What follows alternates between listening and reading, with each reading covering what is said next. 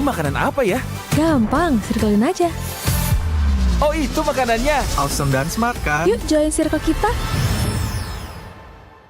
Apartemen murah di aplikasi GoPay. Pulsa murah di aplikasi GoPay. Walau yang lain terus berubah, GoPay konsisten, kasihnya pasti murah. Bayar tagihan murah di aplikasi GoPay. Gratis transfer 100 kali per bulan. Ikut selebrasi MPL pasti dapat hadiah. Download aplikasi GoPay baru, nggak pakai lama. Dompet andalan gamers banyak damage-nya.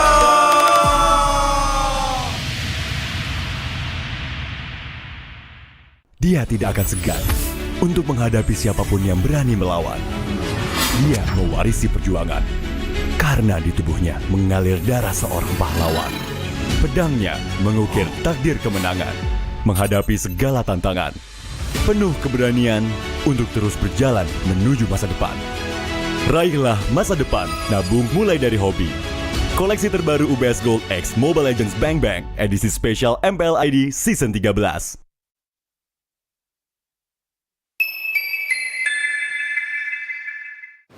Main Mobile Legends memang seru. Mabar sama temen makin epic. Apalagi kalau double kill.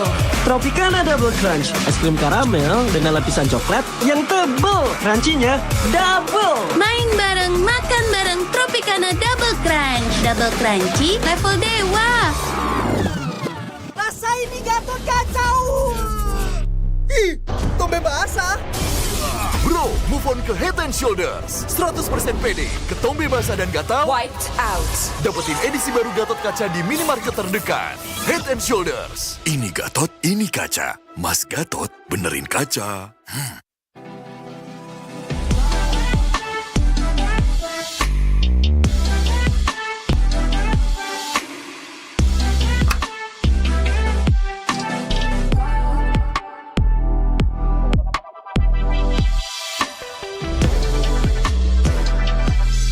Wow, finished. See you later.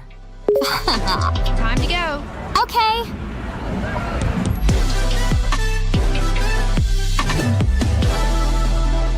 Kita adalah pejuang yang melangkah dengan penuh keyakinan, menghadapi dunia tanpa keraguan, karena hidup adalah arena pertarungan.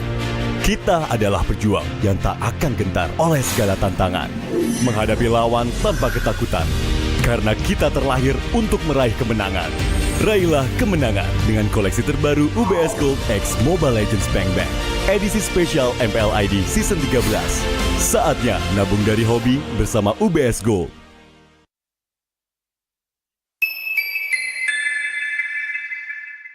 Apa akan kehilangan ingatannya? Masih inget ini, Pak? Sekecil apapun perhatian adalah kekuatan. Hidupkan momen kebersamaan. IndiHome. First blood.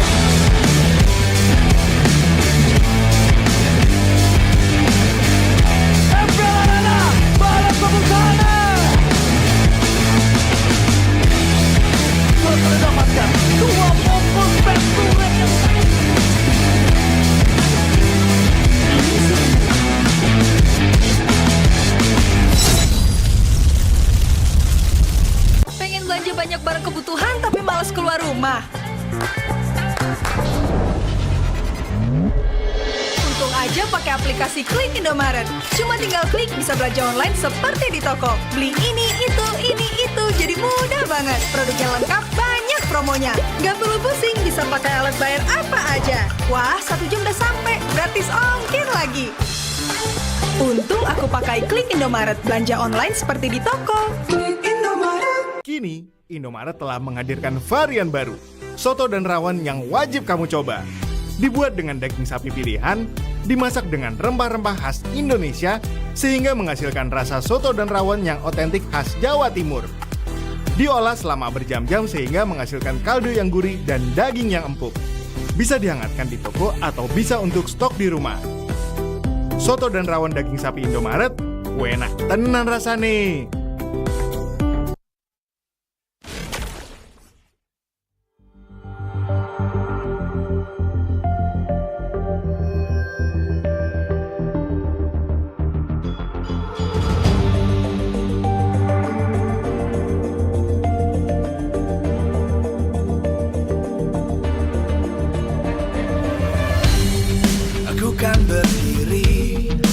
terus berlari, terus ke arah puncak tertinggi.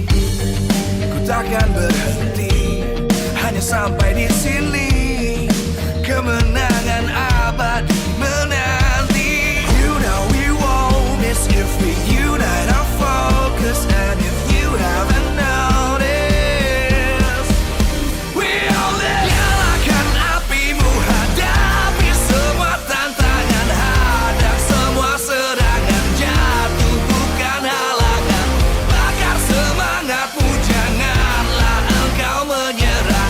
Kita akan buat sejarah. We all this, we won't miss. We all this, we won't miss. Saatnya beraksi, jalani ambisi. Aku kan menyawakan hari ini. You know we won't miss if we unite our focus. And if you haven't noticed, we all live. Nyalakan apimu, hadapi semua tantangan, hadang semua serangan, jatuh bukan halangan.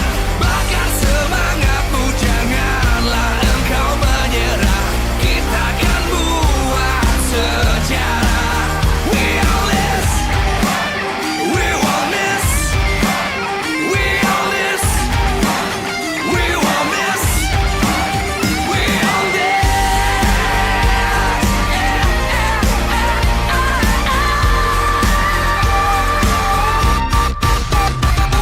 Nyalakan apimu, hadapi semua tantangan, hadang semua serangan, jatuh bukan halangan. Bakar semangatmu, janganlah engkau menyerah. Kita akan buat sejarah. We all this.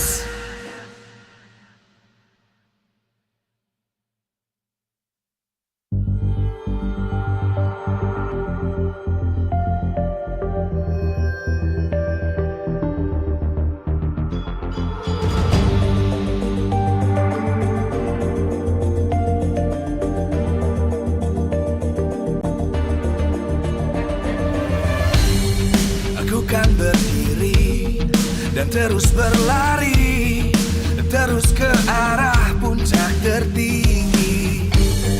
Ku takkan berhenti, hanya sampai di sini.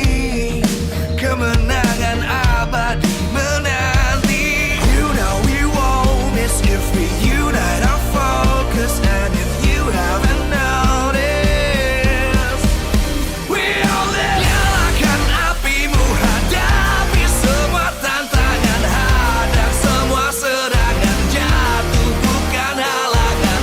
Bakar semangatmu, janganlah engkau menyerah. Kita akan buat sejarah. We all this, we won't miss. We all this, we won't miss. Saatnya beraksi, jalani ambisi. Aku kan menyawakan hari ini. You know we won't miss if we unite our focus. And if you haven't noticed, we all live. Nyalakan apimu, hadapi semua tantangan, hadang semua serangan, jatuh bukan halangan. Bakar semangatmu, janganlah engkau menyerah. Kita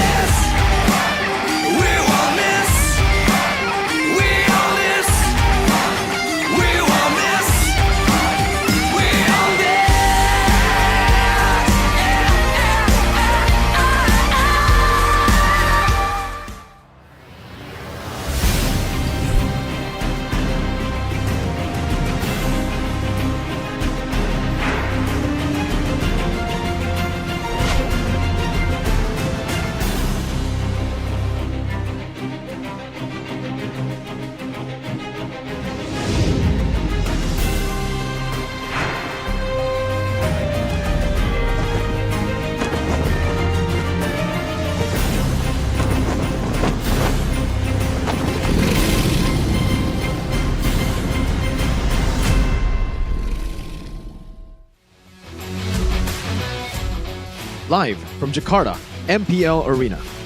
MPL Season 14 is powered by Munta. Presented by our official tournament smartphone, Samsung Galaxy. Official e-wallet, GoPay. Official destination for gaming and esports, Hidea. Official gold partner, UBS Gold. We own this.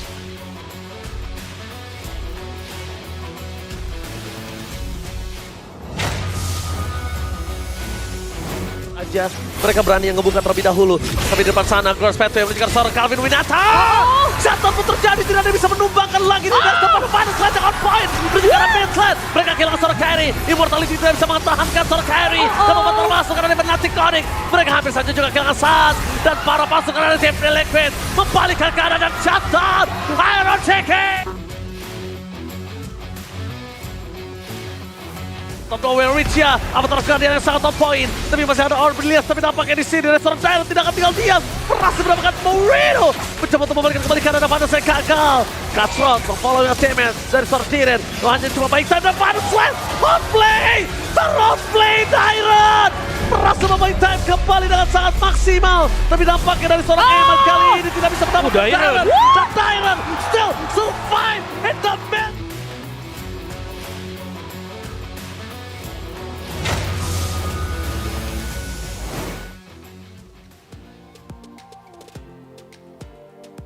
Super Fans, sudah saatnya kita melihat pertarungan kembali dari 9 tim yang beradu di MPL Indonesia untuk memperjuangkan, untuk membalaskan dendam, dan untuk membuktikan diri di minggu yang ke-7 di MPL Indonesia Season 14. Mereka masih harus berjuang tentunya untuk slot yang tidak untuk semua tim.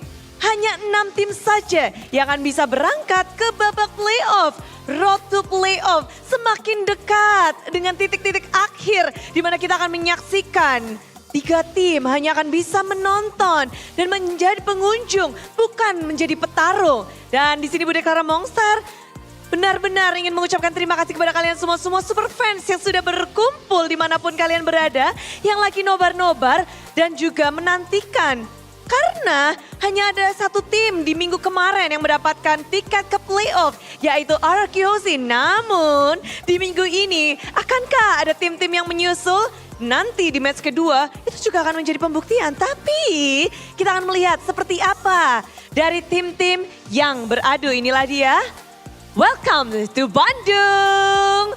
RRQ menjadi tim pertama yang mensecure tiket playoff. Masih ada tiket kedua, 3, 4, 5, dan 6. Tiket kedua nanti akan diperebutkan di match kedua kita hari ini. Dan selanjutnya tentu saja semua tim mulai harus kejar-mengejar karena ini benar-benar sudah mulai terisi satu persatu. Padahal kita baru berada di minggu yang ke-7. Jadi mereka benar-benar harus nge-sprint, harus lari. Tidak boleh untuk berdiam diri.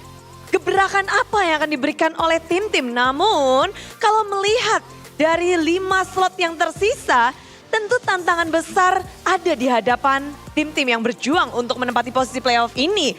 Mengingat poin begitu ketat, begitu dekat. Tapi ada patch yang terjadi. Wah, seperti apa patch ini yang akan mempengaruhi permainan, gameplay, dan juga tim yang akan bertanding di minggu ini. Kita akan langsung ngobrol-ngobrol bersama 2 analis dari 2 meja yang berbeda. Ada Om Wawa dan juga Rasi yang akan membreakdown patch untuk hari ini. Kasih tepuk tangannya dong. Woo! Langsung semangat. Siapkan catatan kalian. Berapa SKS ini Om? Karena sebentar ya 1 SKS saja. 1 SKS. Arasi mau kasih berapa SKS hari ini? 2 aja lah. Oh, banyak ya. Gak apa-apa, kita mau belajar bersama juga. Kita kepengen tahu nih, patch yang baru saja kemarin terjadi, major atau minor? Kalau aku ngeliatnya minor sih buat yang kemarin ya. Jadi gak terlalu banyak yang berubah. Mungkin ya ada 1-2 hero lah yang memang ada adjustment tapi masih oke buat tim meta yang sekarang. Masih oke, ada adjustment. Kalau Arasi sendiri? Kayaknya di beberapa item aja sih. Apalagi kalau misalnya ya, kalau disebut Thunder Belt, itu kayak perubahannya lumayan ngaruh ke meta lah ya. Karena beberapa hero tuh emang pakai banget Thunder Belt. Benar, dari item, hero juga ada beberapa adjustment dan kita akan lihat bareng-bareng sesuai yang udah dibahas sama Bawa dan juga Rasi. Kita dari hero dulu ya, dari sebelah kiri dulu nih. Hero sendiri, seberapa besar perubahannya Om? Mungkin kalau buat Arlott sendiri ya, karena kita tahu ini Arlott kan yang sekarang di meta yang baru, ini nggak pakai mana sama sekali, nggak ada mana usage-nya. Jadi menurutku ini bisa jadi top tier untuk masuk ke EXP lane, buat dipilih. Sedangkan buat Nolan ya di buff jatuhnya, bukan di adjust. Jadi? Jadi ya kemungkinan muncul dua-duanya memang tinggi banget. Muncul, udah sering muncul sebelumnya nih, tapi di buff lagi. Betul. Masuk ke ban atau bakal di pick ya, bakal rebutan? Tergantung timnya yang main, ada usernya nggak ya. Karena Nolan kan tricky ya buat dipakai buat Nolannya. Kayak kadang-kadang di early itu bisa goyang, tapi kalau memang kuat ya kenapa enggak, karena late game-nya udah bagus banget. Oke, dari hero itu, tapi kalau dari Rasi sendiri, melihat dari perubahan hero-hero yang cukup unik ya, cukup tricky, cukup banyak. Apakah akan ada perubahan dari draftingnya, dari mereka mungkin prioritas hero apa? Ada nggak sih shifting itu? Kayaknya sekarang kalau kayak Roger ya misalnya, itu kayaknya karena ultinya diperlambat cooldown ya. Kayaknya sekarang tuh kalau di Golden bakal lebih kurang efisien deh. Kayaknya mungkin bakal jadi pick yang jungle banget. Tapi selain itu kayaknya yang harus dinotis tuh Hayabusa deh. Karena kalau dilihat dari adjustment sini nih, katanya nerf kan. Sebenarnya scaling damage-nya direndahkan. Tapi karena animasi ultinya dipercepat, rasanya tuh malah lebih berbahaya Bude. Berbahaya? Betul. Iya, lebih sakit rasanya ya. Berarti ini Hayabusa menurut kalian harusnya bakal jadi high potential pick? Bisa masuk ke pick juga. Kan sekarang meta assassin. Jadi otomatis ya biasanya Hayabusa juga bisa keluar. Karena ya kayak yang Arashi mention tadi kan, buat ultimate-nya dia animasinya cepat, berarti musuh lebih susah buat bisa bereaksi.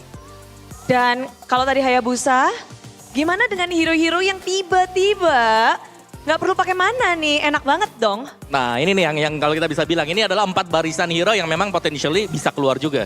Kayak role mereka jatuhnya bisa flex, kayak misalnya Cloud. Karena Cloud gak pakai mana juga, jadi Cloudnya bisa main buat emblem-emblem yang lain. Gak perlu basic common emblem, bisa main attack speed misalnya pakai emblem marksman. Berarti bakal mulai rame nih nanti Cloud? Masih scaling tapi bisa, tergantung timnya, balik lagi tergantung timnya. Masih hero scaling, jadi masih butuh item juga. Oke, kalau dari Rasi sendiri gimana ngeliat 4 ini? Kayaknya aku lebih fokus ke Grok sama Natalia deh Bude. Karena tanpa adanya mana, ini hero-hero ini tuh bisa jadi repot banget loh. Bisa lebih sering ada di map. Dan mungkin kalau bikin item kayak, kalau buat Groknya ya, sekali udah ada Sky Guardian tuh bisa di map terus loh, gak usah balik-balik. Dan kemarin kita ketemu, aku sama beberapa caster lain tuh ketemu Natalia. Wah itu repot banget loh Bude. Tapi dengan perubahan item juga ada yang adjustment, akankah ini juga mengubah sesuatu, gameplay? Kalau item, kalau aku ngelihatnya, kalau aku highlightnya dari Clock of Destiny-nya. Jadi Clock of Destiny karena memang jarang ya yang pakai kemarin, jadi di adjust. Jadi untuk ini lebih memungkinkan hero-hero mage yang butuh cooldown reduction juga. Mungkin seperti ya, belum musim sih sebenarnya sekarang kayak Sylvana. Ini bisa untuk Clock of Destiny. Cecilian juga, ini bisa buat Clock of Destiny-nya lebih efisien buat dia. Oh bakal berarti nge-upin hero-hero yang mungkin gak kelihatan sebelumnya? Betul, Esmeralda misalnya. Tapi perubahan yang aku lihat sih Bude ya, yang menarik tuh Twilight Armor-nya ini loh. Karena dari dulu ya, karena buat ngeproc Twilight Armor ini 800 damage, itu tuh lama loh. Gak banyak hero tuh bisa keluarin damage langsung 800 kan. Jadi sekarang karena diturunin ke 500, kayaknya bakal lebih sering keluar lah. Lebih banyak kesempatan buat dipakai. Oh, akan laris manis sepertinya. Tapi kita ngeliat ada beberapa perubahan yang terjadi di patch kemarin. Sedangkan tim-tim lagi berjuang nih ya untuk 5 slot terakhir. Seberapa penting sih dan seberapa signifikan nih dari patch ini bagi tim-tim? Gimana adjustment mereka berpengaruh dengan performa mereka? Kalau aku ngelihatnya ya ada beberapa tim yang mungkin kena ya. Sebut saja yang lagi main di awal nanti nih. Misalnya kayak Roger ini kena nerf. Nah ini jatuhnya apakah memang akan ada pilihan buat Rogernya nanti bakal dipakai juga buat Geek Farm. Jadi berpengaruh untuk beberapa tim ya? Buat beberapa tim pengaruh. Oke. Iya kadang contohnya buat Geek Fam juga, kita Vincent kan suka menggunakan Roger sama Julian juga kan. Iya jadi makanya kalau 2 hero ini turun, pertanyaannya jadi opsi yang tersisa tuh apa Bude? Wow dan nanti mereka akan bermain, jadi patch ini akan menjadi challenge juga bagi 2 tim. Yap betul. Dan sepertinya semuanya udah gak siap sih, nggak sabar. Dan kita harus siap untuk menyaksikan pertarungan pembukaan di minggu yang ke-7 dengan patch baru. Siap Pembawa? Siap. Apa yang kamu nantikan? Jelas hero yang udah gak pakai mana keluar. Oke, kalau Arashi? Sama sih, tapi kayak mau lihat Jushin yang baru tuh di pro level tuh gimana ya? Karena opininya tuh agak... Langsung aja kita akan cari tahu bersama-sama di Land of Dawn. Silahkan bersiap-siap. Terima kasih Om Wawa dan juga Terima Rasi. kasih. Thank you. Kedua analis kita dari kedua bahasa yang berbeda telah membreakdown dari patch terbaru ini. Dan kalau mau bilang ini nggak terlalu major tapi bisa berpengaruh terhadap performa tim yang tentu saja bergantung dengan hero-hero yang terkena antara nerf atau terkena ada adjustment dan juga adanya upgradean. Kita akan melihat seperti apa dari tim-tim yang harus bertarung dengan patch terbaru. Mereka harus berjuang sebesar-besarnya. Namun di sini Bude ingin berterima kasih sebesar-besarnya kepada semua super fans yang telah hadir di MPL Arena yang ada di rumah. Dan juga tentunya kepada sponsor dan partner. Karena MPL Indonesia Season 14 powered by Moonton, presented by official turnamen smartphone Samsung Galaxy, official e-wallet GoPay, official destination for gaming and esports Kidia, official gold partner UBS Gold. Dan kita juga punya partner in esports, ada Campina, Head and Shoulders, Horaimo, Telkomsel, Dunia Games, IndiHome, dan WeDrink. Dan juga bersama dengan supplier kita ada Erigo, Klik Indomaret, Yummy Choice, dan juga Saturday. Acara ini supported by PBSI. Semuanya sudah berkumpul, tentunya gak sabar banget nih. Seperti apa patch baru ini mempengaruhi gameplay? Akankah ada hero yang menarik yang muncul? Dan seberapa besar pengaruh untuk kedua tim ini? Karena Geekfam sedang mengejar upper bracket. Sedangkan Dewa United sedang mengejar slot playoff. Kejar-kejaran pembuktian pun akan segera berlangsung. Inilah dia match pembukaan di minggu yang ke-7.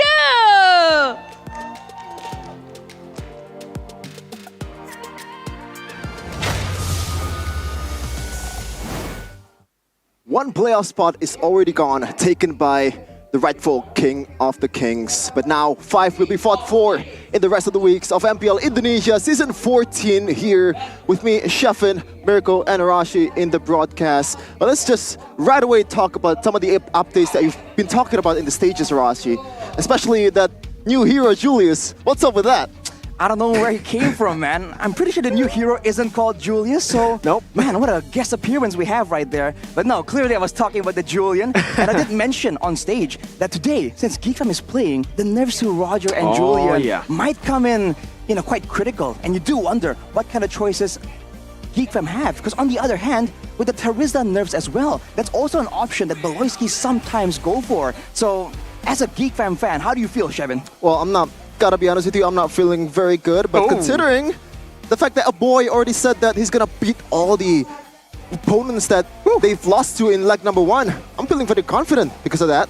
As we take a look at today's schedule, Geek versus Tewa for match 49th of MPL Season 14. Also, BTR versus TLID, Mirko. That looks scary. That does look scary, especially with the recent patch, man. It just dropped yesterday. So all 4 of the teams that are playing today will only have like a few hours, technically, to decipher what's going to be meta, what's going to be picked up here, and what they should prioritize. And especially looking at the standings right now, yeah, apart from Marky Hoshi, no one is really safe just yet. But for Bigatron and Liquid, I believe one more win and they will guarantee their own playoff spot.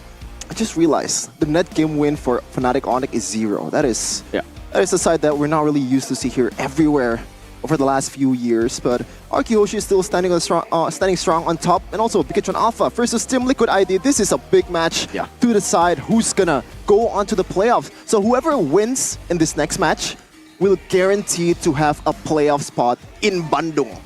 All right. So bigger stakes more than ever.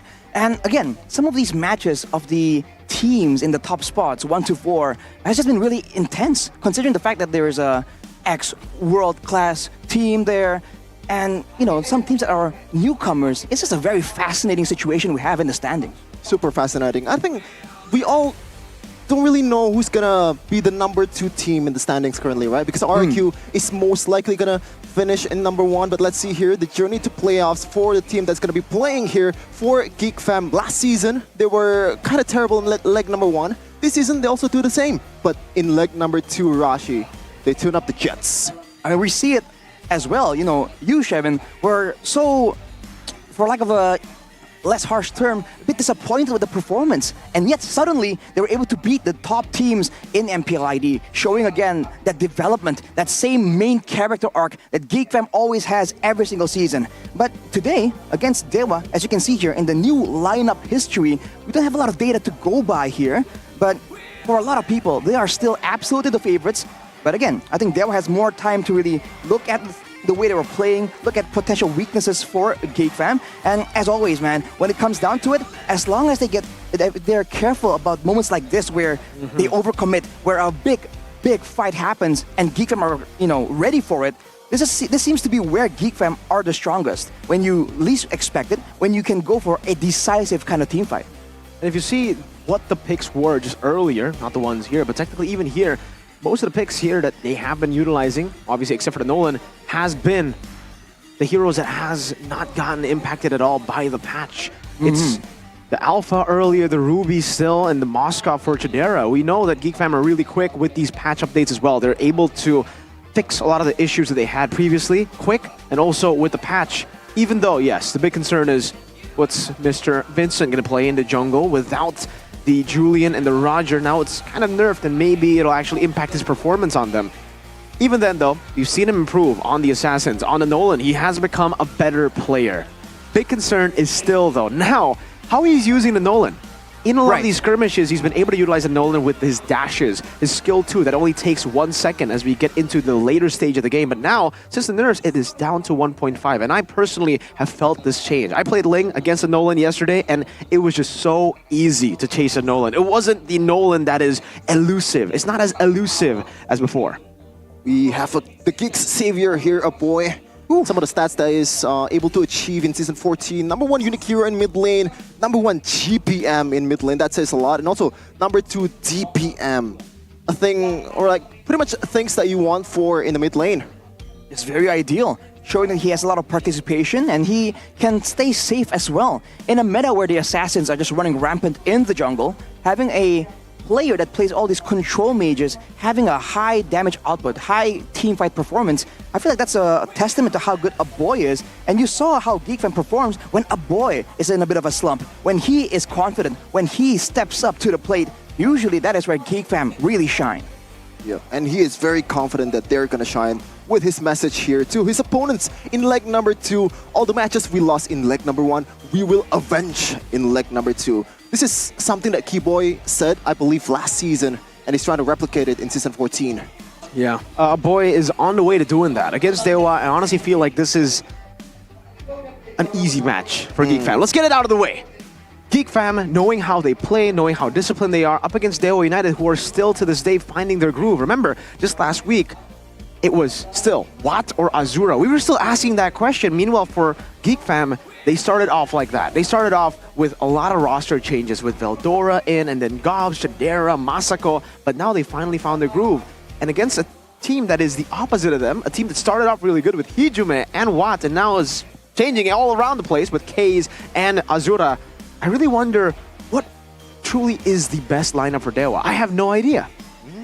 I do have an idea. It's Azura. Yeah, exactly. A lot of people seem to feel like Azura has shown great performances, but again, you have to look at the opponents as well. By all means, he's shown great potential, but now, going up against the stronger teams, right? The real monsters in the league, in the standings, this is where he needs to prove himself, right? Because you can't really have a one-hit wonder type of performance. We saw the same thing, technically, you can say, for Masako. He did well in a couple of games, but sometimes he does get exposed. So today, Azura will be trying his best to try and show off some of those skills, some of those decision-making processes, and, we wish the best for him.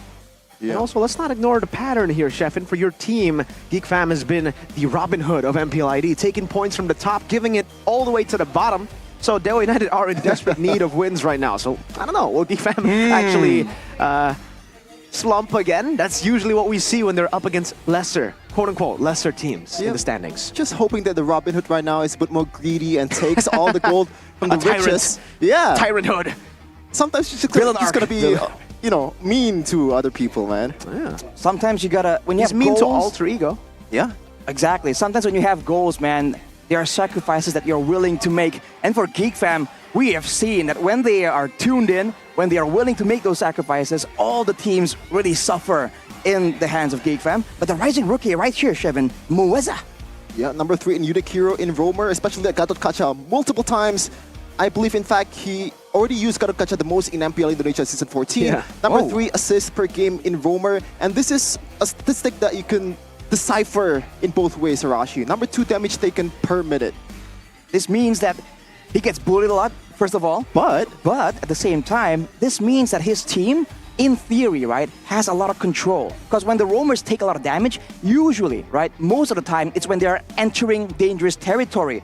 If you have a roamer that does not take damage, it means someone else is picking up the slack to really open up the map to go into these danger zones. So this shows that Dewa, when it comes to setups, when it comes to contesting zones, danger zones in the map, they have a bit more proactiveness. And against Beloyski, I think that is required, man, because we all know how Beloyski be like. Oh, two players that used Gatot Kaca the most so far in the season. The Gatot showdown. Yeah. Mueza was a Geek Fam Junior player, so we know. Yep, here it is. Sorizo, Ray, and Keys, Mueza, and Azura. Instead of what in the gold lane, still sticking strong with their 5-man. Ladies and gentlemen, welcome the Apostles of God as they walk up on stage to try to qualify to the playoffs. Still, at 7th place, they need every win they can get. It is Azura that will be deployed today.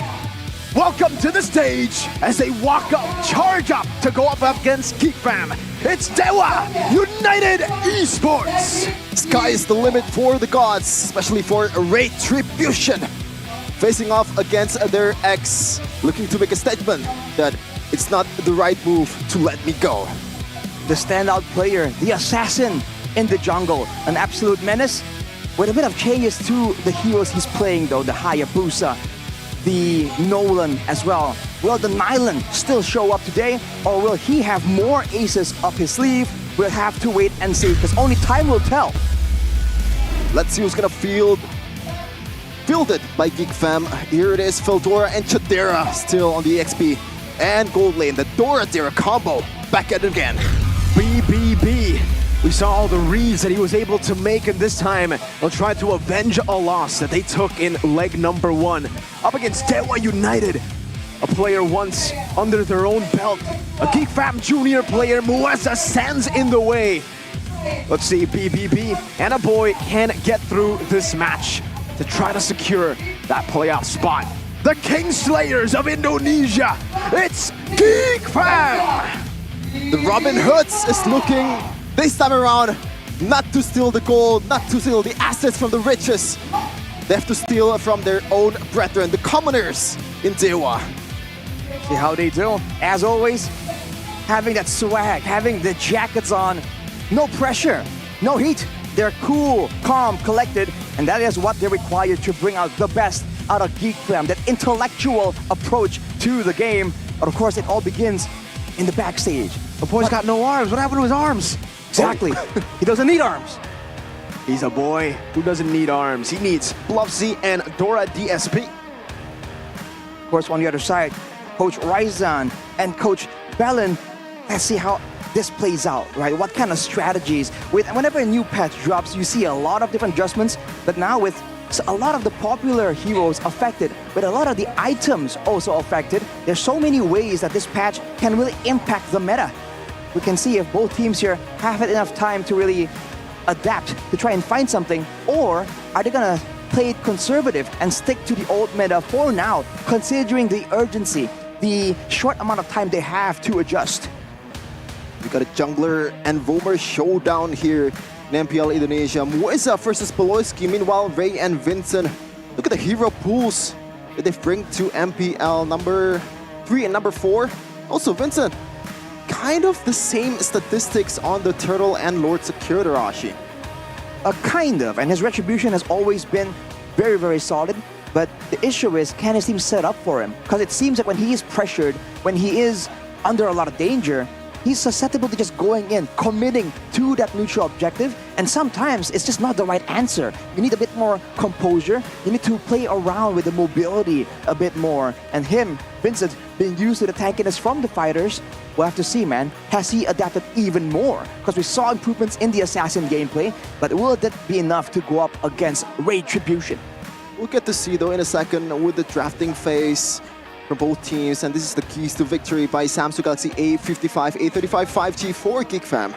Beloyski returns to the Assassin Roamers. More on that later, but prioritize the right mid-hero for Geek's composition. First of all, Mirko and I just got wrecked by a Natalia We beat him roam. though, we beat him. We beat him, but it was difficult, man. The Natalia roams, the damage-dealing roamers, I feel like something about them is just so pesky, so difficult to deal with right now. And on top of that, if Beloyski can force out some of these bans and allow a boy to get the right composition, the right hero for the composition, that could be the key for Geek Fam. But for Dewa, contest or ban the Phobius from Veldora, bit of a signature pick at this point, untouched by the nerfs so far, and exploits Vincent's hero pool weakness after the patch. Like we've been talking about for so long, all the way from the stage actually, right? The Roger and the Julian, no longer available, and even technically the Nolan as well. Lacking in the mobility, lacking in the escape and survivability, technically, due to the extra 0.5 seconds on the dashes. Can he find a different answer, or is he gonna stick with these guns? Wait, you said this in the stage? Yeah, I did. I didn't understand you. I think you were talking in Indo. It's a different language. We're in the English desk, Arashi.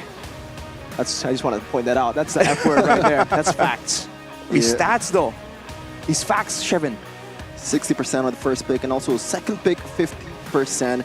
So not really much of a different win rate here for both sides for Geek Fam. 10%. Yeah.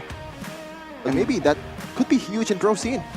Oh, I mean, every single advantage you can get in the pro scene will be impactful, but they went for the first pick, where we've seen a lot of coaches go for their second pick, so, you know, there seems to be a real shift. We saw that there was a bit of a shift last week, but I think this week it's going to be quite locked in. Yeah, Geek Fam have been able to abuse the first pick a lot by just, obviously, if you're on first pick, you're technically forcing out these crazy bans like the Helker, the Chip as well, and another respect hero. There's so many different picks you have to respect from Geek Fam. Usually the template is Chip, Helker, Roger. That's why they get so much value out of the blue side, leaving the Phobius open, and then later on, maybe possibly getting a Mathilda that we know has been an amazing combination in MPL Indo and even in our ranked games. Meanwhile, for Dewa, it's pretty similar. 46%, it is favorable towards their blue side. And it comes down to now having to adjust to the patch. Will blue side still be as prio as it was before? It is interesting that so far in the season, Vincent, he's known for his Roger, right? But so far, the most picked hero by Vincent is also Roger. So, like, why are their teams not banning the Roger for himself? I think that's a big question for these teams. I think it's because of that factor that Mirko was talking about earlier. Beloyski just forces out so many bans that Vincent can get away with having a, quote-unquote smaller hero pool. But right now already, Valentina early on with the Fanny and Hayabusa for the side of Geek Fam.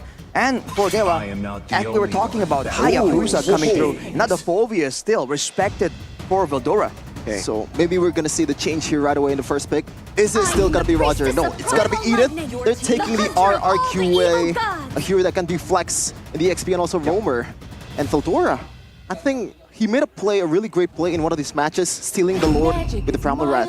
But second pick right away, Harith, still Mirko. Okay, that's interesting. Seeing the Harith so early on, because I think for the most part, teams who go for the Harith early on do get countered by the Lunox. And the thing is, Geek Fam have already kind of gone for a counter pick themselves as first pick. This Edith is a pretty good hero up against the Harith. You can pick up the Lunox later, and it's still good flex. A boy knows how to play it in mid. Yeah, unfortunately, the statistics, Mirko, so far, in this season, I believe Edith versus Harith, the win rate for Edith is 33%, if I'm not wrong. I've already checked the stats. It's hard for an Edith to pick off on Harith. And if we're looking at the counter for the Lunox, so far this season, it's still 50-50, the win rate of Harith and Lunox. So you can't really say right away that this Lunox can fully counter the Harith in the lane or maybe in the late game. I think we're talking a bit about this, Mirko, right? What's going on with this Lunox? It's supposed to be a counter, but a lot of teams have found ways to deal with it using macro, right? Not really beating him in the 1v1, but using rotations, using ganks to kind of sway the balance in favor of the Harith. But for Dewa right now, the Arlet in the hands of Sorizo potentially here without mana cost. This is the big thing we're talking about earlier. And with the Alpha in Tao, wow.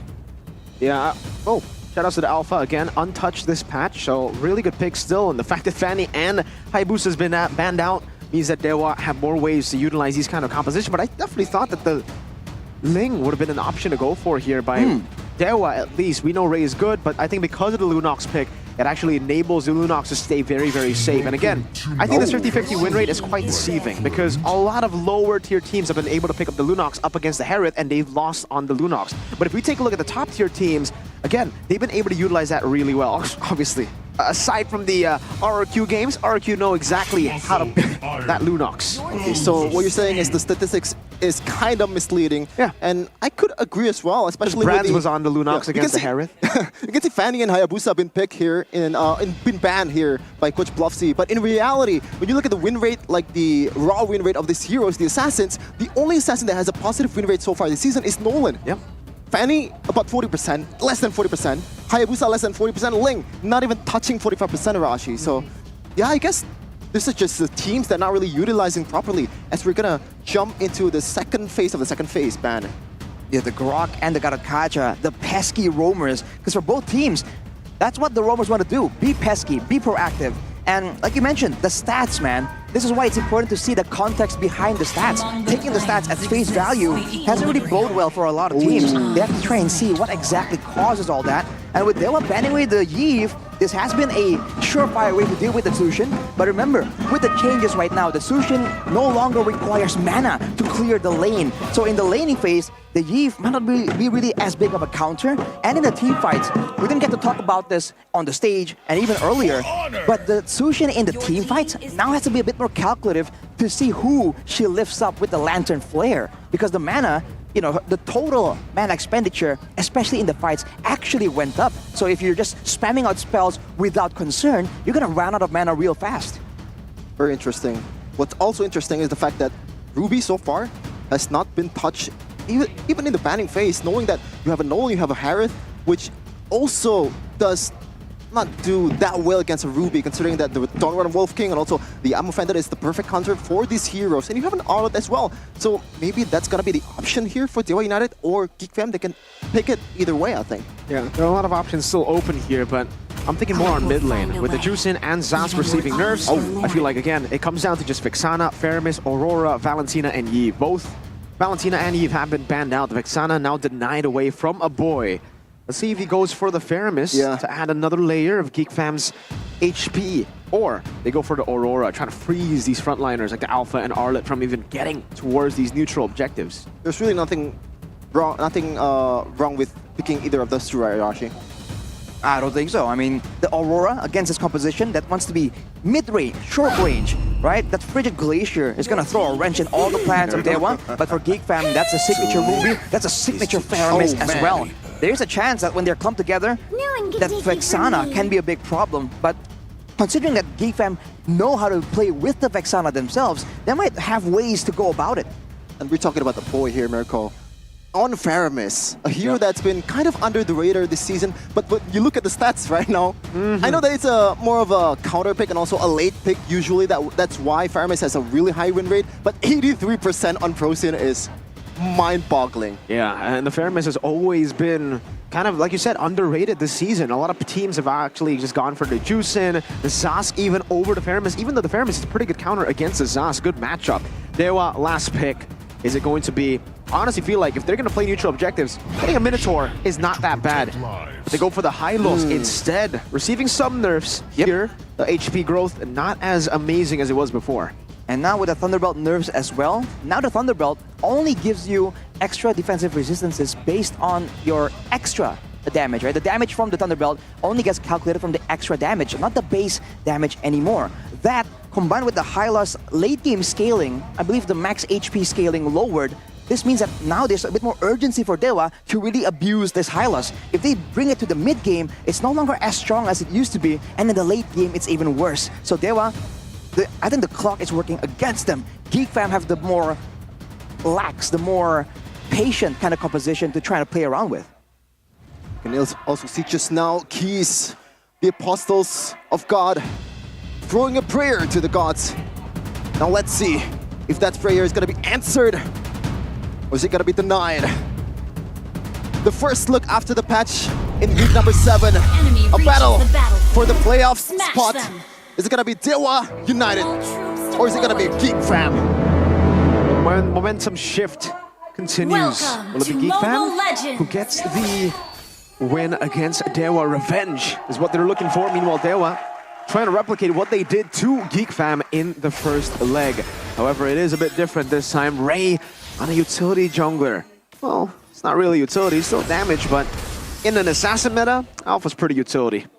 Yeah, and for Veldora, running the Warcry emblem too, is trying to augment some damage towards his lane opponent later on. Looking at the emblems by IndyHome for the rest of the setups, you can see tenacities for the side of Dewa. They want the skirmishes to happen, and for Azura, going for the Inspire here with his style that likes to go and outplay his opponents is a great fit. But on the other hand, weapon mastery for Chidera, like we said, the scaling potential for Geek Fam is a lot higher, and for Beloyski to go with the pull yourself together, that's just classic Beloyski. He wants to make the plays happen, and he needs those battle spells to really catch Dewa off guard. So that is something they have to try and keep in mind, especially in the mid game where those pickoffs can get really devastating.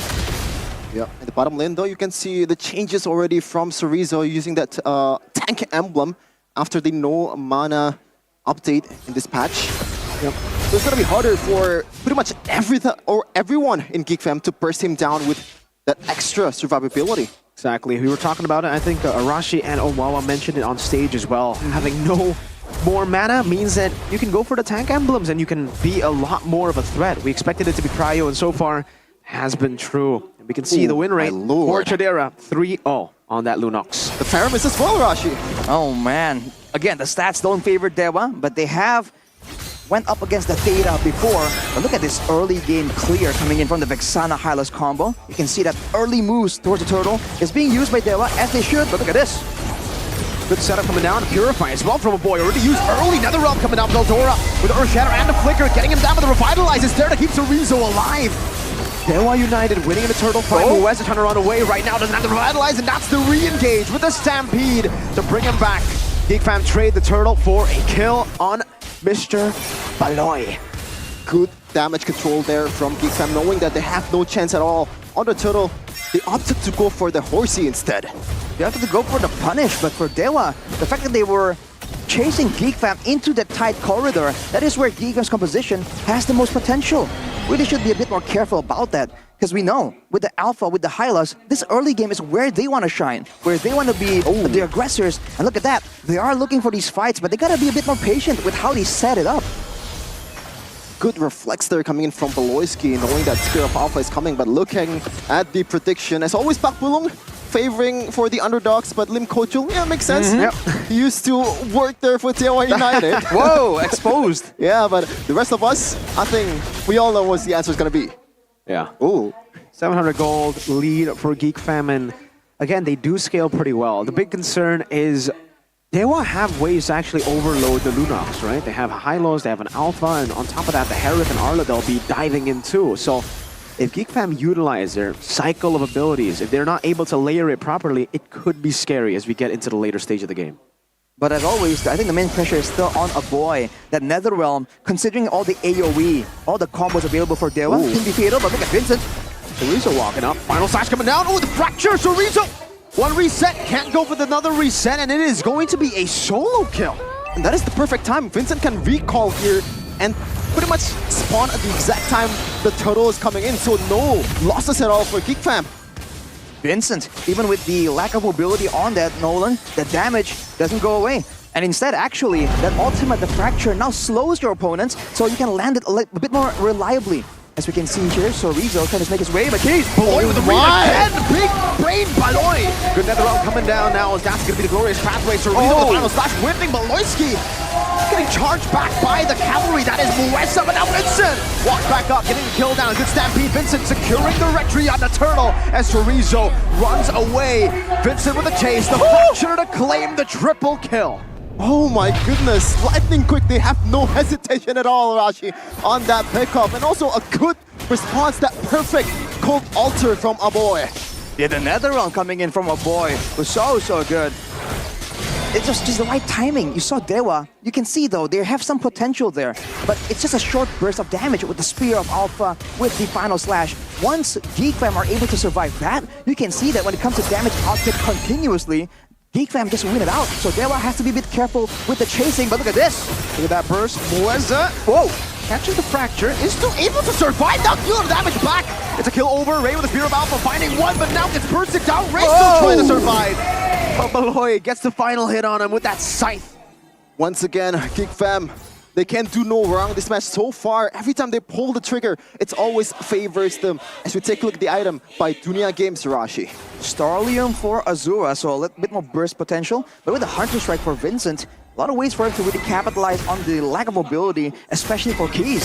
So you wonder if those Warrior Boots are enough for him to survive from the full combo, from the max damage. And honestly, you can see it earlier. Dewa have some damage, very burst heavy, but now there's a chance that Geek Fam might be conditioned to think that they can survive from the initial burst. But if Dewa get a couple more items, right, get a bit more damage potential in those combos, could be dangerous for Geek Fam. So they have to keep it respectful. And you can see Baloyski already building up some magical resistance just in case. And look at that, Sorizo on the buffed Arlet still can't do much. Look at that, they're just trying to push everything on towards Dewa United, and so far a 3.3k gold lead in a span of 6.5 minutes. They are rolling right now as Vincent is going to be in time to just rotate to the turtle, and let's see if it's still going to be favoring Geek Fam this time. See, indeed, Dewa controlling it, but I don't know if they should be controlling it. This is a 4,000 gold lead for Geek Fam already. Mueza brought back by the Stampede, now the onward and the Earth Channel final slash to the back with the Revitalize. Mueza cannot survive. Another love to layer the scale. Sorizo still in the midst of all the Spear of Alpha connects. Ray unable to get the last few hits. The Brilliance comes down as a boy will be taken out. Malloy is next to the chopping block as Dewa steamroll through a winning team fight. Sorizo absolutely turned the tides around with that final slash. Beautiful, just beautiful. United, and right now they might have the first turret here. Might be in trouble, Vincent. Nice run back. Azura picks up the turret. And just like that, Dewa recover. With a gold deficit, that was a value pickup, the mid turret, that a lot of teams are really willing to sacrifice to keep up. Whoa! Now without that available, whoa, hang on a minute. You got Levin and Bob Bulung right there on your screen. 90%? What? 90%? Surely that's wrong. Come on. I gotta get on this right now. Oh, should we stop casting? Nah, we can't do that. Okay. Look at the dates, Sheffin. Don't just look at the promos, all right? It's not up just yet. So Exactly. you gotta wait. It's about the context, Shevin. Yeah. Don't just get baited by the 90%. Because in theory, Dewa shouldn't have won that previous fight. But the fact that Ray was playing it so well, moving back and forth, and they got the combo down, and Sorizo sneaking to the back, denying their main damage dealers, Vincent and Chidera, from really going out of control. That is what Dewa needs to do, and they have done it. But now Geek Fam still with the gold advantage, can't adapt, can't deny that from happening yet again. Also another good thing for Baloyski. Might have to wait here. He won't force it out, right? Walks up aggressively, but yeah, no, he doesn't. Okay, let's back to my point earlier. So far, Azura has the damage there as a main DPS for Dewa United. He hasn't been picked off once out of 10 kills for Geek Fam. So it is a good thing to look forward to. Baloyski has the flicker, gets stunned out. The Spear of Alpha comes down as another realm will be baited out. Now the Mon Force out again. With the Ivan connecting on the two, Baloyski's going to be taken down. Now Azura is free, heading back in front of the Mon Force. And they get rid of Geek Fam. Only Vincent and a boy left. Ray on the Lord. Vincent showing on the map. Cage trying to zone him away as a boy goes in for the Ghost Bursters, but will be caught by Sorizo. As a terrified down and the reset, Sorizo assassinating a boy on the Arlen. And Dewa United have made a full comeback in the gold lead. Right and Q. As I mentioned, the Azura hasn't been picked off once. 4-0-2 by now. Good team fight for Dewa United. A great show of aggression, turning the tides on Geek Fam, not allowing them to surprise Dewa. But Sorizo, 1v1. This time it's going to be different, Vincent. You were an assassin before, but now Sorizo's got the emote and very tanky items. Man, that's a lot of damage coming through from the Thunder Belt as well. Ooh. Interesting. Baloyski sneaking up, waiting for something to happen, but he'll be backing away. And you can see that the itemization choice for Ray in particular is just so value. The Alpha builds the regen instead of the tankiness, but Mueza, the horse coming down, good I'm offended on toward Cage. He gets stopped instantly. Good pick, Geek Fam. Veldora with the Arteta Vincent! With a fracture to Spear of Alpha to disengage. Mueza can get out because of Ray's sacrifice. But now it should be at least 2 turrets falling. Oh my goodness, it's right to them in Earth Shatter because MPL Indo just now shattered the arena. And now they're looking to capitalize on it on that mid lane turret. 1.2k gold lead. They salvage everything out of that Earth Shatter from Veldora. The fact that they were able to get keys before that initial engage, they know that the Vexana isn't available, no crowd control is there to punish Geek Fam when they clump together and move as a unit. So they just go for that engage, and the flicker Earth Shadow from Veldora, man. Catching 3, I believe. Take a look at the replay here, presented by the official tournament smartphone, the Samsung Galaxy Series. Mueza. Keys get caught. Oh, man. So I'm offended. Moving too far apart, no Purify available, and Keys. We've praised his aggression before, but in moments like this, it really comes to bite them in the back. That's just so unfortunate for Dewa, as Geek Fam pull away again in the gold lead. And you have to remember, Dewa has to use this mid-game power spike to really get a massive advantage. If Geek Fam can weather the storm, it's looking dangerous. A boy, so able to escape, good conceal coming down. Veloisky doesn't at all. Find a time of Venom. The Earth Shadow connects as well, but Azura pops in as a mind force. Vincent assassinates him. Ray, too far front. Chatero will be able to deal with him as Kaze cannot survive. The Curse Blast down, but what is the Curse Blast to Vincent's blades? Now the Primal Wrath, basic attack onto the horse. Good stun from Chorizo to disengage. As Geek Fam will try to utilize this wave in the mid lane to try to end the game. Only Mueza and Chorizo left to defend. Once again, the Kumar Bush being the main perpetrator this time around. One minion there. Oh, they pull the trigger! BBB coming out, so Rizzo trying to clip the wave. Won't be able to do so. But in the end, Geek Fam decide just to go onto Mueza. Oh man, people say just stop beating the dead horse, but I don't think Geek Fam is stopping anytime soon. Oh, hell no. Just keep going for it, man. And you know, who's gonna blame them? Mueza on the high list now just isn't as tanky in the late game. So Rizzo though tries to open up the map. Gets brought back by the Stampede. He can't go for the final slash. It was cancelled. Wow, well played, Geek Fam. Pulled back and brought up by Veldora. There's really nothing Chorizo can do at that situation, and they make a quick work out of this Lord. 6k from what it was a slight gold lead for Dewa United. Dewa United, man, they gotta compose themselves. Chorizo moving up solo like that, that is just not what you need to happen, especially in this late game where you know Geek Fam are waiting, are laying out those traps in the jungle. We know that he's tanky. He's went for the Athena immediately, probably going for Dominus Ice as well. He needs to be safe from the burst damage, because if he can survive the initial burst, then he can make the outplays happen. But earlier, even before the final slash was allowed to be executed, he just gets deleted immediately. So for Dewa, you gotta move together and gotta be a bit more composed. Yeah. And they have to understand that Azura is the key factor here. Even if Ray survives, even if Keys gets a big Eternal Guard, if Azura doesn't survive, doesn't get to evade from Vincent, they can't win these fights. Conceal from below, trying to go for the Amazon. Mueza goes into the stomach, gets bursted down and send the fracture, almost deals with him now. Good on Wolf Team. Mueza taken down by the Lunar Pathway. Now it's Veldora. Goes in for control with the Primal Wrath. Ray with the Spear of Alpha defensively. Chorizo final slash onto 2. Still Azura right there. It is going to be Chatero who jumps in with a Brilliance too, and now Vincent walking up, unable to get Ray. Oh, wow. They dealt with all the base turrets. One more in the bottom lane, very low, but they can't actually get close to it. They're Brave Baloy with the I'm Offended Flicker combo. And that's a nail in the coffin to take Dewa down in game 1. What an end to the game, Veloisky! Oh my goodness, what an engage! Just brought back everyone on that team to Geek Fam. And that is going to be game number 1. Geek Fam stolen it from Dewa United. Geek Fam lulling Dewa to a false sense of security, moving backwards with low HP bars, but they know they have that combo.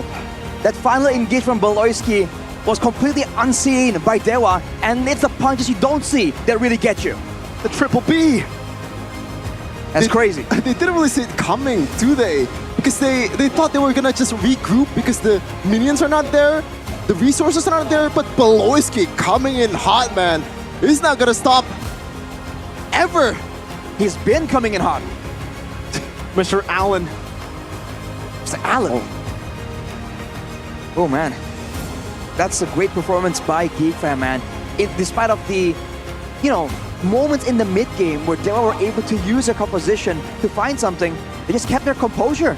They know it's only a matter of time. And right here with the Netherrealm, signature Geek Fam plays, man. Diving through, and it's a great effort from Dewa to go for a fight, to go for a counter engage, knowing that the minions aren't available. And the HP bars were so low. Who can blame them for seeing a chance to turn it around? But Beloyski was 2 steps ahead, man. Azura without the Purify. Man. It's just not possible. Everyone immediately melting. This is a really great performance from Geek Fam, especially against one of the contenders of the playoffs in Dewa United. They're looking might be just sweeping them out in game number 2. Maximize the Ruby Faramis combo. Geek Fam takes game number 1. And I want to talk about the Faramis here, right? Because so far in early and mid game, it's always a boy who bails them out of a sticky situation, right? Eternal Guard connecting onto 3. A boy. Netherrealm. It's always tough like that. Rinse and repeat so far in early to mid game. Which is why we said it's a signature hero, man. Even before, when it was still called the Cult Altar, Shevin. Yeah. A boy is just disgusting on this Faramis, in a positive way, of course. Disgusting. But this is why we said in the win Ridiculous. conditions, the keys to victory for Geek Fam. If a boy gets the appropriate, not the best, not the most prio hero, the appropriate hero to maximize his team and to counter the opposing team, it's just a wrap, dude. How do you deal with that? The positioning, the timing on the Purify to know when he can get away with moving forward and pull back Mueza is just so good. Yeah, I think the Valentina ban, already sets up for the Faramis pick, right? But then you see Dewa actually think about the Grok, think about all these other picks, and that's why they ban out the Grok. And then the Eve later on, there are just so many picks for Geek Fam to go for that could work. And yeah, the Faramis was a key hero to get this dub. Absolutely insane. And think about it, right? Because Zask is nerfed in this patch. Oh, it's a question to a boy, like, what are you going to play? Because so far this season, usually a boy shines on towards the Zask. And now he answered it. The Faramis is still my way to victory, man. It's always there. With the nerfs to the Zask, and right? Juicin, get him out of here. Get the Exactly, it's just a different situation. But the MVP, though, we've been glazing on a boy, but the MVP, you already know. It's your boy, BBB, Big Brain Beloyski. Presented by the official tournament smartphone, the Samsung Galaxy A55, A35 5G, 3315. Having to pull yourself together, as always. Who needs tankiness when you can make plays like that, dude? Go for it in the items and make sure that you become that key factor, dude. And it's the constant reads that Beloy actually has in the game. Because early on, I think we'll see this, he flickered into a bush. He knew where Kaze was. I think second turtle, right? He flickered to that bush, the bush behind there, to actually get Kaze. And that was one of the moments that they were able to take control of the early game. And you have to remember that, of course, we've been giving credit to Geek Fam, but for Dewa United, man, they have good potential. Oh my god. Great read. And again, this is a tendency of Dewa to play aggressive, and when they're ahead, when they're really snowballing, it really pays off to have Keys have that aggressive mindset. But against a team like Geek Fam that knows how to target the weaknesses, Keys was just caught out so often. And if you flip the script and you put this Vexana in the hands of a boy, it's a whole different story. Look at him, just moving forward ahead of the pack, right next to Mueza. These are the danger zones that Keys was not respecting, especially against Beloyski of all people. And whenever Keys is able to stay in the back and output that damage, you can see it here. They're doing a lot of damage. Azura can be protected by the Eternal Guard, by the Terrifying Grasp as well. But when he moves forward like this, no respect to Beloyski, no Purify available, there was no need for that to happen. Absolutely and it's not. moments like that where Dewa needs to kind of clean it up. Because in the mid-game, you saw that they were still able to win despite of the gold differences, which shows the potential of their composition to pull them ahead. But moments like this, man, conceal into the dive to the back line. Insane! I mean, to be honest, right, what was that by Dewa? Their composition is a full front to back, yet the front line just completely went bonkers, leaving Harith and Kaze alone. Also the composure to not just respond right away from Beloyski and Feldora. They waited in that bush. We know that we don't have to rush. We can pull the trigger anytime we want, and we're gonna win the team fight. Man, the man on the screen right now, it's just not one time, not two times. We've been seeing this kind of play multiple times, right? The third eye that Beloy has. Ooh. Like a Cyclops there. Yeah, he actually just has map hacks. He just has a different vision, bro. He sees the vision that we don't. SSB. Six Sense Beloy. SSB. Six Sense Beloy. I mean, that seeing how often he just flickers into a bush, sometimes we see it doesn't work out. But the amount of times it's happened, it's like what, 3 times? I mean, it's not anything crazy, but it's still weird that it happened all 3 times, right? We have to remember the infamous 3-1-2 moment from Beloyski as well. It's the same thing. I know he's in there. How does he do it? That's crazy. That's the BB working, the big brain of Mr. Alan Beloy. Oof. All right, for Dewa though, again, against this composition, not really respecting Vincent on the Nolan, right? Maybe they thought that the nerves were enough, but you can see that for the most part, this Nolan wasn't really threatened, wasn't really focused down. He had free access to the backline. Like you mentioned, Mirko, it's a front-to-back composition, but they were moving, what do you call it, like sideways, like like horizontally on the map, where in theory, you should be moving, you should put your base on your back, right, to ensure that the backline is somewhat safe. Moments like that, man, they will have potential, and especially in those team fights, the execution can be great, but the decisions, the formations need to be cleaned up. And listen, are they overthinking the drafts? Because I feel this game, if they went for Minotaur, that would have been an amazing pick. I was already saying it. All right, maybe they go for Minotaur here. They already have pretty good engage on the Alpha, on the Arlet as well. Have someone to deal with anyone trying to dive back. Vincent can't deal with the Minotaur, right? When he's playing around Kaze and Azura, and no one really can. Even if they go for Purifies here, they'll be able to Purify out of the knockup, but then you'll still get eaten up by the damage from Kaze, the layering of damage and CC from Kaze, and obviously the burst coming in from that Harith. So do you think it's more of a matter of the draft rather than the execution? Because so far... no, I don't think so. I still think Dewa had an amazing composition. They could have made this composition work as well, but it's the execution, but also maybe if they wanted to have an easier way to execute the plan, Minotaur would have been an easier pick than the Hylos. A more straightforward pick right there. Here, now, in this patch. Exactly, it's very simple. You go in, you make sure you get the big ultimate in, and with everyone clumping together, it's hard to argue for Hylos, right? Yeah. Especially, again, we saw that even in the early game, that crazy Hylos tankiness. Where was it, right? Even in, in the first 1 or 2 turtle fights, he popped the Revitalize, and he got completely melted, man. Yeah. Again, especially against heroes like the Lunox, there are solutions right here for in the current meta to really shred down these big HP reliant heroes, and especially after the nerfs, again, that's where the argument for the Minotaur, I think, is just a bit better, because we saw it even earlier. A lot of times the engages from the Hylos wasn't really game changing, right? Exactly. It could be done by the Arlet, by the Alpha as well. I think that moment where they just pulled the trigger in the mid lane, they kind of want to replicate that TLID engage towards TW. Yep. But the difference is they don't have the information on where everyone else is. Exactly. They try to replicate it. We've seen this from Dewa a lot, by the way. They try to replicate what RQ did to Alter Ego too, rushing the turtle level 3. Many times Dewa tries to replicate a lot of the things that the other teams are doing, but without the right steps, without the right setups. Exactly. Oh, man. And I think it's also the fact that they are... Do we say they're underestimating? Because again, they were leaving their backline members in the front line against Beloyski of all people. And also, like you said, Shevin, they don't have the info, but they don't seem to even consider the possibility that GeekFam might be there. This is GeekFam, the team that makes crazy predictions in those mid lane bushes, as always. So it's not something new that GeekFam is showing, and yet they fell for it, hook, line, and sinker. Yeah, and the damage control as well. Every time there is someone CC'd, everyone else just scattered. Azura getting chased by someone. Keys just running away on towards GeekFam's base, out of all places. It's always like that, man. And I think that's also the fact that GeekFam has this chase potential of Vincent. But we're gonna see though what's gonna happen in game number 2, as we're gonna take it to our host Bude Mongstar for something that you want to see here.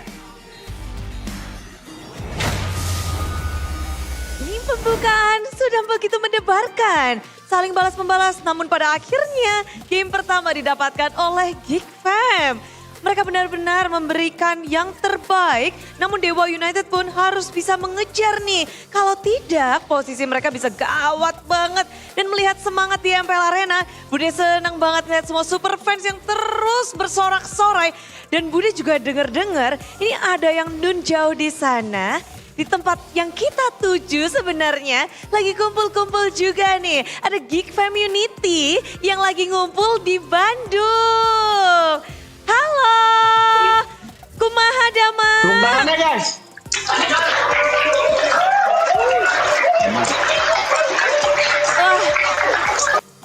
Teteh, kumaha damang, yuk.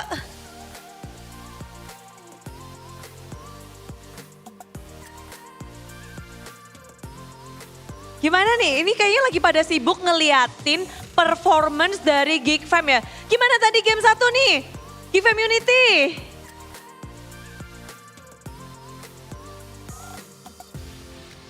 Waduh. Halo, Geek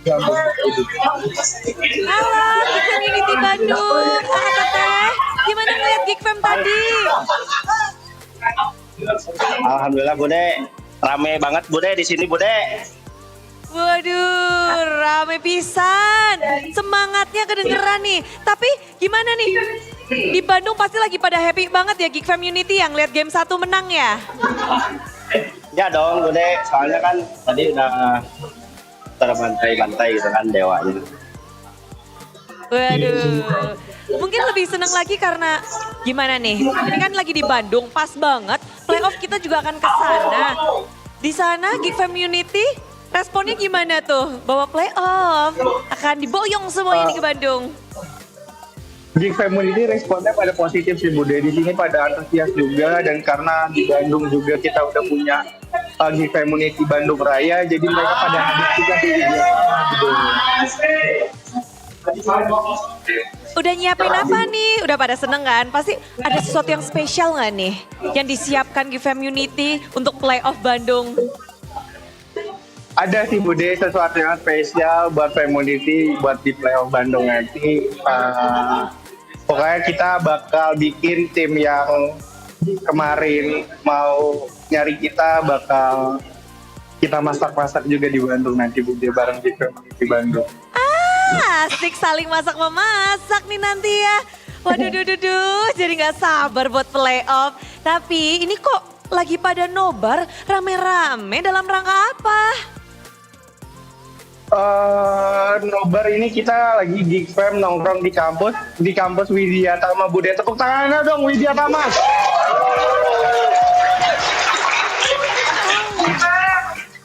Nongkrong di kampus, sekarang Widya Tama ya. Gimana rame? Terus nextnya mau kemana? Habis ini Bude, setelah Widya Tama ini karena antusiasnya meriah juga di Bandung, kita nextnya itu bakal Geek Fam nongkrong di Universitas Indonesia Bude di tanggal 27 September. Wow, udah ada jadwalnya semua berarti ya? Lalu Bude penasaran, terus selain watch party, ngumpul-ngumpul bareng, ada kegiatan apa lagi tuh? Di sini juga ada fun match Bude, dan kita juga ada mini challenge yang berhadiah jersey Geek Fam pastinya Bude. Rame. Tapi ini kan pasti udah pada denger semuanya Geek Fam Unity, semua super fans juga. Mereka juga kayaknya pengen ikutan deh. Gimana sih caranya ikutan buat ke acara dari Geek Fam? Cara buat ikut Geek Fam nongkrong di kampus, langsung aja buat kampus-kampus kalian yang pengen kita datengin, yang pengen kita tongkrongin, langsung aja DM Geek Fam ID atau Geek Community Bude. Langsung ke sosial medianya dari Geek Fam aja ya, di situ bisa segalanya ya.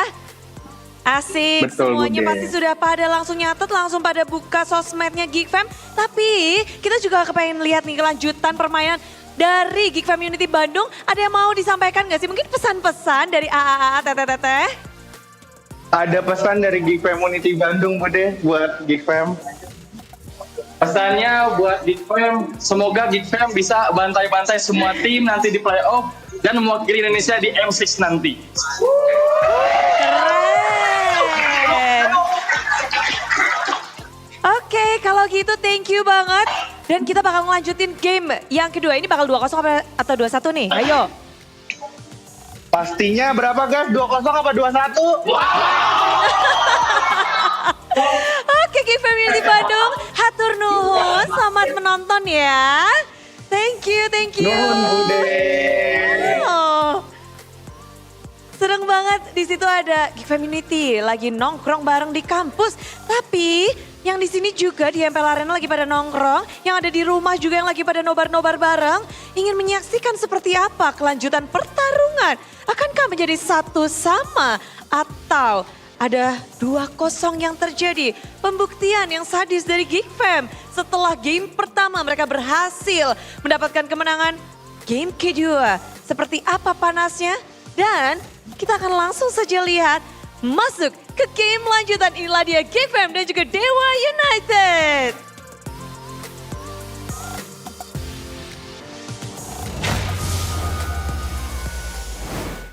Mirko, are you excited to cast in Bandung, knowing that I believe you're from Bandung, right? I was born in Bandung. Oh. Yeah. If you look at my Indonesia, Indonesian, I don't think we call them Bandungese. Is it Bandungese? No. I'm from Bandung. I don't know what we call Bandungians. Bandung people. The Bandung people. All right. Huh? The Sundanese, exactly. Yeah. Usually we're just Sundanese, but I'm not Sundanese. I was born in Bandung. Yeah. Imposter.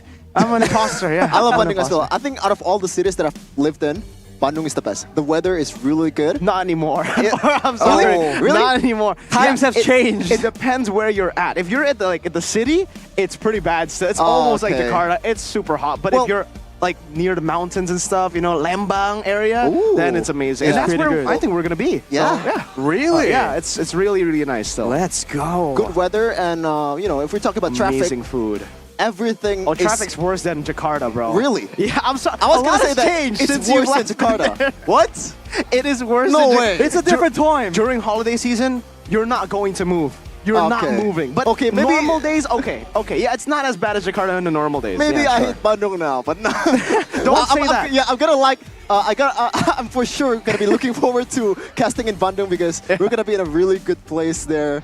Not like what we talked about earlier. So we're gonna we might be walking a lot because again, sometimes rather than being in a car, it's faster to just walk and get out. Yeah. Where we're at is going to be fine, all right? But we're talking about the main Overall, city. overall. During holiday, hot season, yeah. Okay. But most of the time, it's great. Trust me, it's great. The food makes up for it, even if it's worse, traffic-wise. Yeah, we we're- take your word for it. We're Mirko. talking about the weather is hot there, but this is hotter though. Dewa United just once again praying together here. And they're looking to maybe snatch the W away from Geek Fam. And right now at this point, I'm gonna be honest with you, after that Game 1 performance, there's a lot of things, and I mean a lot of things to change from Dewa United, especially the execution, just the composureness, man. They had it in the bag. If Case didn't kind of overcommit there, which is kind of weird because you see the Ruby in front of your eyes and you're still there in the vicinity where Ruby can pretty much hook you up. With no purifier. That's what I'm saying, man. Wow. It's crazy, right? Throwing the game. It's like so optimistic. You know, like you're seeing a car coming straight at you and you're like, come here. He'll be okay. I don't have to move out of the way because he'll stop, right? Yeah. In It's Asia, that's great. normal though. You can just go Baldwin. Exactly. Yeah. That's great. Until it's not, right? Until the Until- car doesn't stop, and then now you're just stuck there for hours trying to deal with the whole situation. So I feel like there's a lesson to be learned here. Do you from get that insurance from that? performance. What? Do you get insurance from that? I mean, if you do have it, then yes. You better have a dash cam, bro, because it gets difficult sometimes. Yeah, it does. That's Well, unfortunately for Dewa, we can see it all happening in real time. Oh. So, you know, we The car have the crash. evidence right there. We got a car crash in real time for Dewa? An absolute car crash Oh, from BBB, man. That's I'm a gonna lot have of to mass. take driving lesson here in game number 2, but let's see though. I think it all has to start in the draft. They Are drafted you trying a- to say that they're going to pick Johnson? Oh! I don't think so. I would love for that to happen, but I think they prioritize W over just making it onto TikTok with those highlights and stuff, man. Yeah, that's true. I think they should prioritize that after losing game 1. All right, so what does Dewa need? Do they need to change their drafts completely? Do they need to just fix the execution? I believe we are going to have a little bit of a survey here. Survey? Oh. Okay, so Rashi. Let's go. Bring an early game hero. Whoever gets a pick-off hero. Or Ray gets an assassin hero. Well, top one pick for the audience is to bring an early game hero for Dewa. But the thing is, they kind of did. They did. Right? With the Alpha, with the Arla, they absolutely had the early game hero. And we saw that potential in the mid game. The next best option is to get Ray on an assassin hero. Exactly. And technically, that makes sense. Ray has been performing crazy on these assassins. But in the previous game, if they went with an assassin against a Faramis, it ain't quite that simple. Here, listen. Don't pick up the Harriet first pick. I have no idea Pick what that Nolan. is. Yeah, exactly. They could have gone for the Nolan. If not Nolan, maybe even Ling. But the fact that they picked up the Herald so early gave Chadera, who's already 3-0 in the Lunox. That's why I'm saying the win rate overall is deceiving because the top teams have been able to utilize the Lunox really, really well. Proof is in Chadera, 4-0 right now on the Lunox. And all of those 4 games that he played was against Harith. I mean, also to be fair, Chadera was, you know, the setups were amazing from Faltora and Poloy. I mean, That's true. If we're looking at Vincent, right? He's 9-0-10. But why is he not the MVP? Right? His setups were great from Poloy. Absolutely. He's not the main man there. He's just, you know, eating what Poloyski and Faltora gave to Puts on him. the table. Yeah, whatever they put on the table, Vincent just eats. And he's doing his job, to be fair. Yeah, and Beloy is a good chef. Ho ho. He cooks. And whenever he cooks, you already know that. No, seriously, he's actually really good at cooking. Yeah, Chadera's chomping. Probably. And you know, sometimes even without Masako, he got that flavor, man. Flavor Fave in his team, but he definitely has some spicy, juicy plays. Sriracha. Okay. He actually makes up really good sinigang. Really? Yeah. How do you know have you ever eaten it? No, I've heard from when he first came here, season 10. It was the whole Onyx PH reunion, and they were all eating sinigang, and I believe Beloyski. Oh man, he cooked. I think so. He's ready for married life. He's ready for marriage? What? Marriage? Oh, he does have a girlfriend now. Okay. Yeah, so maybe he is ready for marriage. I mean, wait. If he does get married here, I don't think we should talk about Beloy this. is Indonesian, guys. We're gonna claim him. Woo! Let's go. From Move Alan over. to who? Alan to. No, he's just gonna be Alan. It's you're not, Not gonna Alan. You gotta It's change Alan. it to Indonesia. It's Alan, bro. Not Alan. Asep. Enough of that. And right away, looking at Dewa United, the bets. Nolan is already there. All right. Hellcurt and the Nolan, more options available because the chip does not have to be banned away. But Geek Fam, you have to wonder, right? We've seen the chip let go before when teams don't really feel the need to respect it. Technically, with how Geek Fam are doing, with how they're spelling Doom for Dewa United, they can do the exact same thing. But will that come around to bite them in the back? And this is why Geek Fam on Red Side is so scary. Me and Sheffin just had a conversation while you were on stage earlier. But when you're on Red Side, when you're on Blue Side against Geek Fam, you're the one that has to ban out the chip. Geek Fam will never ban out the chip. They know how to beat the chip. So right now, Edith is gonna be the first option here. Compared to the first game, it's a whole 180. Chadera, right now, he has the option to just pick up the Harith. That might be an option. And you know what? Oh, wow. Still going for Terizla after the numerous nerfs. And I believe that's going to be a Julian first pick. So a bit risky here, I gotta say, for Geek Fam. Two nerfed heroes, technically. Maybe they're thinking that the lack of in-game power can be substituted for their comfort on these heroes. We'll have to see how that plays out. Because specifically for the Julian, it's less damage on the enhanced scythe. And for the Terizla, longer cooldowns for the first and second skill, the Revenge Strike and the other strike that escapes me right now. But also a reduction in the damage reduction, the body of Smith from 30% to 20% in the early game, but it does scale up to 35% now. So if Geek Fam are intending to drag this out to the late game, like they did in game number 1, this could be a valid option. It is a valid option indeed, knowing that it's Beloyski, the 0-7 buff, man. It's always there. Man, BBB always has his own unique way to play the game, but now that Dewa have actually picked up the Harith, I would say this Harith pick is actually pretty good because it kind of forces Geek Fam to respond with either a Lunox pick, which will be bad for their composition, knowing that they already have a Julian. Why the Lunox works usually is because you already have a physical damage dealer in the jungle, so then you can actually go for these magic damage dealers in the gold lane, but with the Julian, it stops it. That's why you see the Ruby instead here, and this will give Azura a better time. He was already having a pretty good time. As long as Dewa was able to play for the Harith, he was doing a lot for the team. Now that he has so much more room, the Edith no longer in the picture, in the other side, I think this Harith is going to be great. It's going to be potential of the Harith. We'll have to see though, will the Lunos come in to try and counter that once more? Is that a matchup that Dewa are just that confident in? They've already shown that they won't explore any additional options. They're still going for the alpha right here for a bit of a mid-game power spike. But now against the combos of Geek Fam, they gotta be a bit more careful with how they wanna execute this. Interesting. It just really dawned on me that Moskov was not an option at all for Geek Fam the first game. Normally, they always pick the Moskov in the early phase, in the even first pick, you know? Yeah. That's how much they've tried this hero, and it's working so far for Jadera. And so far in MPL Season 14, I think I have no doubt at all, and GeekFam, that they've utilized this hero the most. I agree. It was Masako and Chidera. We see both versions of the Moskov, one being weak side, one being super active across the map. That's the Mathilda ban. But I really like this Moskov ban because I really expected GeekFam to actually pick up a Moskov over the Ruby in the first phase. Now that the Moskov has been banned out, Dewa has another chance to actually stop. Oh man. I thought another marksman, but I think Moskov is the only hero that would give them troubles now. It kind of forces GeekFam. All right, that's the Eve coming through. But it kind of forces GeekFam now. Hey, by the way, this is a good Valentina game for Dewa. They can take that Eve ult. But yeah, back to the point. Sorry, I keep getting sidetracked. There's no real good matchup for the Harith now. To go up against Harith, unless they want to go Lunox, but then they'll have too much magical damage. Just absolutely stacking that magic damage. That's something you don't really want to have doing, especially against a fighter, right? Allows him to kind of itemize so easily on top of the sustain that he can build in, the alpha. Right now though, with the Eve, what's the answer for Dewa? I think they require maybe one more engaged tool, something to actually augment the playmaking, because as of right now, they're losing out in initiative and ways to start the fight. Carmilla comes through, tanky, very mobile, and more edge in those front-to-back team fights that Dewa so desperately want. Okay, so the only pick for GeekFam should be carry in this position. That's a Valentina as expected with the Carmilla. They won't have really good dive, but I think as a whole, this team does pretty well diving together, so no problem there. GeekFam, carry would be an amazing pick right now. Anti-lane against the Harith. Oh, man! I did not expect the Claude, man. Not against this comp. Yeah, against Harith, it's a terrible matchup in laning phase, but anyone else too terrifying? Carmilla, there's an Edith and an Alpha. Well, there is a reason it's called Cloudera, Mirko. So let's see if we can actually pull this off on this hero. All right, what emblem?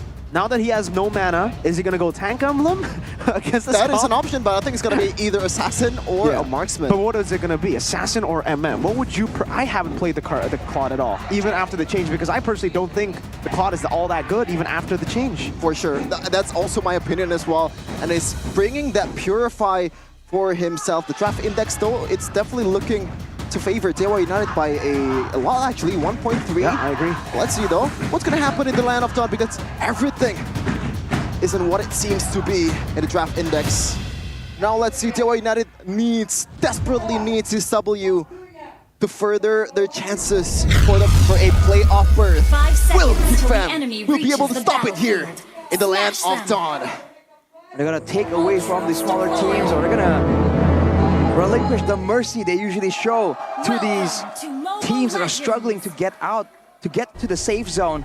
We'll just have to see, as in the early game, you can see that mid lane is so volatile, man. Whenever the Eve is in the picture, there's a lot of potential to really start something off, get someone low, and really maybe set up for one of these junglers to go for a surprise pickup, surprise kill. With Beloyski in the mix, you can see that there's just a lot of threat for GeekFam. Also, there's a change in the emblem here for Ray. He went for Impure Rage game number 1, this time opting to go for Quantum Charge. A bit more of the movement speed in case the chase comes through. More sustain as well in those fights and in the jungle afterwards. Emblems by IndyHome though, we're seeing a lot of agilities coming in from GeekFam. They feel like the mobility now is a bit more important. Even the Eve with the Wilderness Blessing allows her to really rotate around, but the Claude running the Assassin emblem, by the way, with the tenacity and the agility. Aggressive approach from Chidera. Let's see if it's enough to really deal with the Harith. Oh man, so far, even in the first game, I feel like both mid-duos of Dewa United has been dominated in the early game by Aboy and Beloy. This combo is just not letting Dewa breathe. Meanwhile though, ooh, forcing a flicker out from Beloy. Very early flicker on. And for Dewa, by the way, Azura ran with the weapon mastery for this game, so they do have expectations for the game to kind of drag on to maybe get to that late game situation. But for now, it's really just about that laning, about the roamers, and where they want to kind of focus their efforts, which lane they want to get ahead. And usually when the turtle is up in the picture, the EXP lane becomes somewhere that all the eyes are at. Looking at this, there's going to be a fight there near the lethal. Oh man, contrary to what I said earlier, the laning phase for Chidera is actually looking quite good. Let's see if he can keep this up until level 4, as we're gonna take a look at the Turtle Pit. What's gonna happen? Moeza walking up, doesn't have the Purify, but Loisky taking low, real world inflation used up. Now penalty zone from Veldora with a flicker over the Ray, canceling him out. Case dealing with a real world inflation, doing so much damage. Loisky taking out, but Vincent putting out in the electric battle. So Rizzo chasing a boy down with a primal rat, finding the kill onto a boy. Brings out the flicker to escape. Now gets caught in the chain. Vincent using a hand sword to escape. It is a 2-for-1 trade in favor of Dewa. That should be definitely favoring Dewa. They get 2 kills. I think they're... Geek Fam, they were taking their time to take the turret. And pretty much everyone punishes him for it. I think it was a great play for both teams. Geek Fam using Veldora to really zone out Ray in that situation. He was forced to use the Spear of Alpha backwards to get out of the danger. So I feel like Dewa needs to kind of back him up a bit more if they really want to rely on this early game Alpha. And for the side of Dewa, the fact that they were able to get that fight with Case having a full channel real-world manipulation, Beloyski getting read out. Screening of this Carmilla is certainly very annoying. Audience prediction though by GoPay. A landslide favoring towards Geek Fam 76-24. So the audience is definitely favoring the family after that game number 1 performance. Even though in the draft there has been some changes for Dewa United. Also, don't forget to drop into Kiria Discord on that link earlier to find out interesting things that Kiria can offer for you. Yeah, get to meet like-minded people and discuss some of the games like this where the drafts are getting interesting, man. With the new patch, a lot of potential. But looking at how it's going here, Ray is spending a lot of time on the side here, trying to get Sorizo ahead. He has picked up the Thunderbelt, but again, now it only scales with your extra defenses, so he needs more items to really augment that item as well. Poloyski! Whoa! It's aggression. I'm offended on towards my girlfriend there. What? Oh, Yeah. because she doesn't exist? Yeah. Oh, wow. That's a new one. I thought you got game. You told me recently you got game, Sheffin. I thought the Harris was your He talked the talk, but he kind of walked the walk. My game is like Arsenal. Oh, zero boy. trophies. That must be a hard game to play. Dude, Goni is crying back at home, man. But look at this. Geek Fam taking a move onto the turtle. Mueza already chucked low. Oh, good. I'm offended over to Rizzo, but he's still able to find the Earth Shadow. Oh, man, a curse of blood to the back. They're all going to be caught in the real world manipulation. So Rizzo with the flicker forward and the primal rat. Chadera with the blazing duet that does not enough damage. A point though. Oh, Rizzo getting stuck. The case with a Purify 2 outside of the penalty zone. And it is a win for Dewa, though it was a bit awkward to play. Veldora with the flicker. Ray trying to get revenge from that game 1 embarrassment. 2 times by now. The objective battles have been won by Dewa United despite losing the first turtle. And right now they have a solid 1k gold lead going into the mid-game. You have to remember though, the mid-game later on is where Geek Fam really shine. But you can see that with the addition of the Carmilla, these fights are just a bit more decisive. And on top of that, Keys being on a more mobile, more survivable hero technically on the Valentina, you're seeing that it just works so well for them. But look at this. Solo? He's alone. Okay. Waits out the Spear of Alpha.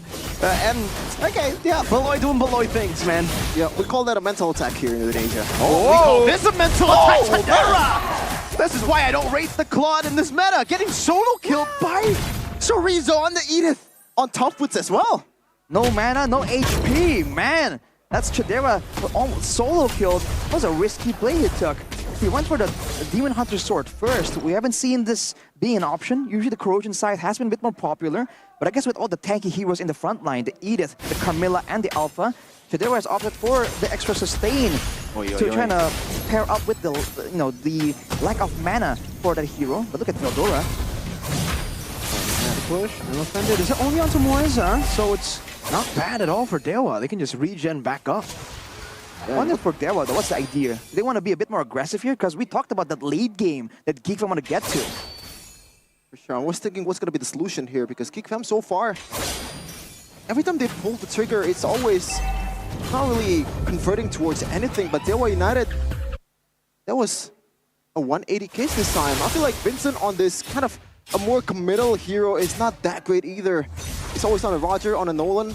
They can dash in and back out really fastly, but in case of Julian or Julius Arashi, it's not like that. Yeah, the Julius, but Mueza already starting things off. Yeah, he has Quick Blood actually hitting out a whole lot of damage. Real world manipulation is getting caught down. Now with Blazing to Chadera. Not able to get Mueza. Mueza's still there. The real world manipulation now traded against Chadera. Taking Mueza down as Case. Deals with Veldora. The RWM comes down, but it is wasted in the end. Now with the forward, the Synchro Vision coming down with Zaman Forge as well. Good enhanced sword by Vincent. Geek Fam. Well played. Wow, that was as clean as it gets, Arashi. The fact that Beloyski escapes with a sliver HP as well, that was a really risky play. And it paid off for GeekFam. The fact that the real world manipulation stolen with the IMU from K's was used to try and secure the kill onto Veldora, of all things, immediately cancelled as well. That was a very costly use of that ultimate, and I think that really swung the favor to the side of GeekFam, because we saw that real world manipulation was what kind of granted Dewa that pressure in the first 2 turtle fights. Now it's a whole different story. You can see Dewa corral together. Over to Beloy. And that's a spear. Everything in the kitchen sink thrown at BBB. Yep, 4 guys against 1 Beloyski. Bit too much for him to handle. He only has 3 deaths though, 4 more to go, so he can still handle it. But with that play, Dewa are gonna go for this turret, but it's still traded by GeekFam. So the efficiency in the movement and rotations still very much there. But Dewa and Veldora defend. Whoa, that's a lot of damage. You can see the Whoa! under the turret. Curse of Blood plays down. Azura was man! as well. Veldora, No way! Ray punished for that. Beloyski goes for the I'm offended. Vincent gets a tier 2 up top. GeekFam definitely took the dub. Once again, it's a deja vu on what happened with Case earlier. They were overextending, and GeekFam just easily takes the cookie from them. You're just forcing it too much. Orizo though, has the Primal Wrath. It is a free turret in the mid lane. Dewa. Real world manipulation. Yeah, there's a Mon Force. The RWM not manipulating anything at this point. The real world, not manipulation, the exact opposite. That's crazy, man. Even the Primal Wrath, more like the Primal Calmness. Dewa, what's going on in the mid game when things don't go their way? When they're falling short in these fights, you can see them scrambling to try and do something, but it's not calculated. Like you mentioned, Miracle, no setup to allow the success for Dewa. They want to blitz this? Seems like they do. They have the Julian. Beloy taken low. Good Earth Shatter. So Rizzo shouldn't go for the target here. Veldora with penalties on the Shadera. Jumps into the back as well. Beloyski very low with the I'm offended and the Dora Wolfgang buying a lot of time as Shadera gets rid of K's. So Rizzo with Primal Wrath. Azura can't go for the hits anyone. Vincent going to the sword. I thought he was going to go back in. So Rizzo deflecting forward, getting off Vincent. One more shot. Vincent with a push. Now the onward Vincent. That sword to escape. As elusive as ever as a boy deals with Chorizo. Vincent recalled with that new slick fan recall. Getting out like a smooth criminal. He really was. Magical escape coming in from Vincent. He was literally, quite literally, one basic attack away from his death. And now GeekFam, to burst this one, do they want to actually go for it? They do. They can do it no problem, and Dewa has ran out of bodies to throw at the wall. Chorizo, you hate to see it, man, resigning himself, just standing there knowing that he has been bested. And now GeekFam invading the jungle immediately as the thief, a boy picks up the Ice Queen's wand. More ways for Dewa to get picked off, to get slowed down into bad situations. Now more than ever, they have to be careful with their positioning, because when they're out of position for just a bit, the slow comes in from the Yves and Beloyski is on the hunt. Yeah, also don't forget to buy the MPL emotes, man, because I really like it. The GeekFam, the EVOS one, also the TLPH is probably the best one out of all of them for me. For me, it's GeekFam, honestly. I've just been spamming that. But yes, TLPH, very close second for me. I only have both of those. For sure. So they're taking a look to kind of salvage on what this Lord's gonna offer. They get the mid-tier turret. Do they want to actually get at least one from the emitter? So Rizzo with the onward earlier. Beloyski zoning. They get the holy defense off the mid lane. So Rizzo with the Primal Wrath as real world manipulation is answered by the real world manipulation. A boy forced to run out of that one there. Flicker expended, but then we have Claudera in the bottom lane. This is what makes him such an impressive force. Misdirection coming in from GeekFam. So far, not gonna lie to you, Rashi, the team fights are not looking that great for Dewa United, and GeekFam is always playing the margins extremely well. Really good, to be honest. And that's a great play to just draw the attention to the upper side and allow Chadera to split push, even though he's not really on a monster. Look at that projectile, though, flying all across the map jungle as well, hitting Chadera. But you can see that GeekFam, they're still very careful about it. I mean, just earlier, you saw that when the real world manipulation was matched by Keys, a boy was the one forced to disengage first. So there is still potential. There are still dangers that GeekFam have to kind of respect, but they are doing absolutely that. Even though they did get the Lord, even though they are 5k gold ahead, look at how they're playing here. They're trying to look for opportunities that are more guaranteed, but look at that! Voltora! Lutpi! Chev his girlfriend, no! Yeah, so far that has been the story so far. 2 times Veldora, 3 times the charm. You have to do it once again. As you can see here, the recall, the new recalls is already the Land of Dawn. I love this recall. And they are spamming it at the perfect time. You gotta hear the music, man. Yeah, boy. Come on, use it. Someone use it. Play the music. Stop just spamming it. There you go. I got a little bit of a tease only there. 1 second. Man, come on. You gotta last longer than that. Dang, dang, dang, dang, dang, dang. I like that, man. That's what she said. It's so fun. You have a whole like K-pop entourage behind you, but look at this. Dewa.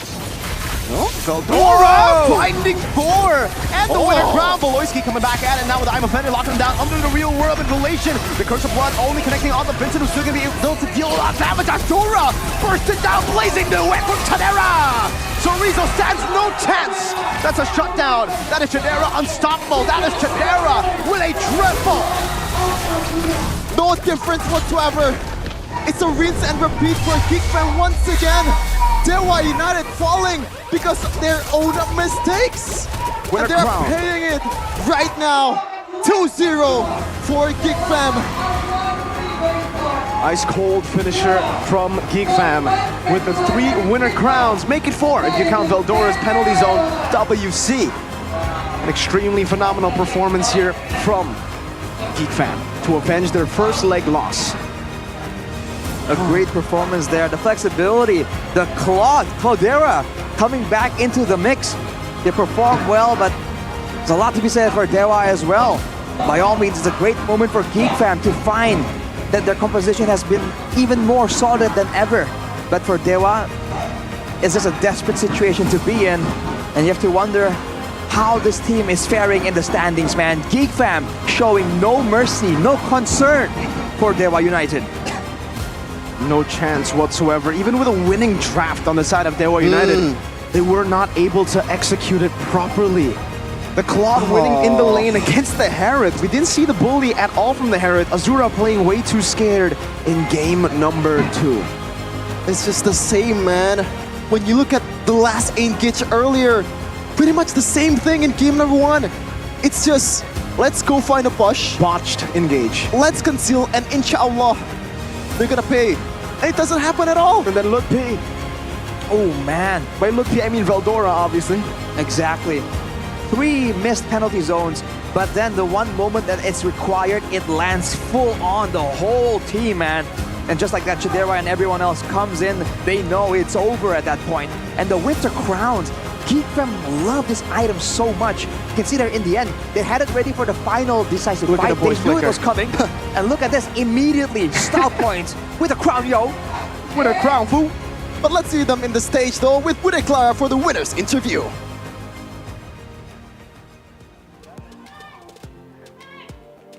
Satu, dua, mantan, dan pembalasan dendam dari Geekfam di leg kedua begitu mengerikan.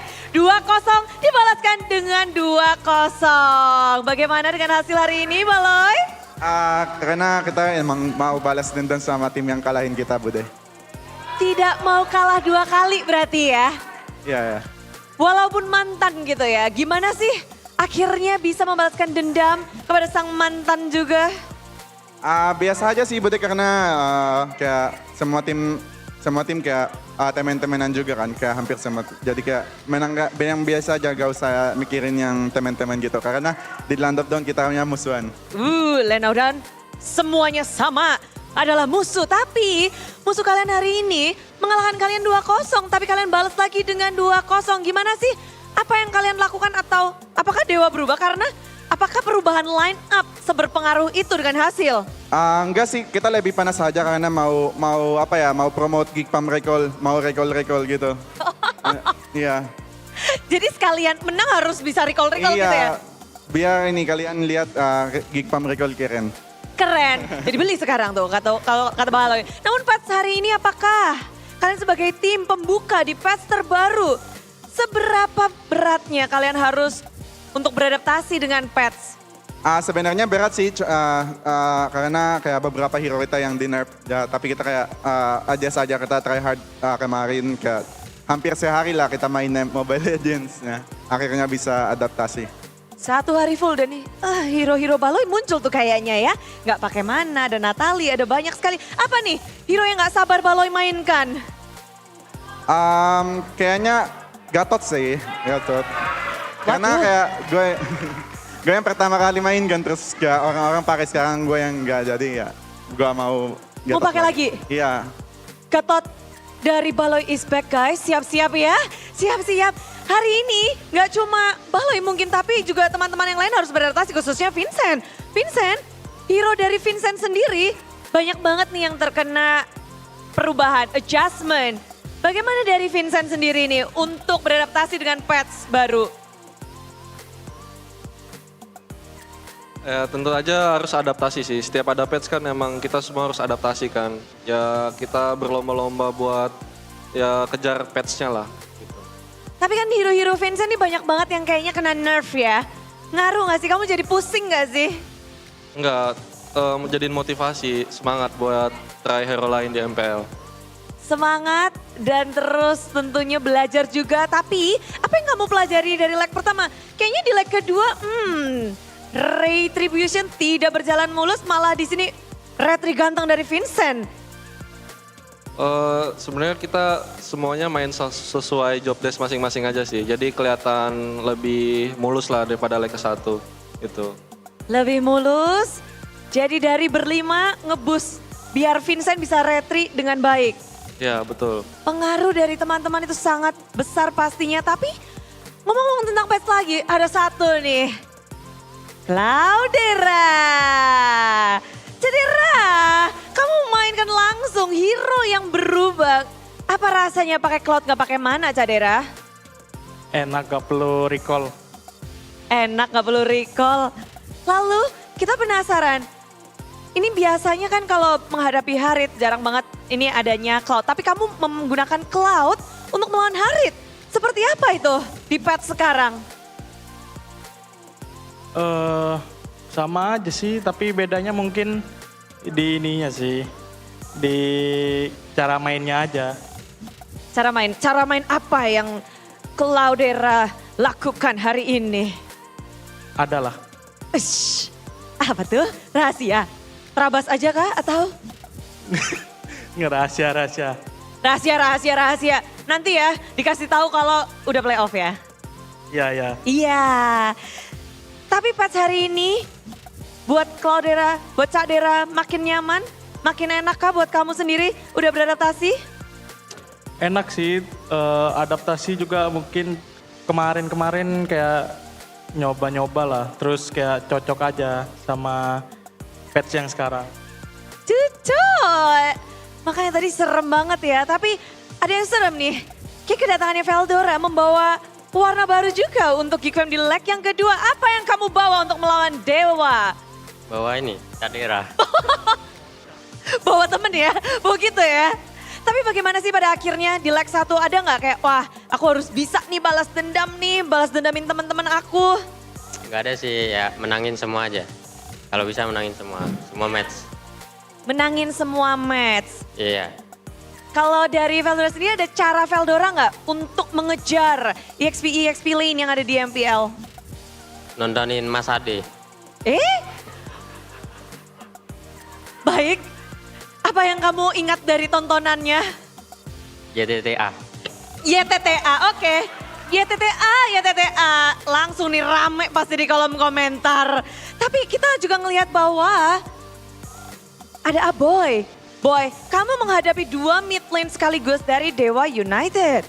Seperti apa perbedaan dari kedua mid lane ini? Leg 1 ada Hijume, leg 2 ada Case. Sama-sama jago sih, cuman kalau Hijume itu kali lebih agresif aja. Permainan agresif dari Hijume. Lalu, apa yang kamu bawa, kamu siapkan untuk menghadapi Dewa hari ini? Gak ada sih, kita main kayak biasa aja. Wah, biasanya serem banget ternyata ya. Tapi kita bisa bahas kalau 2 tim yang mengalahkan kalian di leg 1 sudah selesai. Tapi di hari Minggu nih ada tim yang mengalahkan kalian juga di leg pertama. Ada tim Ararkios yang akan kalian hadapi selanjutnya. Bagaimana kalian mempersiapkan diri untuk menghadapi 3 kali balas dendam langsung kah ini? Bisakah? Semoga aja ya bisa menang lawan RRQ. Soalnya dia lagi kuat kan, kita coba aja. Coba aja. Mungkin kalau dari Baloy ada yang pengen kamu sampaikan gak sih untuk pertarungan selanjutnya yang tentu saja Geek Community mengharapkan kalian balas dendam lagi nih. Message buat Geekcom ya. Apa? Bedanya? Nextnya bakal lawan RRQ Oh, sih. Geek Community pasti pengen banget kalian balas dendam lagi nih. 2 kan udah kelar. Di minggu guys, gua berharap kalian nonton karena musuhnya berat. Jadi kayak jangan berharap aja, tapi kita pasti kasih yang terbaik dan semoga bisa balas dendam. Semoga bisa balas dendam. Dan kalian berpikir bahwa RRQ akan menjadi musuh terberat? Iya, karena mereka yang top 1. Karena top 1 musuh terberat di hadapan Geek Fam. Dan kita akan saksikan seperti apa nantinya di hari Minggu Geek Fam Unity. Jangan lupa untuk pantengin. Dan terima kasih sekali. Mari beri tepuk tangan untuk tim Geek Fam. Goodbye Geek Fam. Tapi mereka memang sedang berjuang untuk balas dendam, untuk naik ke klasemen, dan untuk mengamankan posisi yang lebih nyaman, yaitu upper bracket. Dan kalau ngebahas tentang upper bracket, tentang playoff, pastinya kita akan ngebahas nih playoff kita yang di Bandung. Sebenarnya di mana sih? Pada penasaran atau udah pada tahu? Tulis di kolom komentar dan inilah dia. MPL Indonesia playoff season 14. Berada di Eldorado Dome Bandung. Siapkan diri kalian, langsung di save aja.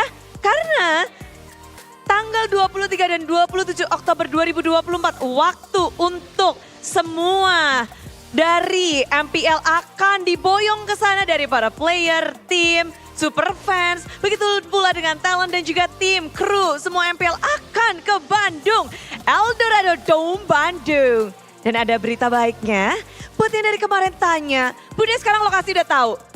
Tiketnya sudah dibuka untuk batch 1. Batch 1, buat yang penasaran batch 1, jadi batch 1 itu adalah yang memang dari awal, untuk dari hari awal. Tanggal 23 sampai 25 tiketnya sudah dibuka.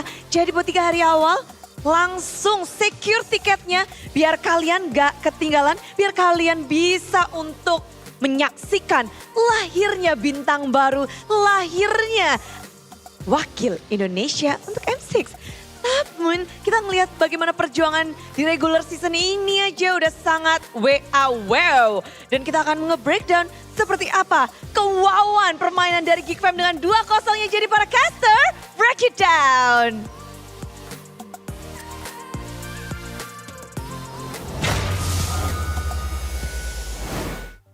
Eldorado Dome, baby! Let's There we go!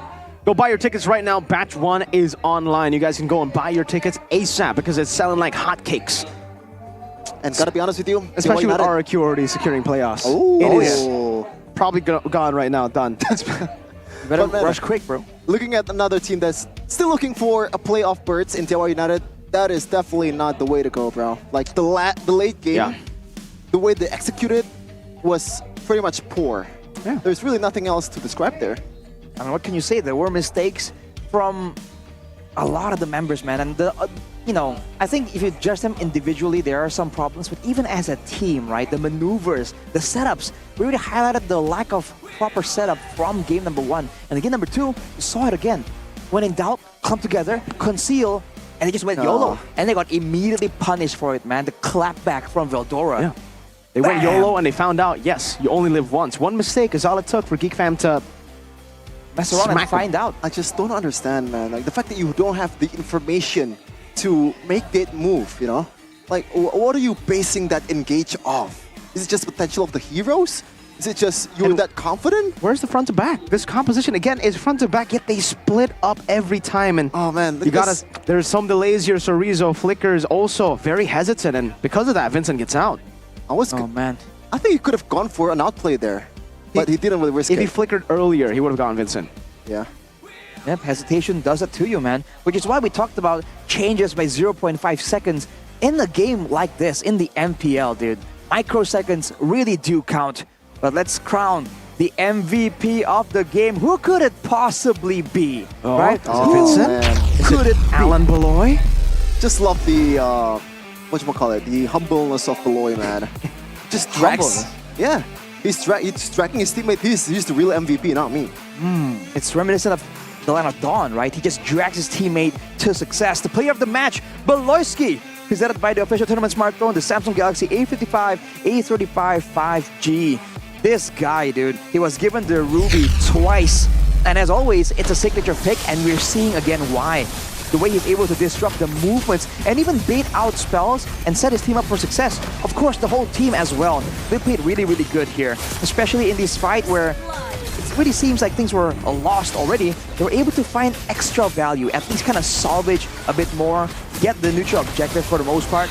But as the game goes on, that's where Beloyski gets more dangerous. We talked about how he is just notorious for getting taken out 7 times. And this was the solo play by Sorizo, respectable by all means.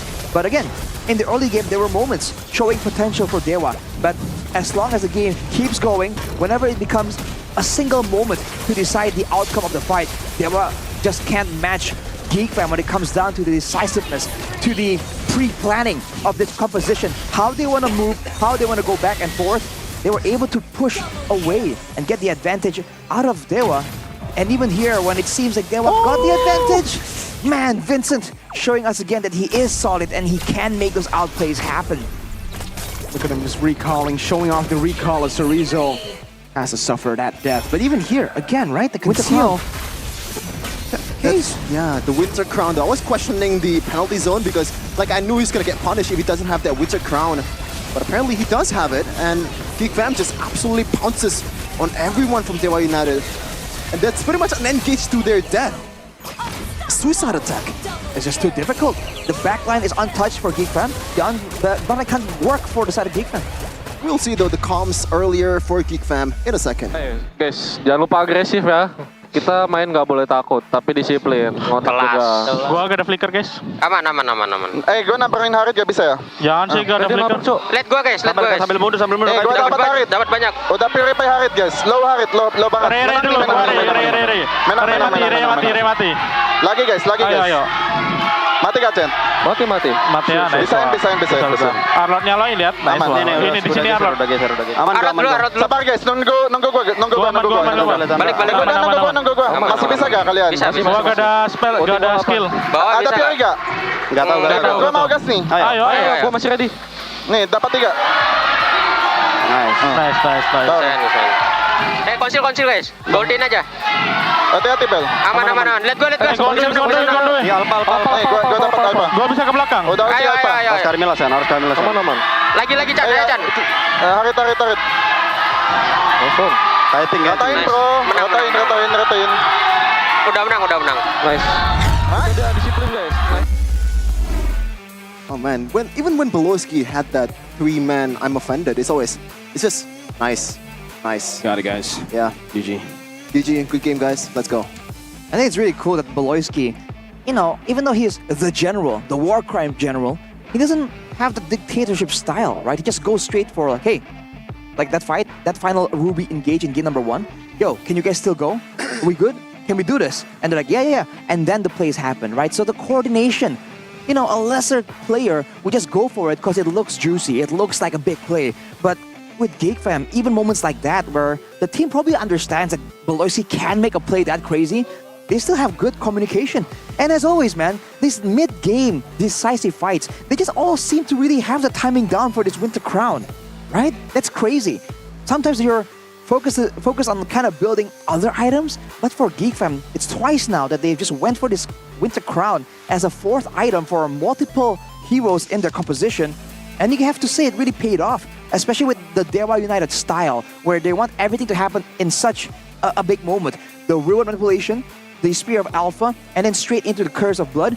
Once that all is withstood, once the Winter Crowns are popped to try and buy time from that big, massive engage, you saw that the counter engage afterwards was just so good by GeekFam. So you have to wonder, is this something that they can do for every composition, or did they make the read for this particular composition against Dewa United it's better to just go for the Winter Crown.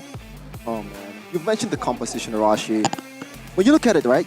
Chadera on the Claude, Julian on Vincent, Veldora on the Tersla. These are the 3 heroes that has been nerfed in this patch, and they made it work. And Chadera, aside from that single pick-off from Sorizo, he's pretty much deathless in this match.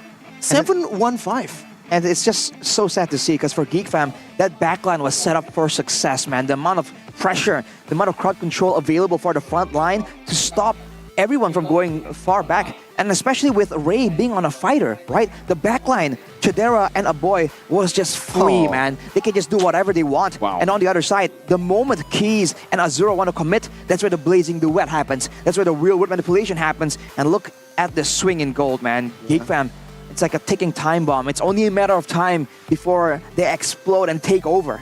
Let's take a hike and go to the beach and go snorkeling. It looks like a fun time Yeah, there. it The goal is. difference Deep. over time. That's advanced diving, man. Yeah, apparently they For were geeks, you, know, you don't expect geeks to be the ones out there going to beaches and mountains and hiking, but these geeks are a bit different. They're geek fam.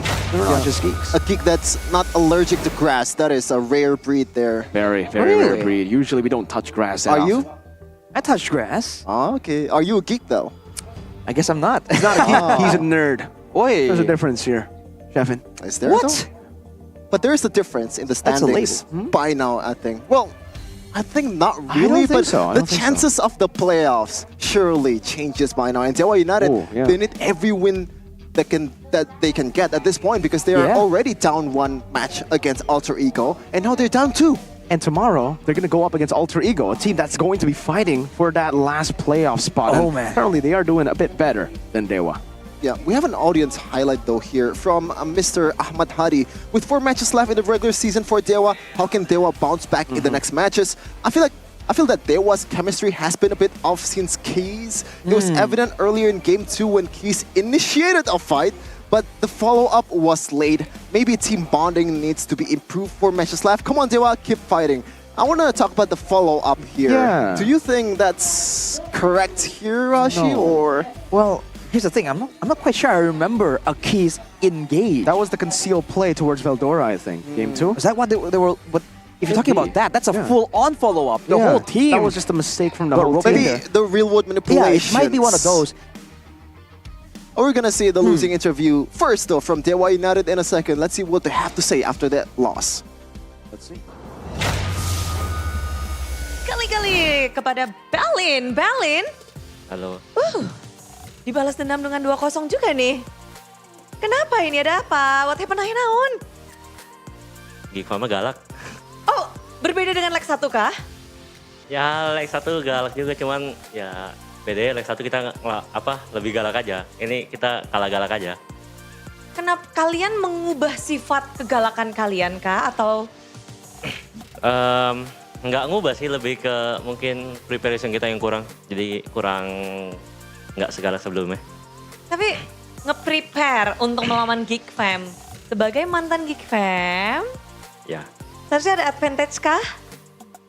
Sebenarnya advantage ya dibilang advantage ya enggak juga sih. Soalnya kan gameplay mereka dari Geek Fam juga improve banget. Beda dari season 12. Jadi ya kalau dibilang advantage nggak ada sih sebenarnya. Kayak 50-50 lah. Berarti persiapannya lebih untuk melawan Geek Fam-nya yang belum siap atau karena ada patch? Patch juga lumayan itulah. Soalnya H-1 kan. Jadi lumayan ngeganggu. Ya jadi ngeganggu persiapan buat lawan Geek Fam. Oke, ngomongin tentang patch. Seberapa comfort sih Dewa untuk patch kali ini? Sebenarnya ini patch-nya juga lumayan bagus buat Dewa. Cuman mungkin waktu yang kita dapat masih kurang, jadi kita belum bisa maksimalin aja. Oh, masih membutuhkan waktu berarti nih ya. Dan kalau ngebahas tentang banyaknya perubahan, adanya patch, hasil yang berubah juga, player kalian juga berubah dan ada player yang lagi dicari ini dalam kolom komentar. Siapa tuh? Siapa coba? Siapa ya? Inisialnya H. Hijume, kemana Hijume? Banyak yang nanyain Hijume kemana, Hijume kemana? Hijume sih ya ada, cuman dia emang untuk sekarang masih belum masuk ke plan. Jadi kalau nanti kita playoff mungkin bisa ada chance. Oke, berarti untuk regular season ini kita tidak perlu mempertanyakan Hijume lagi nih? Kalau regular season ini kita full case. Full case. Betul. Namun, ini pasti banyak yang penasaran mengubah line up seperti ini kan udah minggu ke-7. Apakah masih akan berubah-berubah lagi? Atau karena itu kalian nggak mau ngubah nih? Karena udah minggu 7, udah yang ini aja gitu. Ya untuk sekarang sih plannya stick buat ini yang sekarang ya line up. Cuman ya nanti hasil scrim menentukan lah. Hasil scrim, apakah kalian mencari pola permainan? Kalau boleh tanya, perbedaan Ijume dan Case adalah Ijume bermain agresif. Lalu untuk Case sendiri lebih tidak agresif. Jadi apakah karena kalian ingin mengubah gameplay kalian? Jadi seperti itu? Lebih ke nyesuaiin aja sih, bikin line up lebih seimbang. Jadi kalau misalnya semuanya agresif ya pusing juga. Jadi kita sesuaiin aja. Menyeimbangkan? Iya, menyeimbangkan. Kalau sekarang sendiri ini kan posisi kalian lagi di zona merah. Posisi 7, next lawannya yang ada di posisi atas kalian. Dan kalau kita lihat poinnya nggak terlalu jauh antara Dewa United dan juga Alter Ego. Kritis banget nih posisi Dewa. Gimana Belin untuk menghadapi Alter Ego next-nya? Harusnya sih udah lebih siap ya daripada lawan Geek ini. Soalnya kita masih ada spare 1 hari. Mungkin kita masih bisa try lagi nanti di scrim. Ya mudah-mudahan bisa itulah lebih baik lagi besok. Menurutmu ini advantage nggak sih untuk Belin sendiri bisa bermain di hari pertama dan mempersiapkan untuk hari ketiga? Jadi udah coba dulu nih. Besok kan mainnya? Oh udah besok ya? Oh oke. Besok. Ya advantage enggak sih. Kita kaget juga kan patch. Udah patch H-1 kita main pertama. Pusing. Lawan Alter Ego tapi? Harusnya aman sih. Itu soalnya kita udah ada plan lain lagi buat Alter Ego. Harusnya aman. Dan tentu saja kita mengharapkan yang terbaik untuk Dewa United. Ya. Dibalaskan dendamnya. Ya kalau bisa. Dan inilah dia. Yaudah thank you banget Belin. Dan kita akan langsung kembalikan kepada para caster. Monggo.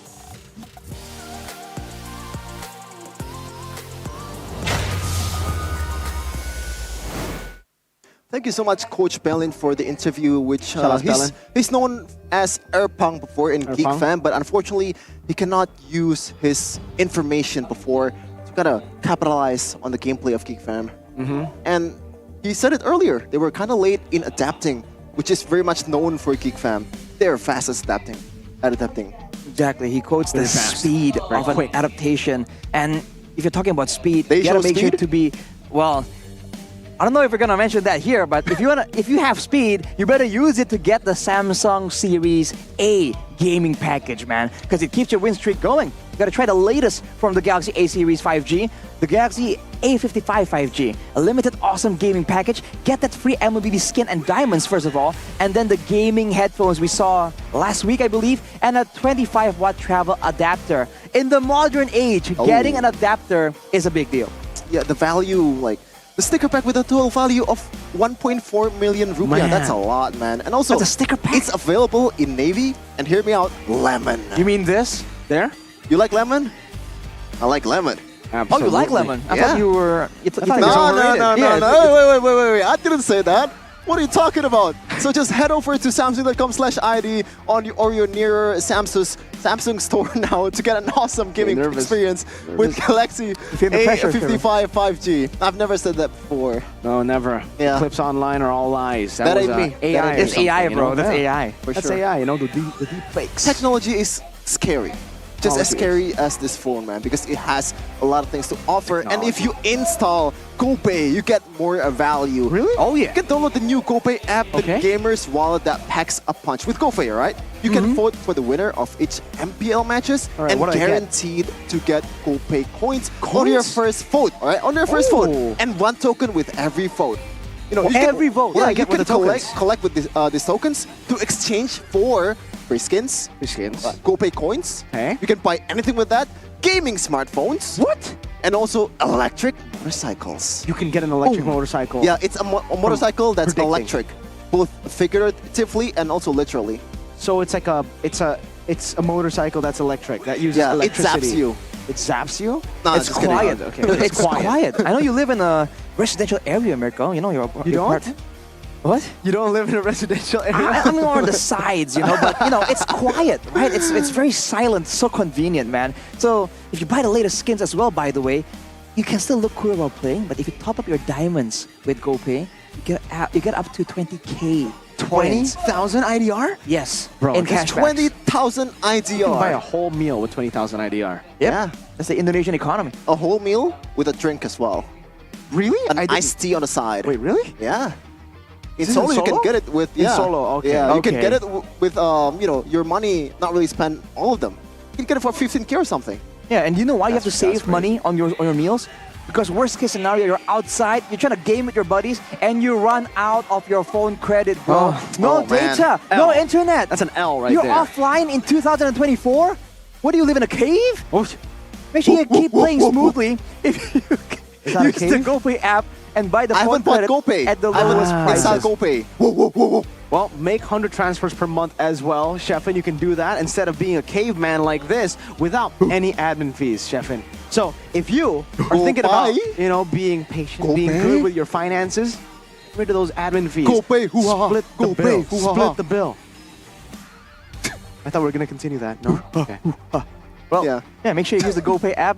And if you want to attend the MPL Arena, right? Yeah. Because, dude, these games are crazy. Again, the atmosphere. And going to match number 2, just a bit of a sneak peek. It's a massive match with a lot of fans in the building. So don't miss out, man. Just download and register on the GoPay app on your phone. And then head straight to the GoPay booth at the MPL Arena so you can participate in the lucky draw for a chance to win a golden ticket to play a brawl match with a pro player. Shevin is just losing it in excitement. And this activity takes place every week. It used to be every even week, I believe. Even week? Every week, bro. Now every week. Upgrades. Have you ever played a match with a pro player? Yes. Because I have. I won against Sutsujin and I got MVP. Yay! Wait, really? Yeah. What? When was this? Pixar didn't happen. I already uploaded it. You can watch it in the latest MPL Classroom by KB. Oh, go ahead, boys. For real? Check it out. He beat Sutsujin. Crazy. I played with Kyrie, and it was M3 Kyrie. Yeah. And also, you can get a lot of excitement, not just from playing with pro players. Okay, how but else? joining Kiria's Discord and looking at the Kiria. awesomeness of Kiria. Kiria, man. It's Kiria. not just about esports. It's for all games, communities, and fans. A new era of play awaits. Just follow at Kiria Gaming at every social media here, or just scan the QR code below. Yeah, join on to our Discord here. Drop into the Discord if you guys want to join a community full of enthusiasts of esports, of video games, everything in the world of gaming. I mean, you thought you were playing, but now we play. Now we play. I think, do you have a beef with Yasu? No. What? No? Actually, I do. Because M5, Yasu, told me that it's pronounced Kadia. And then at MSC, he just says, no, just Kadia. I told you, man. Why don't you We're calling trust you me? out, bro. I trust. We are calling Yasu you out. is from Egypt. I'm I think- Arabic as well. I'm 10% Arabic. All right, where were you born? 10%? Where were you born? 10%? I can speak a little bit of Arabic. Where were you born? Are you saying that Yasu is below 10% Arabic? Exactly. Whoa, I think he's 100% whoa. Arabic. Wait, 100% you know, Egyptian. you don't trust the 100%. What? Just kidding. Is that going to be true? Just kidding, just kidding, That's, just kidding. That's a lie. You should trust Yeah. 100%. And 100% gold guaranteed is Oh, the epic man. collaboration limited series with Ubes Gold X MPL Season 14 available at ubeslifestyle.com and Ubes Lifestyle e-commerce to get a free skin with any purchase of the limited edition MLBB MPL Season 14 X Ubes Gold. Now, this one you can trust with every ounce of your being. Not just me, 10% Arabic, you know. This is 100% gold. 100%, exactly. So you do trust the 100%, yeah? Exactly. Yeah. Okay. On certain things. On certain Maybe things. Not he means- Yasu, apparently. Okay. Maybe he means... Yasu, he has beef with you. Not me. No, you. I have beef Yasu, with you too, Shevin says Yasu. you're unreliable, It's bro. Khadija. You said it's Khadija. It's idea. It's always Q. It's You know, just Q. This shows again, this highlights the point we were making earlier, right?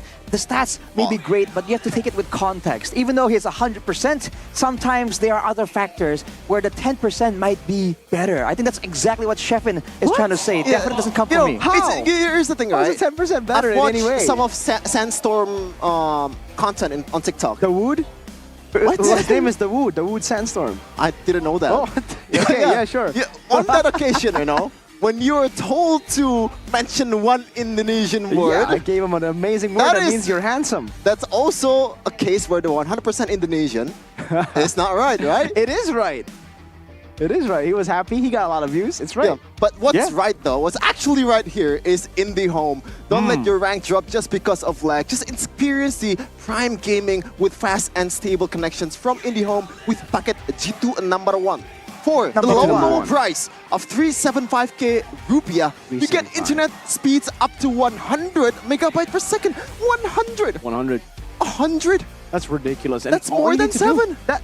Yeah, it's more than 300 and 72, and Yeah. 73, and 74 as well, and 74 9992 because it's 375,000. So- Subscribe now Exactly. on my Telkomsel. Or on tcell.id/national for packet G2. Is it packet G2 1 or packet G2 1? Anthony, stop. El Gassing, stop. Shout out to Anthony. Shout out to Anthony out there. Did he score a goal yesterday? I think he did. 7-0? He's like a penalty, right? Yeah, good for him. Good for him. Fun goat. facts here on the English desk. But yeah, Shevin, packet G2 1 or 1? What do you mean? I don't Never get mind. it. I don't get the reference. The only packet I know from IndyHome before is Packet Phoenix. I see. Okay. Throwback. That's Throwback. a good meme too. Yeah. What's the guy? Who's there? Mas Agus or something? There's two of them, right? Yeah, and then there's the soundtrack that comes along. Yeah, it's pretty much an Indonesian version of Rick Roll, right? Kind of. Yeah. Kind of. Yeah, it's something that's not, you don't really look forward to because you get trolled. Yeah. But this hero, though, this is something you can look forward to. Absolutely New you do. hero, Suiryu. No, it's Suyo. I thought it's Suiryu. Suiryu, what? I missed that. I You see misread the that. anime respect you have, Shevin. Yeah. With the Japanese style. But no, it's Suyo. And the pack will officially be available on Tomorrow. the 21st. So get that hero, get the venerated Vigilant skin for just 469 diamonds in the first week. 9. Oh, man. So this hero will be available on the playoffs? Oh yeah, it will. Oh, yeah. Oh, You guys can go man. and play it out because It's Suyo- always that one hero that ruins the experience of the Oh, playoffs. man. We're probably going to be For seeing the players, it. all right, Either not for it's us. going to be either very useless or very broken, right? in between. At release, there's no in between here, so we'll have to see in the playoffs if it's going to be ridiculous or absolutely useless. It's like a Susano, man. What? What do you mean? Do I not allowed to say that here? No, I just don't understand what the Susano? reference. Like Naruto reference? Yeah. How is he useless? No, like the skills. I'm talking about the skills. the skills. Ah, okay, yeah. Now I get it. Well, Okay, he is a the Nuo change. master from the Cadia Riverland, so it makes sense that he has the spirits. But what you need to have in game is the really good recalls, man, because that Geek Fam one. The first one. I told you the dance. Ethos, I mean, they were spamming it. That looks really fun. Finally, we have more. Yeah. More character, Colorful, I more guess. character Yeah. in the recalls. The Because for liquid the one. longest time, it's the same recalls, but now we have variety, bro. And also the most toxic, the most fun one out of all of them is the TLPH. You can flex on your opponent. It's spammable, man. A horse flexing on your face? You hate that. As an opponent, you hate that. That's why you need to buy it. With a low price of, how many is it? For a single It's a 10 gacha. roll, It's a gacha. I believe it's like It's a gacha. 5. No, it's 100, right? I don't know. I think it's I 100. just roll. For a single roll that's discounted is only 5 diamonds. 5 Wow. diamonds, yeah. Oh my. I'm not goodness. joking at all. Go ahead, check it At out least right I now. think so. Yeah, because you guys can go and get it yourselves. serious. Geek Fam, Evos, Rebellion, Dewa, and TLID. I like the TLID one too. It's really good. Make sure you just get it. And don't forget the release date is on the 19th, so it's already out. Make sure Yesterday. you get it, man. With the update. Do you really want to beat that last guy? Right? Everyone's spamming all these recalls, and you're like, oh, well, I want to do that too. Come on, man. You can't be behind the curve. You gotta be fast Here at it adapting, is. just like Geek Fam. But look at this. Oh, man. Shevin, the percentages. So The numbers. Look at him, man. So cute. Who? The guy on the left. Oh, Papulo. He's Yeah. casting on the other side. So cute, so cute. Okay, Interest Drop X MPLID Season 14. You guys can check it out because there are going to be discounts up to 90%, and it starts here. Note it Ain't no down. way. 25th and 26th September 2024. Episode 1 and 2 will be at. So it's Erigo, Oraimo, and Head and Shoulders discounted or something? Oh 9 my PM. goodness. That's a lot of moolah That's a lot. saved.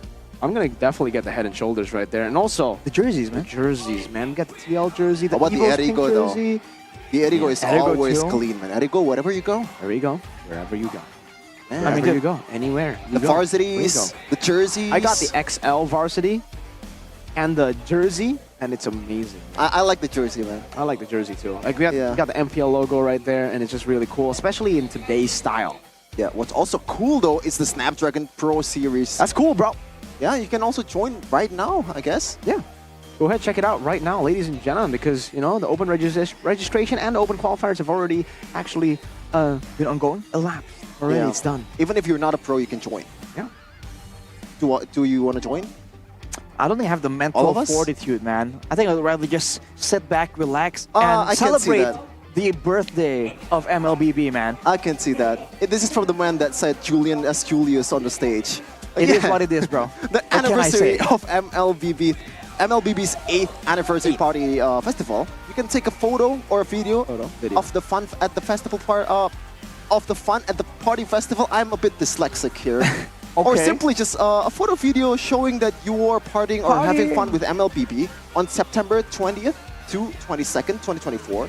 Upload it on Instagram feed with hashtag kesenangan tanpa batas and mention MLBB at Real Mobile Legends ID on Instagram or at Mobile Legends _ID on TikTok. Follow the official MLBB account to get more info on special anniversary prizes, and we will select 50 lucky winners. 50? Yeah, 50. And the Wow. announcement will be made on September 30th, 2024. The prize pool, 50 epic skins. Oh! By the way, the hashtag kesenangan tanpa batas, the B is an 8. Don't get it wrong. Oh, it is? Is it? Yeah, tanpa batas. Oh, man. With 8. Batas with an 8. You know what? Me and Arashi actually participated in the fun matches just last year for the 7th anniversary, and it was really, really fun. We got some of the friends as well there, but we do have our upcoming matches for Geek Fam. Why are you not inviting me? Well, we did, but you were still in solo. Oh, okay. But do you want to invite me to Geek Fam matches? I think you can invite yourself to Geek Fam matches. Exactly. You're the fanboy. They're up against RRQ and then Team Liquid. Easy. Fireman. Oh, easy. Just kidding. Easy. It's gonna be a tough match for both parties, I think. Absolutely. Because RQ, they're known, Geek Fam is known as the King Slayers, even though Not they this season. beat them in 2-0 in the first leg. yeah. But you gotta consider what a boy said. Those days are over. We're gonna beat all the teams that beaten us in leg number 1. Sure, man. TLID But also beat Geek Fam, right? So And so then far, Rebellion, or that one. we don't talk about that. Don't talk about it. Yeah. So far, 50% of a boy's promises have been held. 50%. You beat Dewa, you beat Alter Ego, Dewa, and now but these are the real tests. The prophecy. RQ and the Horsey. Oh, man. They need to make it to playoffs through the gatekeepers, the Kings, and Alter Ego. Oh man, this is a tough road The sad up ahead. thing is, I believe, if Dewa were to able to win the match against Alter Ego, they're still down in game and match. So they have to win against Alter Ego and RRQ. I believe so, right? RRQ, brother. Well, there is a chance there, man. RQ, if they already secured the upper bracket, they might want to let go of the chip. They might want to let go of some of the power heroes from Dewa United. Yeah, experiment. I mean, dude, I was an RRQ fan last season, so I can Just last completely season? understand, right? A very familiar situation to be in. Yeah. You You gotta know. rely on some of the other teams to also fail, Exactly. for you to make it a playoffs. But it's okay because you guys can join us here at the MPL Arena live to support your teams. Will they make it to playoffs? Will they get the upper bracket slot? Will they make it to M6? Buy your tickets now in MPL Indonesia Season 14 because we got a special promo with GoPay. 10% discount and also a 10,000 GoPay coin promo for cashbacks for a limited quota. So get yourselves the tickets now. A ticket starts from 85K. For the low price of 85K, you can see your favorite players here in MPL Indonesia, especially if you bring Samsung utilities, the washing machines, the fridges, bring it here to MPL Arena. You can sit on the front. But we're gonna take a break here for match number 2, the match that we've been waiting for, the battle of that second playoff spot. It's TLID versus BTR. Do not go anywhere. Stay tuned for the next match. Beep boop or who's gonna win?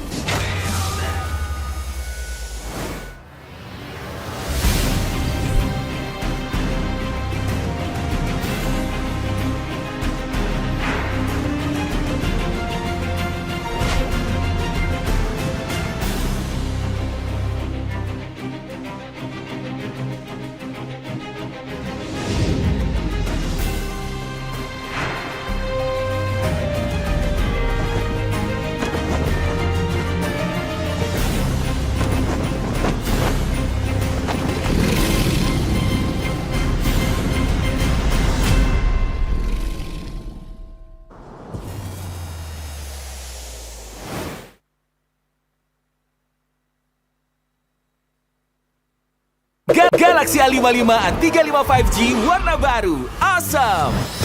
Kayak circle kita. Diajakin mabar di mana tuh? Circlein aja pakai circle to search. Wah, langsung ketemu tempatnya.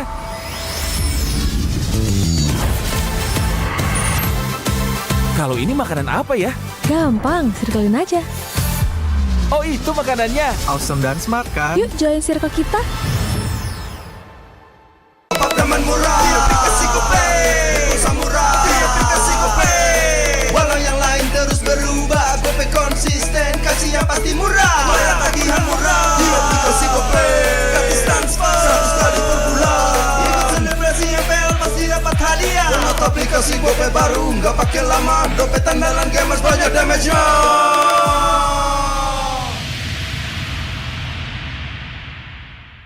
Dia tidak akan segan untuk menghadapi siapapun yang berani melawan. Dia mewarisi perjuangan karena di tubuhnya mengalir darah seorang pahlawan. Pedangnya mengukir takdir kemenangan, menghadapi segala tantangan. Penuh keberanian untuk terus berjalan menuju masa depan. Raihlah masa depan, nabung mulai dari hobi. Koleksi terbaru UBS Gold X Mobile Legends Bang Bang, edisi spesial MPL ID Season 13.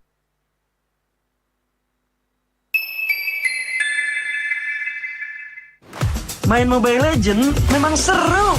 Mabar sama temen makin epic. Apalagi kalau double kill.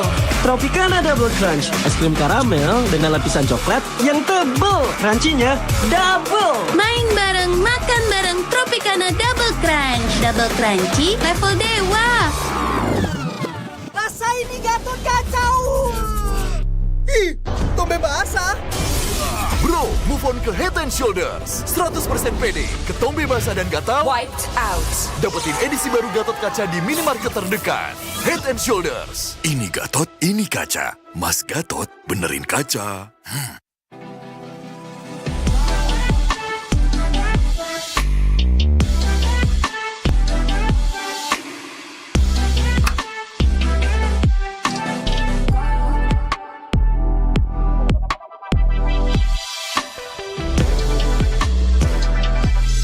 Wow, finished. See you later. Time to go. Kita adalah pejuang yang melangkah dengan penuh keyakinan, menghadapi dunia tanpa keraguan, karena hidup adalah arena pertarungan. Kita adalah pejuang yang tak akan gentar oleh segala tantangan, menghadapi lawan tanpa ketakutan, karena kita terlahir untuk meraih kemenangan. Raihlah kemenangan dengan koleksi terbaru UBS Gold X Mobile Legends Bang Bang, edisi spesial MPL ID Season 13. Saatnya nabung dari hobi bersama UBS Gold.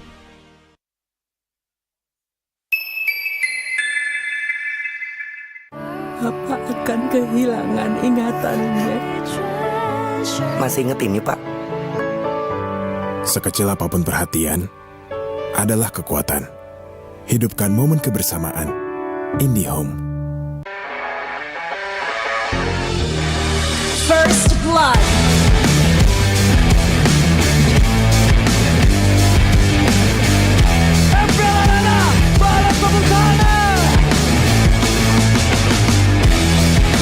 Mendapatkan 2 fokus back to back.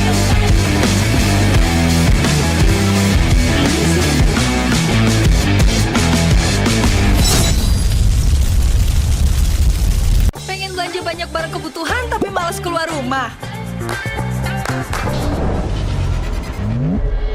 Untung aja pakai aplikasi Klik Indomaret.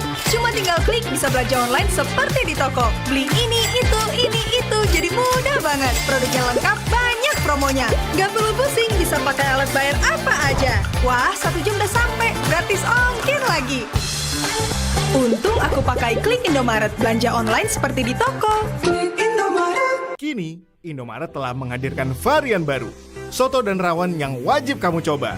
Dibuat dengan daging sapi pilihan, dimasak dengan rempah-rempah khas Indonesia, sehingga menghasilkan rasa soto dan rawon yang otentik khas Jawa Timur. Diolah selama berjam-jam sehingga menghasilkan kaldu yang gurih dan daging yang empuk. Bisa dihangatkan di toko atau bisa untuk stok di rumah. Soto dan rawon daging sapi Indomaret, enak tenan rasane.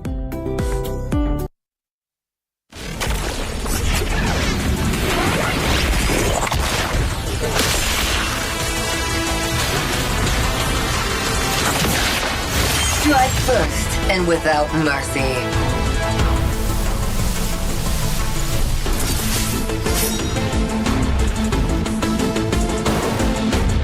Where I tread, death follows. Enjoy your last breath. Deploying smoke. Going dark.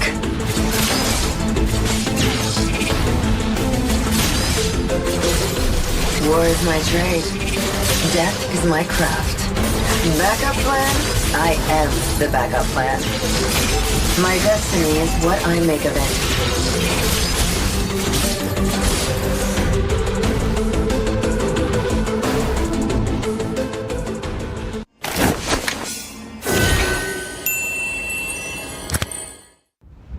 A darkness plagues this world, unseen by mortal eyes. People prayed to the Immortal One to safeguard the sanctity of peace.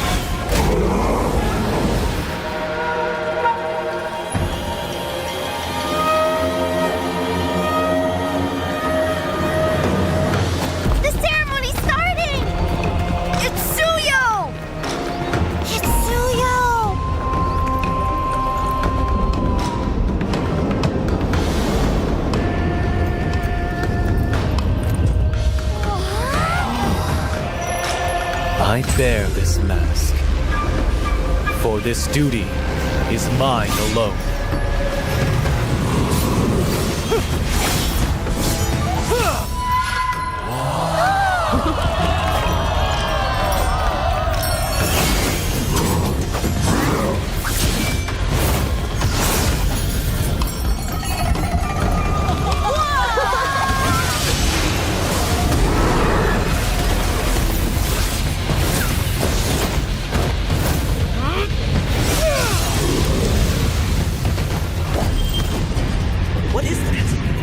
Ceremony over? Mommy, I'm scared. What is that?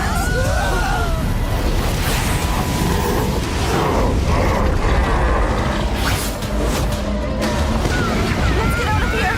Let's get out of here. Let's get out of here. In their hearts, fear festers into darkness. But deep within, there is hope to crush that fear.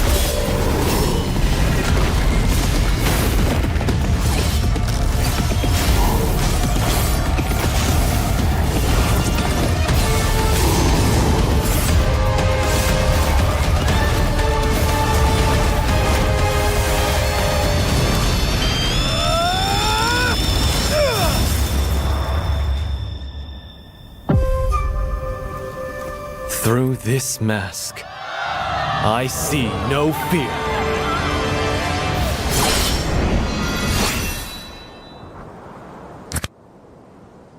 Galaxy A55 A35 5G warna baru. Awesome! Ke circle kita. Diajakin mabar di mana tuh? Circlein aja pakai circle to search. Wah, langsung ketemu tempatnya.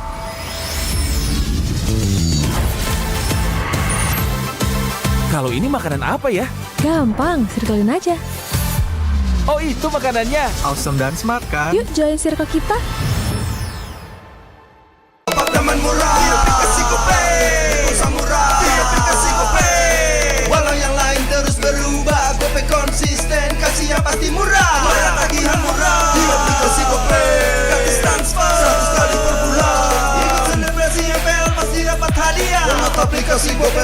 Gak pakai lama, dompet andalan gamers banyak damage-nya.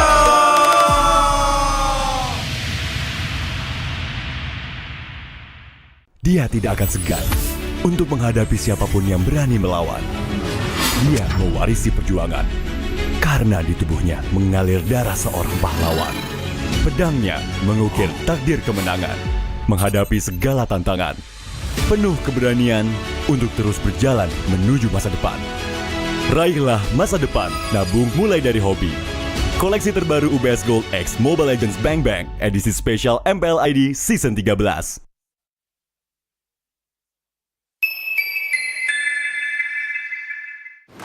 Main Mobile Legends memang seru. Mabar sama temen makin epic. Apalagi kalau double kill. Tropicana Double Crunch, es krim karamel dengan lapisan coklat yang tebal. Crunchy-nya double. Main bareng, makan bareng Tropicana Double Crunch. Double crunchy level dewa. Rasa ini Gatot kacau. Ih, tombe basah. Bro, move on ke Head and Shoulders. 100% pede, ketombe basah dan gatal Wiped out. dapetin edisi baru Gatot Kaca di minimarket terdekat. Head and Shoulders. Ini Gatot, ini kaca. Mas Gatot, benerin kaca.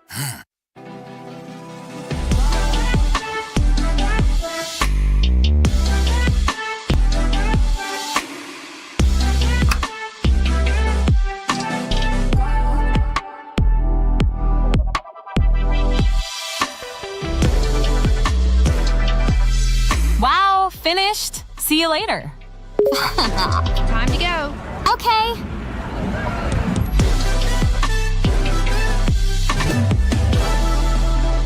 Kita adalah pejuang yang melangkah dengan penuh keyakinan, menghadapi dunia tanpa keraguan, karena hidup adalah arena pertarungan. Kita adalah pejuang yang tak akan gentar oleh segala tantangan, menghadapi lawan tanpa ketakutan, karena kita terlahir untuk meraih kemenangan. Raihlah kemenangan dengan koleksi terbaru UBS Gold X Mobile Legends Bang Bang, edisi spesial MPL ID Season 13. Saatnya nabung dari hobi bersama UBS Gold.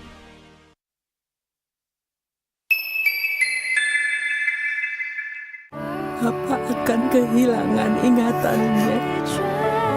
Masih inget ini, Pak? Sekecil apapun perhatian adalah kekuatan. Hidupkan momen kebersamaan. IndiHome. First blood.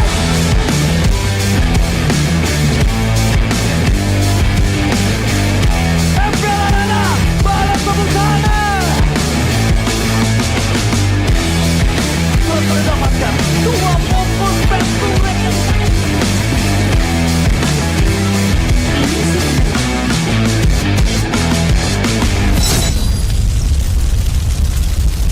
Pengen belanja banyak barang kebutuhan tapi malas keluar rumah. Untung aja pakai aplikasi Klik Indomaret. Cuma tinggal klik bisa belanja online seperti di toko. Beli ini, itu, jadi mudah banget. Produknya lengkap, banyak promonya. Gak perlu pusing, bisa pakai alat bayar apa aja. Wah, 1 jam udah sampai, gratis ongkir lagi. Untung aku pakai Klik Indomaret, belanja online seperti di toko. Kini, Indomaret telah menghadirkan varian baru, soto dan rawon yang wajib kamu coba. Dibuat dengan daging sapi pilihan, dimasak dengan rempah-rempah khas Indonesia, sehingga menghasilkan rasa soto dan rawon yang otentik khas Jawa Timur. Diolah selama berjam-jam sehingga menghasilkan kaldu yang gurih dan daging yang empuk. Bisa dihangatkan di toko atau bisa untuk stok di rumah. Soto dan rawon daging sapi Indomaret, enak tenan rasane.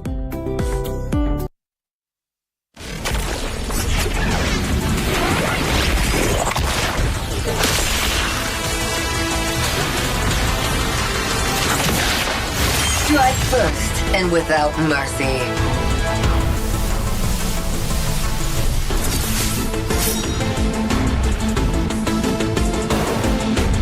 Where I tread, death follows. Enjoy your last breath. Deploying smoke. Going dark.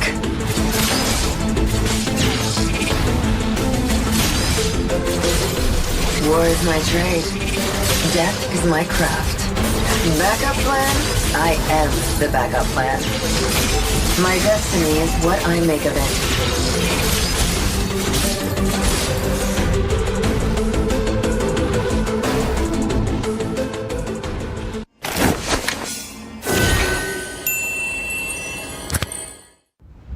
A darkness plagues this world, unseen by mortal eyes.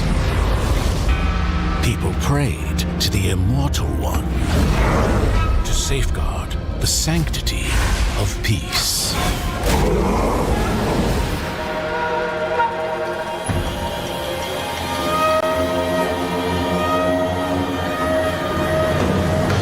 The ceremony's starting!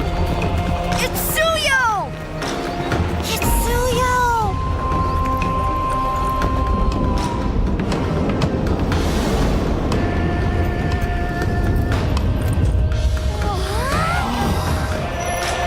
I bear this mask, for this duty is mine alone.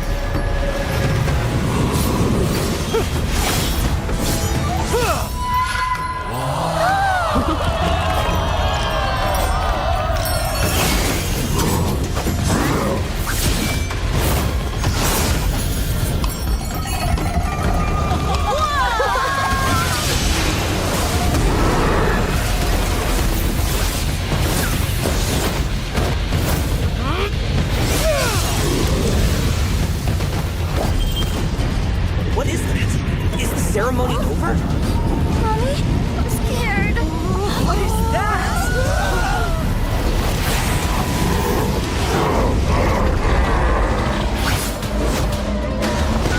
Let's get out of here. Let's get out of here! Let's get out of here! In their hearts, fear festers into darkness. But deep within, there is hope to crush that fear.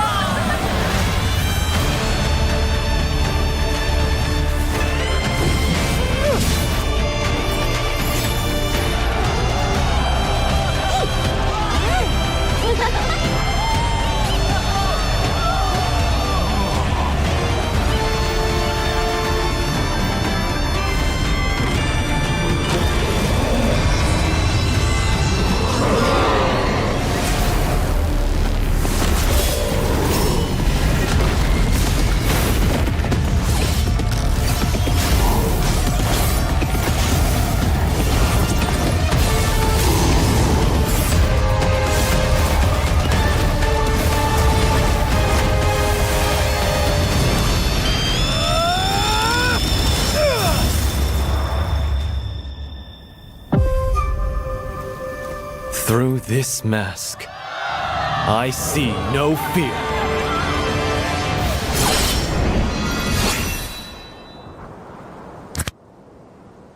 Galaxy A55 A35 5G warna baru. Awesome! Kayak circle kita.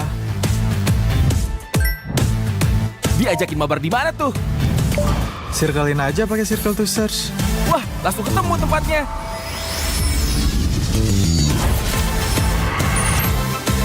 Kalau ini makanan apa ya? Gampang, circlein aja. Oh, itu makanannya. Awesome dan smart kan? Yuk join circle kita. Teman murah, di aplikasi GoPay. Samurai, di aplikasi GoPay. Walau yang lain terus berubah, GoPay konsisten, kasih yang pasti murah. Bayar tagihan murah, di aplikasi GoPay. Gratis transfer, 100 kali per bulan. Ikut selebrasi MPL pasti dapat hadiah. Download aplikasi GoPay baru, nggak pakai lama. Dompet andalan gamers banyak damage-nya.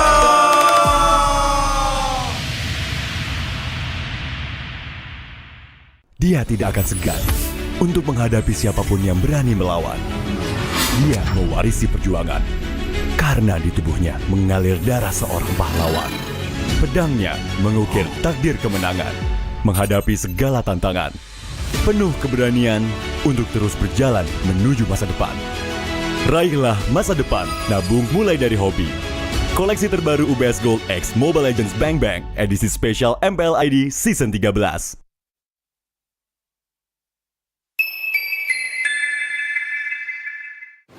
Main Mobile Legends memang seru.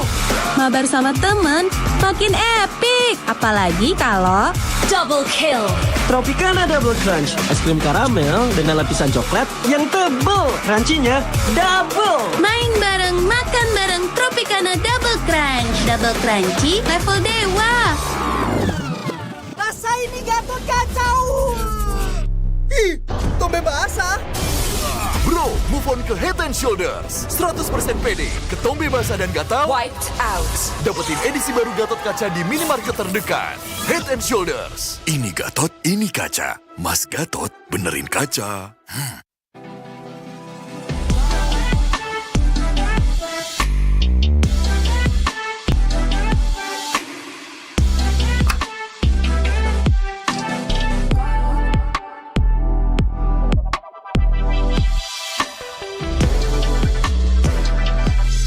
Wow, finished. See you later.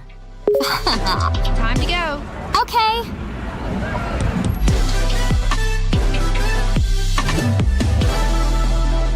Kita adalah pejuang yang melangkah dengan penuh keyakinan, menghadapi dunia tanpa keraguan, karena hidup adalah arena pertarungan. Kita adalah pejuang yang tak akan gentar oleh segala tantangan, menghadapi lawan tanpa ketakutan, karena kita terlahir untuk meraih kemenangan. Raihlah kemenangan dengan koleksi terbaru UBS Gold X Mobile Legends Bang Bang, edisi spesial MPL ID Season 13. Saatnya nabung dari hobi bersama UBS Gold.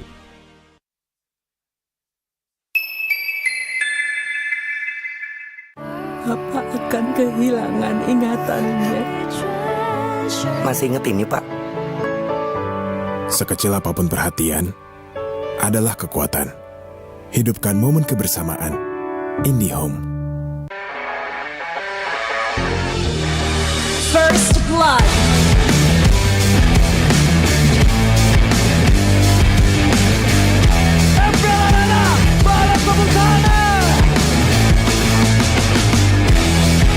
Mendapatkan 2 momen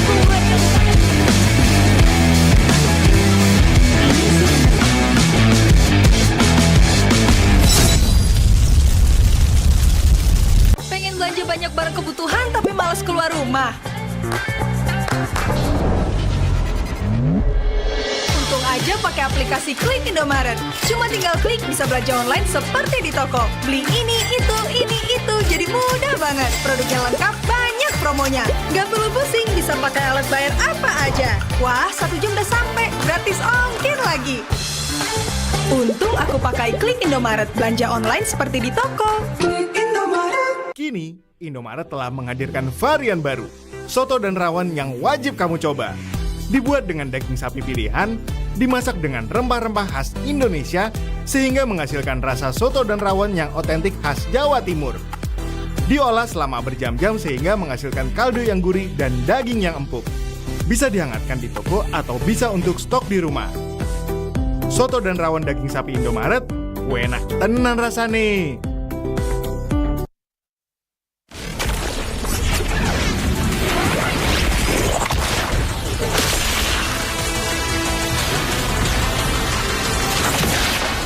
Strike first and without mercy.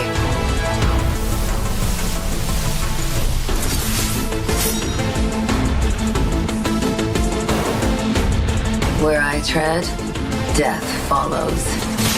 Enjoy your last breath. Deploying smoke. Going dark.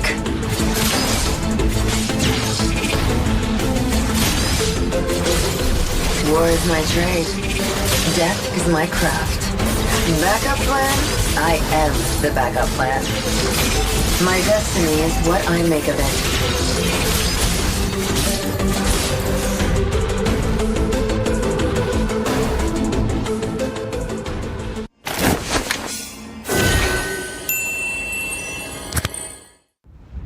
A darkness plagues this world. unseen by mortal eyes.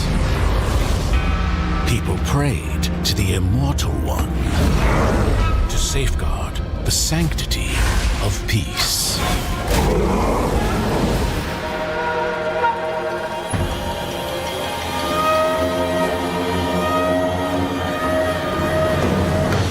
The ceremony's starting! It's Suyo! It's Suyo!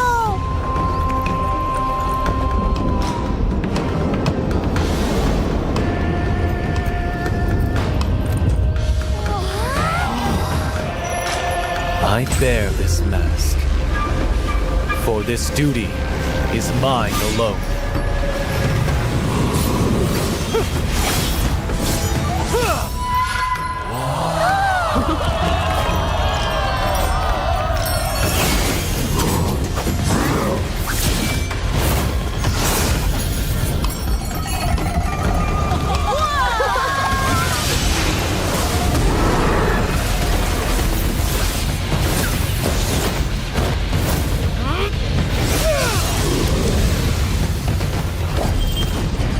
What is that? Is the ceremony over? Mommy, I'm scared. What is that?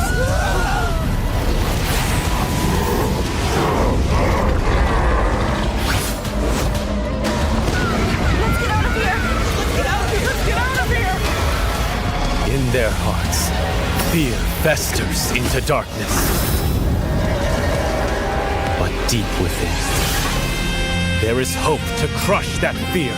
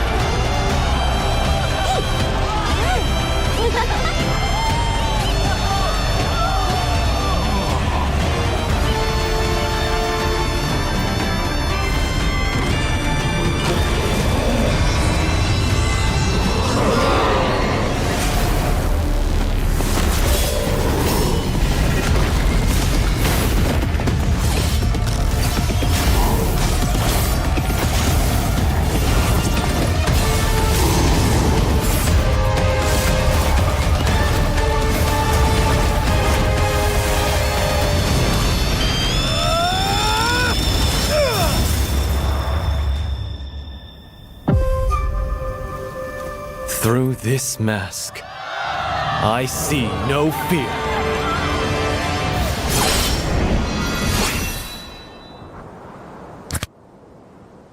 Galaxy A55 A35 5G warna baru. Awesome! Kayak circle kita. Diajakin mabar di mana tuh? Circlein aja pakai circle to search. Wah, langsung ketemu tempatnya.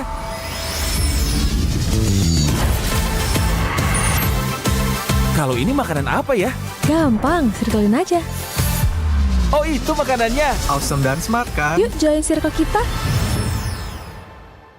Apartemen murah, di aplikasi GoPay. Pulsa murah, di aplikasi GoPay. Walau yang lain terus berubah, GoPay konsisten, kasih yang pasti murah. Bayar tagihan murah, di aplikasi GoPay. Gratis transfer, 100 kali per bulan. Ikut selebrasi MPL pasti dapat hadiah. Download aplikasi GoPay baru, nggak pakai lama. Dompet andalan gamers banyak damage-nya.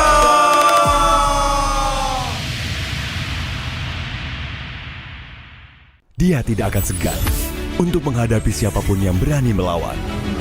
Dia mewarisi perjuangan karena di tubuhnya mengalir darah seorang pahlawan. Pedangnya mengukir takdir kemenangan, menghadapi segala tantangan. Penuh keberanian untuk terus berjalan menuju masa depan. Raihlah masa depan, nabung mulai dari hobi.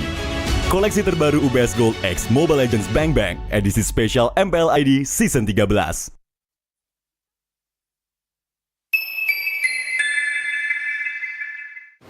Main Mobile Legends memang seru. Mabar sama teman, makin epic. Apalagi kalau double kill. Tropicana Double Crunch, es krim karamel dengan lapisan coklat yang tebal. Crunchy-nya double. Main bareng, makan bareng Tropicana Double Crunch. Double crunchy, level dewa. Rasa ini Gatot kacau. Ih, tombe basah.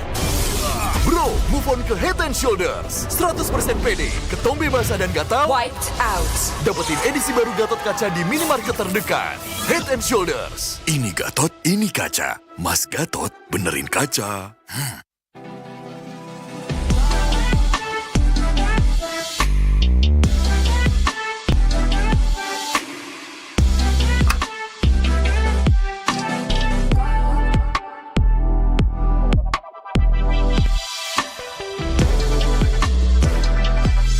Wow, finished. See you later. Time to go. Okay.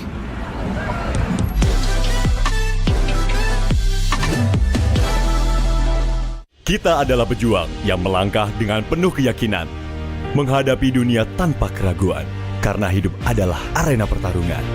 Kita adalah pejuang yang tak akan gentar oleh segala tantangan, menghadapi lawan tanpa ketakutan, karena kita terlahir untuk meraih kemenangan. Raihlah kemenangan dengan koleksi terbaru UBS Gold X Mobile Legends Bang Bang, edisi spesial MPL ID Season 13.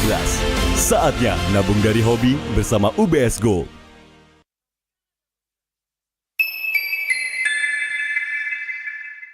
Apa akan kehilangan ingatannya? Masih inget ini, Pak? Sekecil apapun perhatian adalah kekuatan. Hidupkan momen kebersamaan. IndiHome. First blood.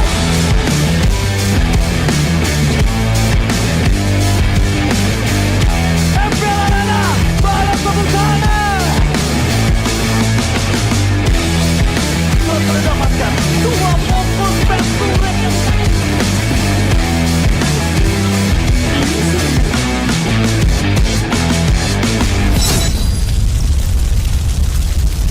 Pengen belanja banyak barang kebutuhan tapi malas keluar rumah.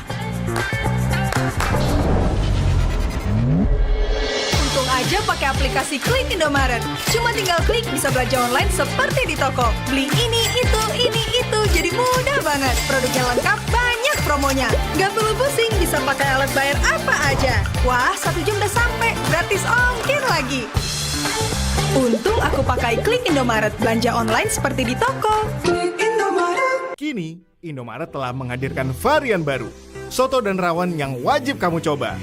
Dibuat dengan daging sapi pilihan, dimasak dengan rempah-rempah khas Indonesia, sehingga menghasilkan rasa soto dan rawon yang otentik khas Jawa Timur. Diolah selama berjam-jam sehingga menghasilkan kaldu yang gurih dan daging yang empuk. Bisa dihangatkan di toko atau bisa untuk stok di rumah. Soto dan rawon daging sapi Indomaret, enak tenan rasane.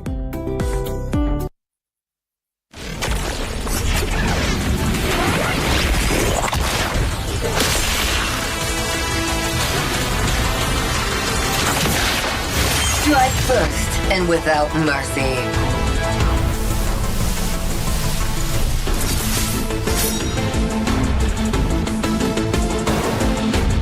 Where I tread, death follows. Enjoy your last breath. Deploying smoke. Going dark.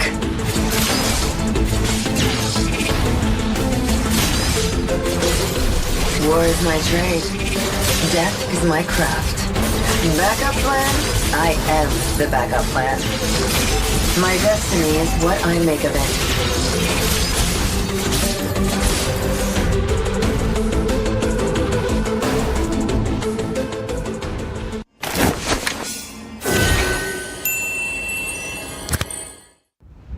A darkness plagues this world, unseen by mortal eyes. People prayed to the Immortal One to safeguard the sanctity of peace.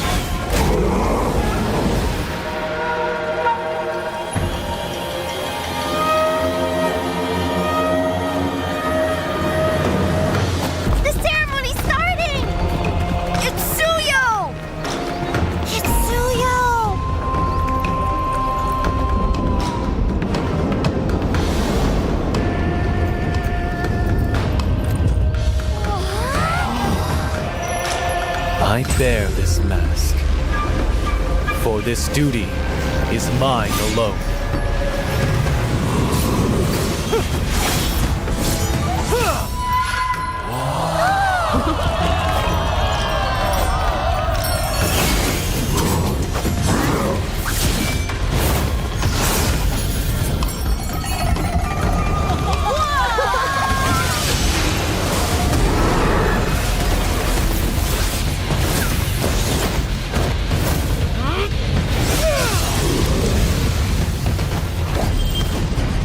What is this?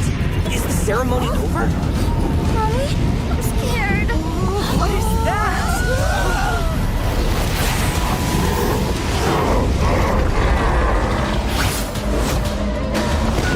Let's get out of here. Get out of here! Get out of here! In their hearts, fear festers into darkness. But deep within, there is hope to crush that fear.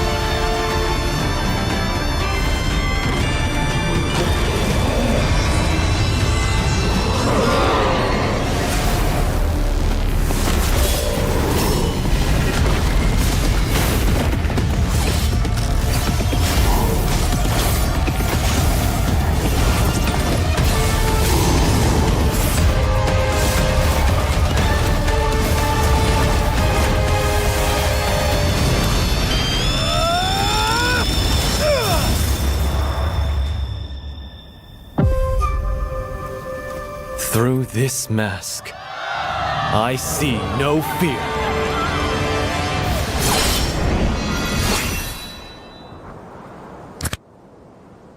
Galaxy A55 A35 5G warna baru. Awesome! Kayak circle kita. Diajakin mabar di mana tuh? Circlein aja pakai circle to search. Wah, langsung ketemu tempatnya.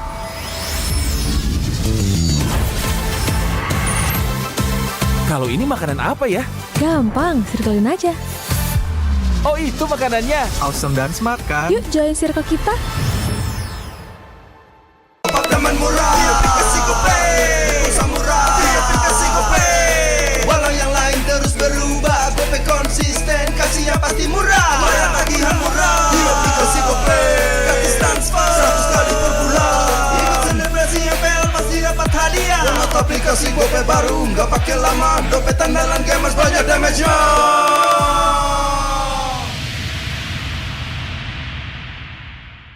Dia tidak akan segan untuk menghadapi siapapun yang berani melawan. Dia mewarisi perjuangan karena di tubuhnya mengalir darah seorang pahlawan. Pedangnya mengukir takdir kemenangan, menghadapi segala tantangan. Penuh keberanian untuk terus berjalan menuju masa depan. Raihlah masa depan, nabung mulai dari hobi. Koleksi terbaru UBS Gold X Mobile Legends Bang Bang edisi spesial MPL ID Season 13.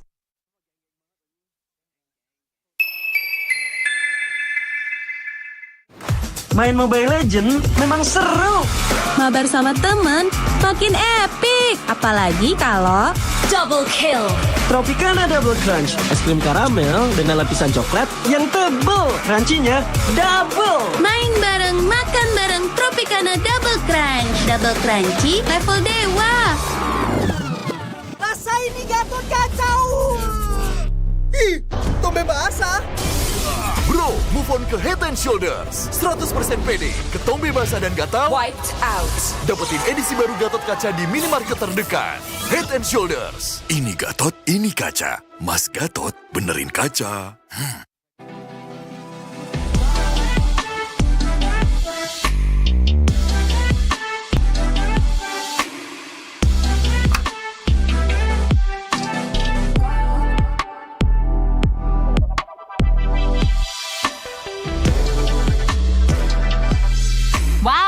Finished. See you later. Time to go. Okay.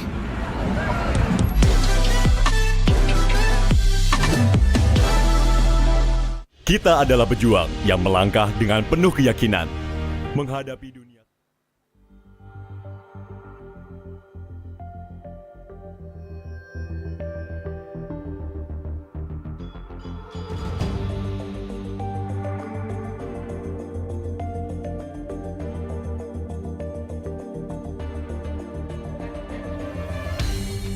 Aku kan berdiri dan terus berlari, terus ke arah puncak tertinggi.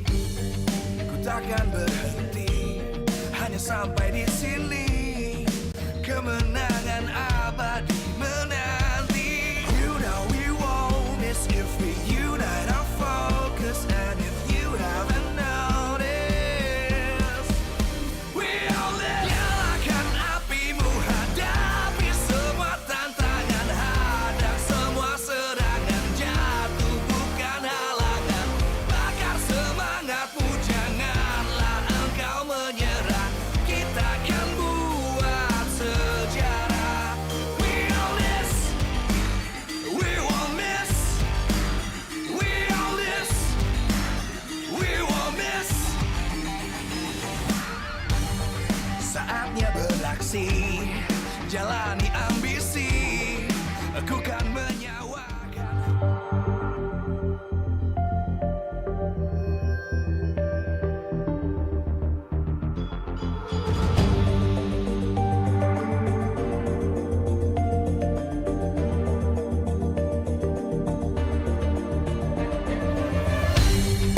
Aku kan berdiri dan terus berlari, terus ke arah puncak tertinggi. Ku takkan berhenti, hanya sampai di sini. Kemenangan abadi menanti. You know we won't miss if we unite our focus. And if you haven't noticed, we all live. Nyalakan apimu, hadapi semua tantangan, hadang semua serangan, jatuh bukan halangan. Bakar semangatmu, janganlah engkau menyerah. Kita akan buat sejarah.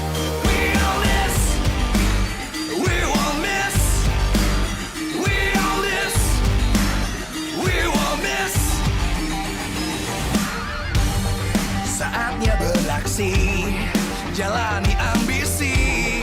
Aku kan menyawakan hari ini. You know we won't miss if we unite our focus. And if you haven't noticed, we all live. Nyalakan apimu, hadapi semua tantangan, hadang semua serangan, jatuh bukan halangan. Bakar semangatmu, janganlah engkau menyerah. Kita akan buat sejarah. We all this, we won't miss. We all this, we won't miss. We all this.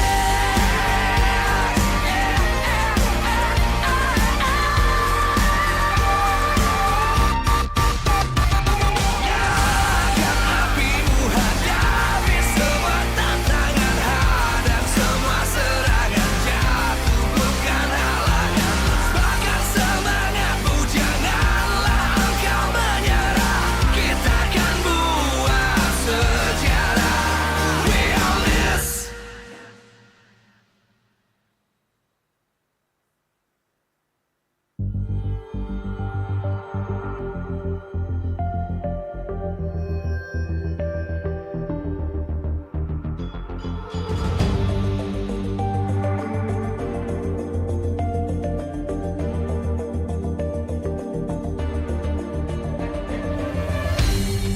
Aku kan berdiri dan terus berlari, terus ke arah puncak tertinggi. Ku takkan berhenti, hanya sampai di sini. Kemenangan abadi menanti. You know we won't miss if we unite our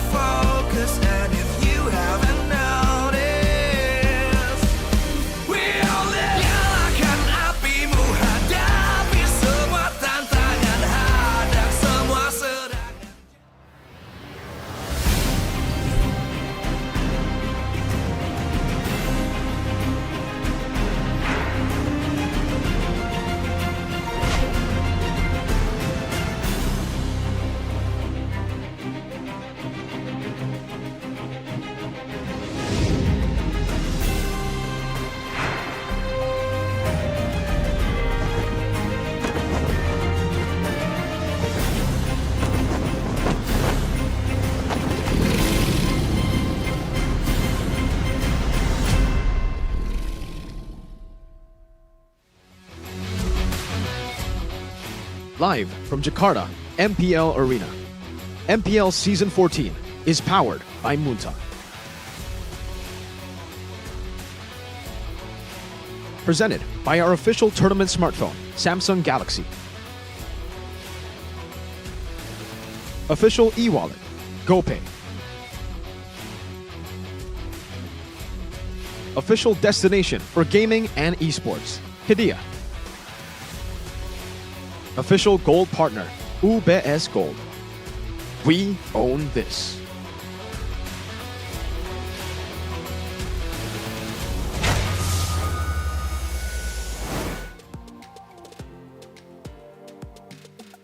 Dan inilah dia Match of the Day untuk hari ini di hari yang pertama minggu yang ke-7 di MPL Indonesia Season 14. The Cavalries dan juga Big Troopers pastinya nggak sabar untuk menyaksikan leg kedua dari kedua tim ini. Kita melihat bahwa Bigetron berhasil memenangkan dengan 2-0 di minggu awal mereka melawan tim Liquid ID. Tapi kali ini mereka bukan tim Liquid yang dahulu.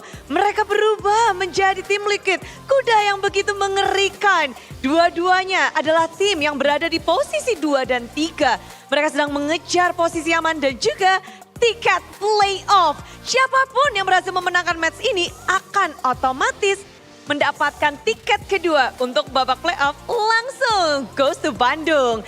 Dan melihat antusiasme dengan perkembangan kedua tim ini, semuanya melihat bahwa Bigetron tetap stabil dari season sebelumnya. Dan season ini pun mereka semakin kuat pula, masih cukup stabil. Namun yang memberi gebrakan adalah tim Liquid ID. Mereka memiliki player-player muda dengan semangat yang membara dan juga permainan yang sulit untuk ditebak. Kita bakal langsung ngobrol-ngobrol sih bersama dengan salah satu insider. Kita bisa membahas bagaimana dari tim Liquid ID yang sekarang bukanlah tim Liquid ID yang awal. Seperti apa? Kita akan langsung saja undang Ngap Yawi. Wah. Langsung pada semangat ya. Yang kangen Yawi teriak. Akhirnya. Halo Bang. Halo Bude. Apa kabar Bang? Baik. Baik, disapa dulu dong ini The Cavalries-nya. Can you say hi to them? Halo guys. Waduh, langsung pada happy semua. As we can see, we will talk something about Team Liquid. We will see something together. Because Team Liquid ID, kita bisa kayak, nah ini dia, mentalitas muda dan berbahaya. As we know that you are the champion of M4. You have two young players, Sanford and Sanji. They joined MPL P8 at age 16. They're young. And now you have the young player on your team as well. But we will goes back to M4 first. How these two players, Sanford and Sanji, affecting or giving something in your team at that time? Gameplay mereka kayak unik banget gitu. Kayak mereka bisa lakuin yang hal yang lu gak bisa cari di role lain. Misalnya si Sanji, dia banyak yang gameplay yang lu gak bisa lihat di mage lane gitu, sama kayak Sanford. Terus chemistry mereka kayak bagus banget gitu, berdua. Outside sama in game. Jadi banyak banget ya ternyata dari kedua ini. But how the young blood affecting the teams? Darah muda, ini bertiga semangatnya. Yang berdua dulu, ya, at M4. At M4. Impactnya kayak gede banget gitu. Karena apa ya, mereka gak takut gitu lawan siapapun. Kayak bantai aja gitu. Berani aja semuanya. Apakah itu yang dimiliki oleh ketiga pemain baru juga nih dari tim Liquid Indonesia? So, is the mentality that the same with the new player? Yang gue lihat sekarang ya sama sih. Kayak potensial ini bertiga kayak gede banget gitu. Potensialnya gede juga. But is this making you recall like, oh, it feels like M4 with these players? Are they bringing like the new gameplay as well? Iya juga.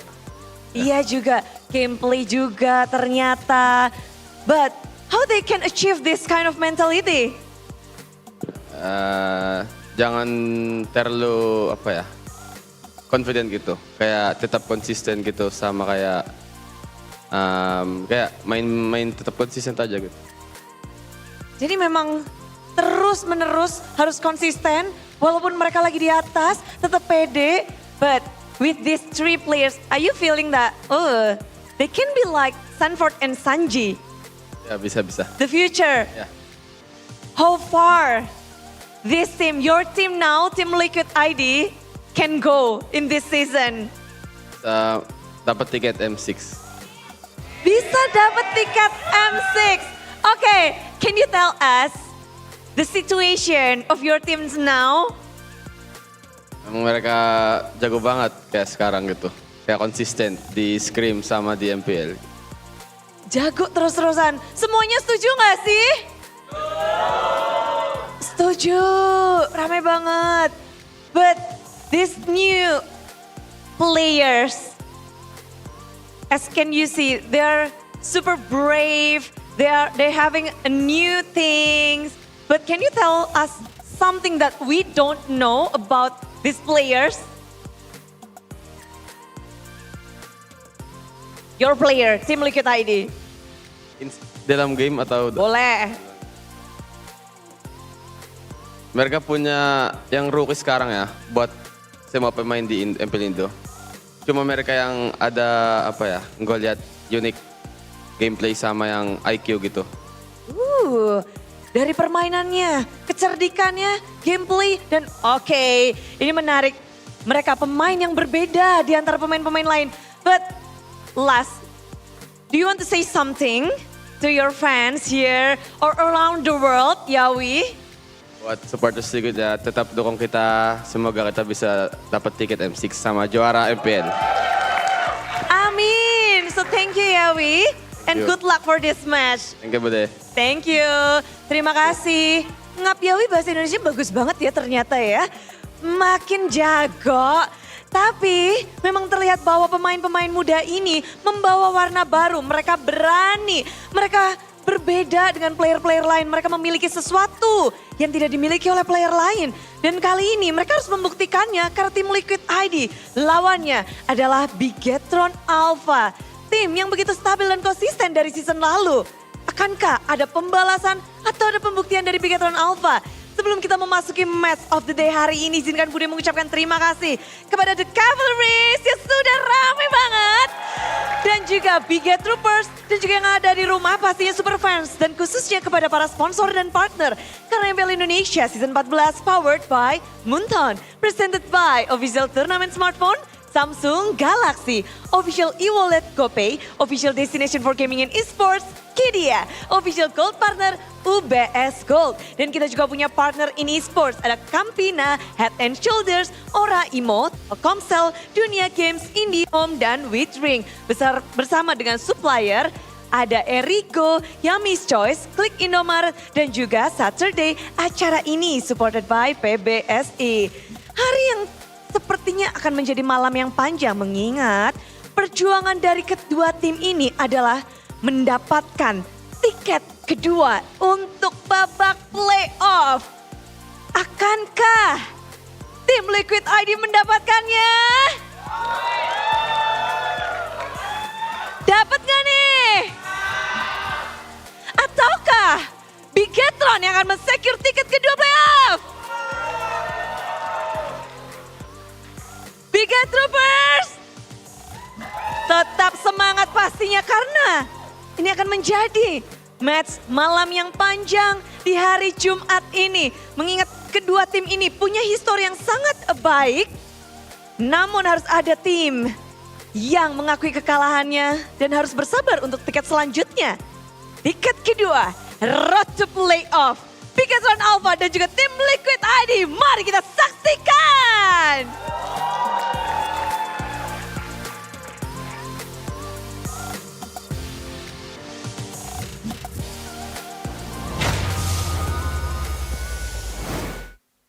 Cavalry got absolutely smacked by the robots in leg number 1. But in leg number 2, a whole new lineup, a whole new flavor in their composition. Can they turn this around and claim that second playoff ticket here in MPL Indonesia Season 14? Welcome back, ladies and gentlemen, for BTR versus TLID once again with Shefin, Rashi, and Mirko, the mac and cheese, back at it again to cast this match. We've got a fire match here, and like Shefin said, yes, Bigatron Alpha were able to absolutely stomp Liquid in the first leg. In the second game of that first leg match, they even pulled out the Yin and won on the Yin. That is the only Yin pick and the last Yin pick. That was the first, last, and the only win that we've seen from Yin. Will they try to do something of the sorts again against Liquid? I don't think so. It's a whole different Liquid, man. A whole different story right here for this match. Some people might feel like it might be one-sided, but again, with the track record so far, Team Liquid have been quite unbelievable, right? Exceeding everyone's expectations, and they are racing to that upper bracket slot. They're trying to elbow the red robots out of the way and trying to use that momentum, that speed that the Cavalry likes to do best. It's amazing, their journey in Season 14, man. Because after their first 2 matches that they've lost, they've only lost once with this lineup. It's like EVO's story all over again. Yeah.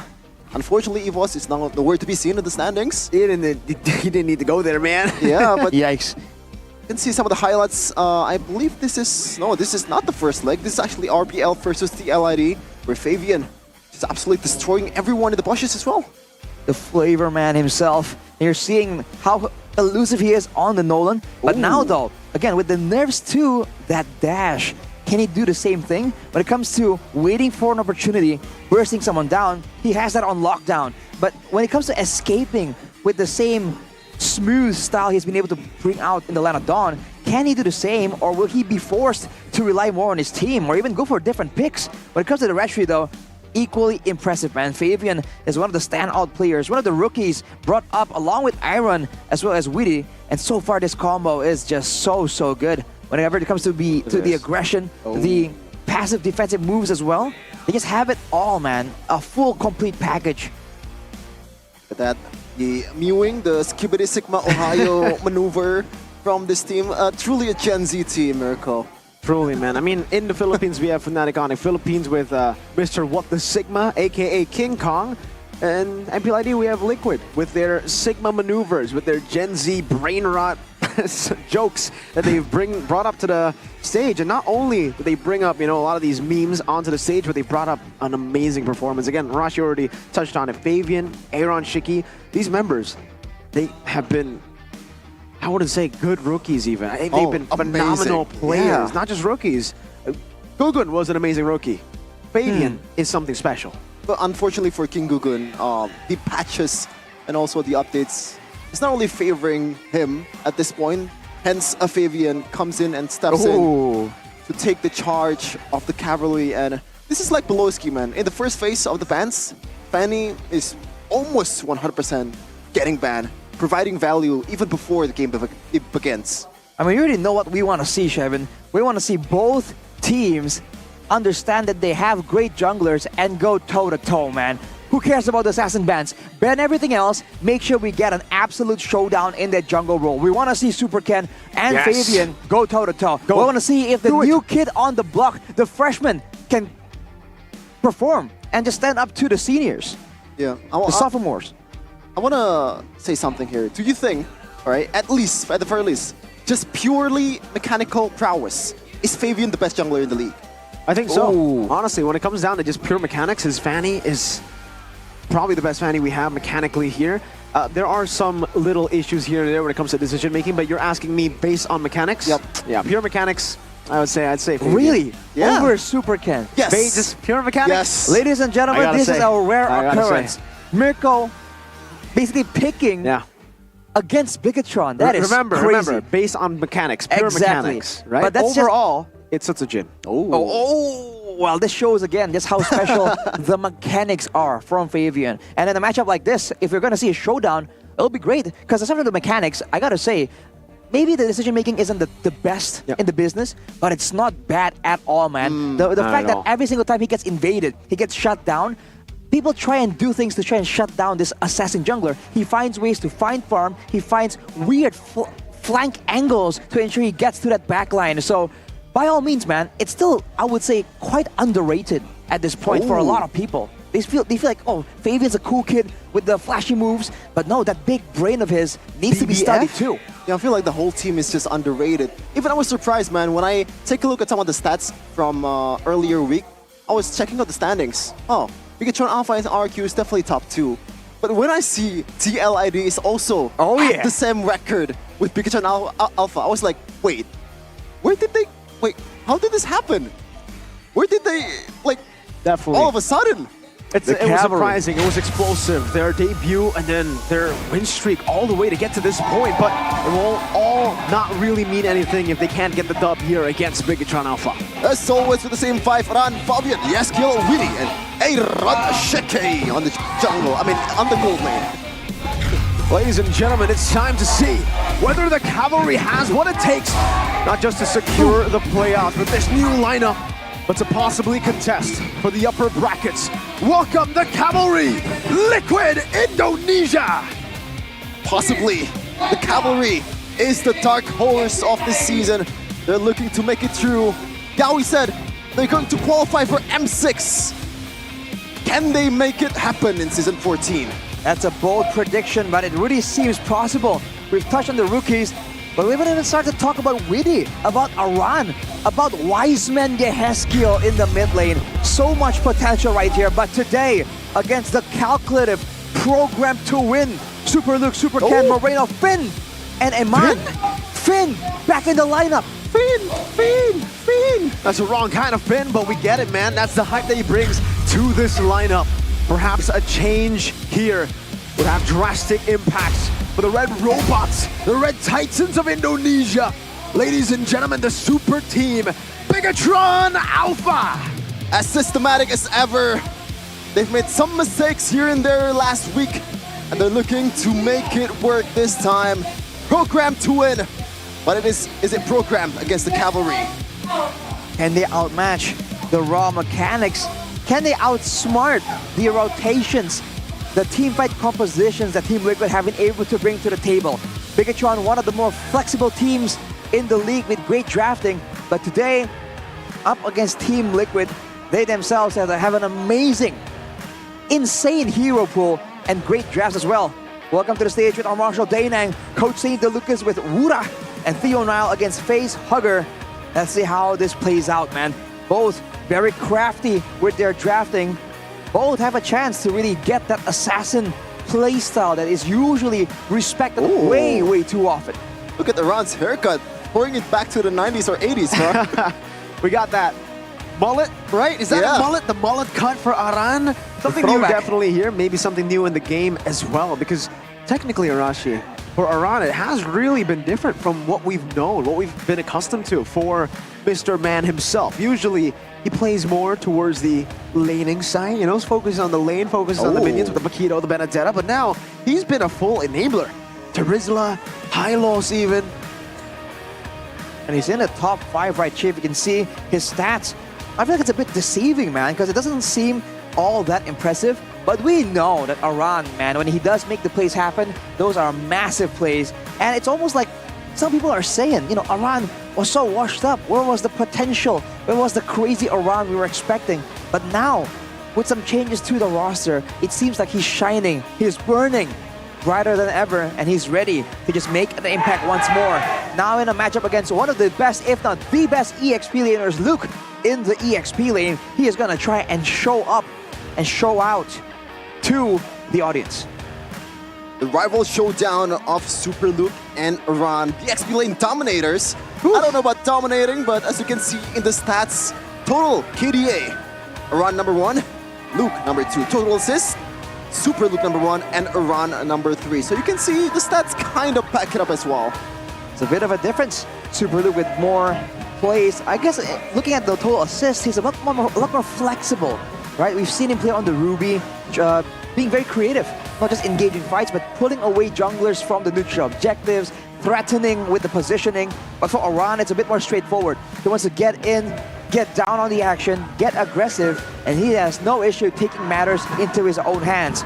The thing is, we've seen Super Luke do the exact same thing when the situation calls for it, which is why there's just so many highlighted matchups right here between both these teams.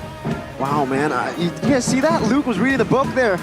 I don't know if this is a new kind of Bigatron Alpha, because obviously, I don't remember them actually hovering over towards Theo Nile more than Wura. Has there been a little bit of a swap here when it comes to who tackles the draft, who gets to dictate that draft? But we do have a message from the spicy man, the spicy boy, Aran.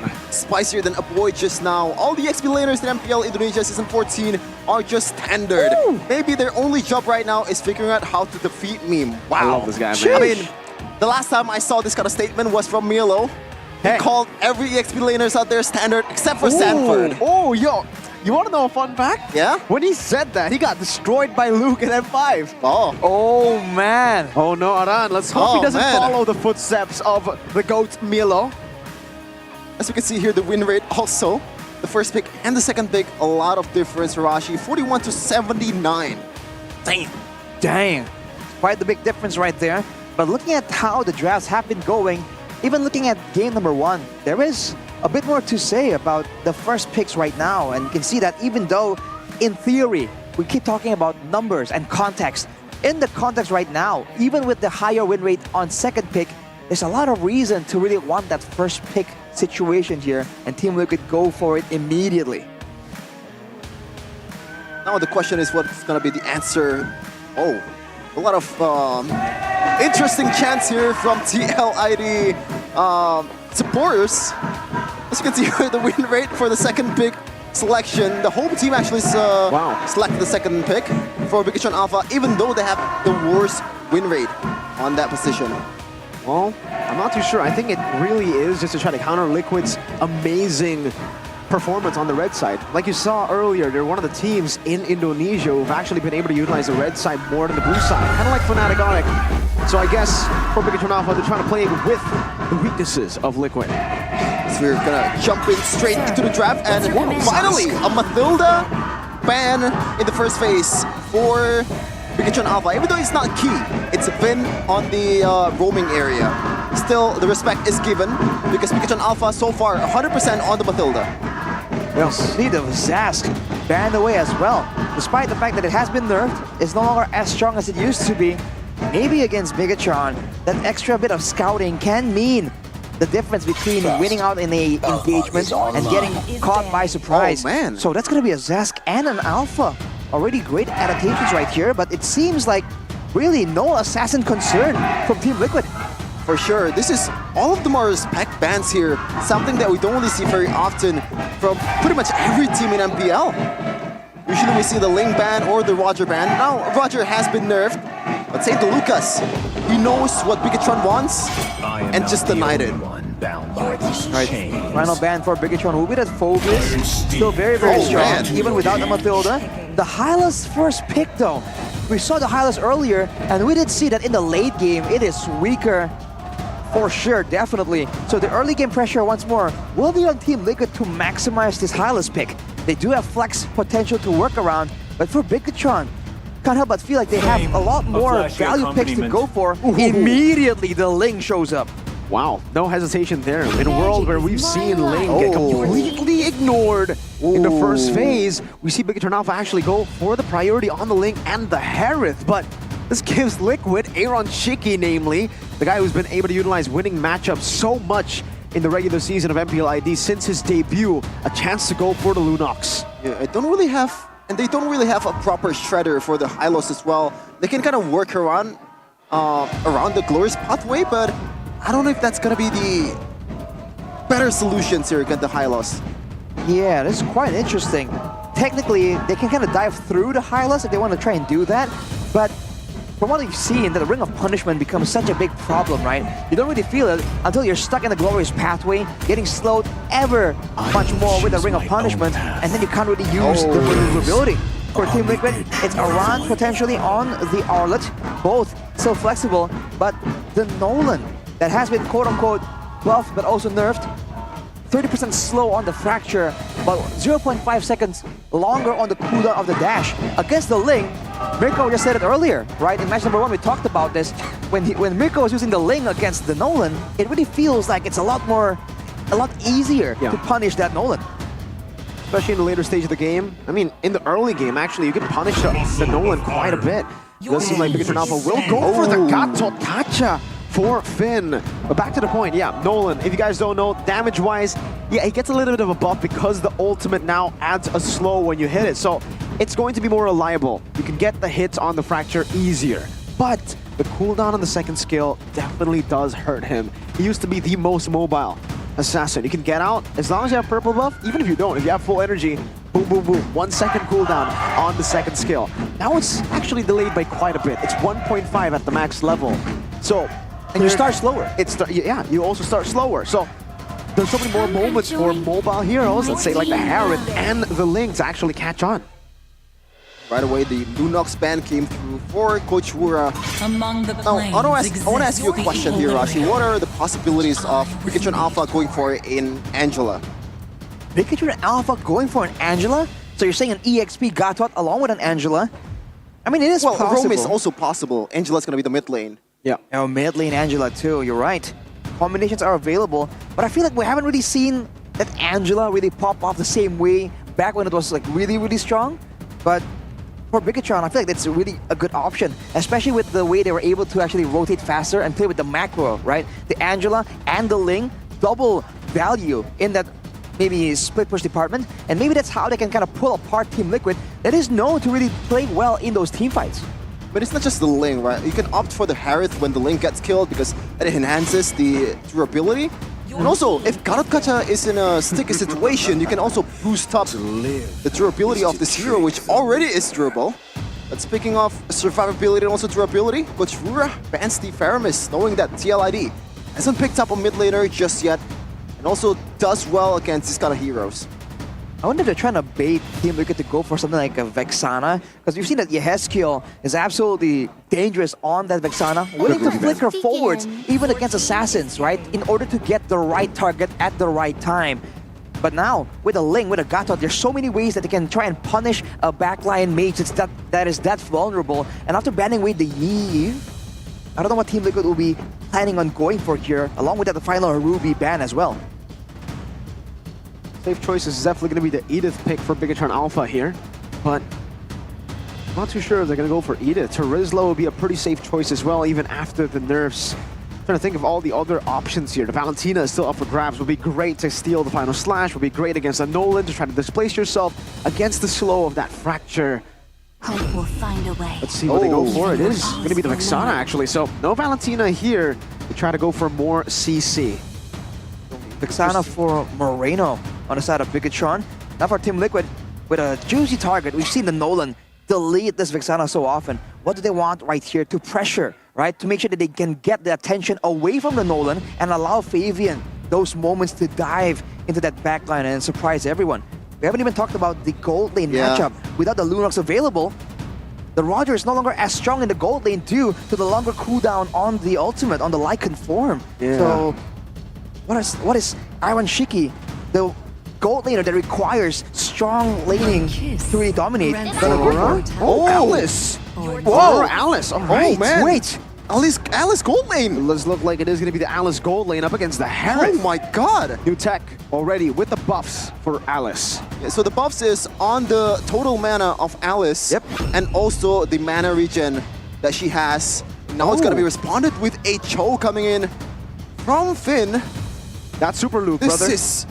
Oh, yeah! Boy, throwback to man. the game they lost against Evo. Super Luke, when he was part of Geek Fam, when they picked up the Cho in the playoffs of MPL Indonesia Season 13. Gotta be honest with you, it really kind of feels like that because from Team Liquid's IB side, there's really no real target that's pretty much a prime target for the Cho. You can pick up the Nolan, but it is really hard. No, all of them are using Flicker. No Purifies. So even the Alice can be locked down by the Cho. But it is not a prime target either. Once the ultimate has been casted, that survivability is going to come through. A lot of burst though coming in from Bigatron. That's a Vexana, the Harrod too. Oh man, an interesting draft indeed. One of the more interesting ones so far in this day. Let's see though how will they fare up in the Land of Dawn. This is the battle of that second playoff spot. A battle to the Sea of Fire. Bandung between TLID and Bigatron Alpha.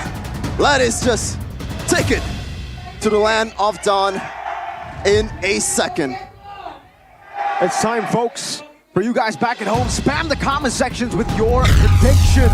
Will it be Bigatron Alpha or Liquid ID, the robots, or the cavalry? This is how this plays out, man. This Alice is just so intriguing right now. With the buffs to the total mana, the Blood Ancestry allows her to heal 3 max mana per second. By all means, he's usually already very mana healthy at this point. But in the gold lane, how is that meta going to go? Because she does like to farm up. But with the aggressive nature of the current meta, it really is interesting to see how this is going to go. But for the side of Team Liquid, with all of this AoE, right, even from the Alice technically, Bigatron, you got to be really careful when they're picking and choosing their engagements. As we take a look at the emblems by Indigo, Tenacity and Vitality for Finn on the Gatakacha, the Inspire for Eman to make those outplays happen. But for Luke, you already know that he is running, man. Agility and the Wilderness Blessing. It's all about clearing the waves and having more impact macro-wise with the rotations compared to this Arlet. Actually still running the tankiness emblem, the tank emblem, and then going for the no mana route. So it is most likely going to be a full tank build Chow here, just like what Rez used in Onyx. And let's just see what's going to happen in this gold lane. Aaron Shiki, I don't think he's going to be able to pull off the weak side kills, just like against CW on the Alice. Well, that's a weird question here, Mirko. In the gold lane, how is this matchup supposed to work? Oh, hold up. Good stun over to Finn. Pops in Revitalize. Fabian is there as well. So Terrify coming down now. It's actually the Super King walking up as well. Moreno flickering out of the combo. That's the top of the blades. Not enough to get the kill. Just get Super King. Getting the blades to finally get rid of Witty.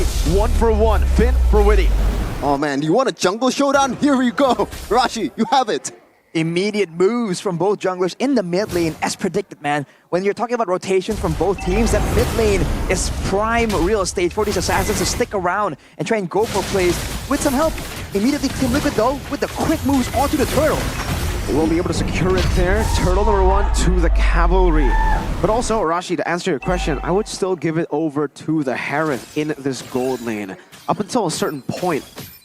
Then Aaron Shiki, once he gets scaling up, once he can heal over the damage of Eman, then that gets tough. I think around level 7 will be where Aaron gets the dub. There's a bit of a fighter matchup technically with Iron here. The help of Weedy, but look at Eman. Ooh, good damage with his Eman Force. Look at that. Poking Aaron down, but for Liquid, it's all about clearing this wave to try to get Aaron to a comfortable spot. All right, here, looking at some of the stats, it's a debut pick for Moreno and Finn, actually. But looking at the moves, it's surprising to see that Aran actually was able to rotate faster compared to Super Luke. So the laning phase is going quite interesting well. But look at where Super King is, man. Gonna wait for a chance possibly to go to that EXP lane as we take a look for the talent prediction by New Application GoPay. Oh man.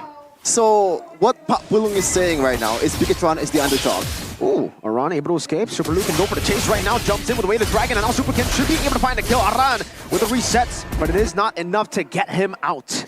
Tried to pull a Tyrant there, but didn't make it just yet.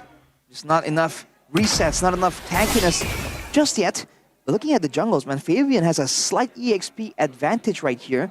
But you are seeing how carefully both teams are playing, especially in the mid lane. You can see Moreno and Yeheskiel unwilling to really expose too much. But look at this. Ooh, Fabian walking up, trying to get that passive down. Super Luke now trying to run. Ooh, well played by Fabian. Patient as ever. A freeze down a mid lane.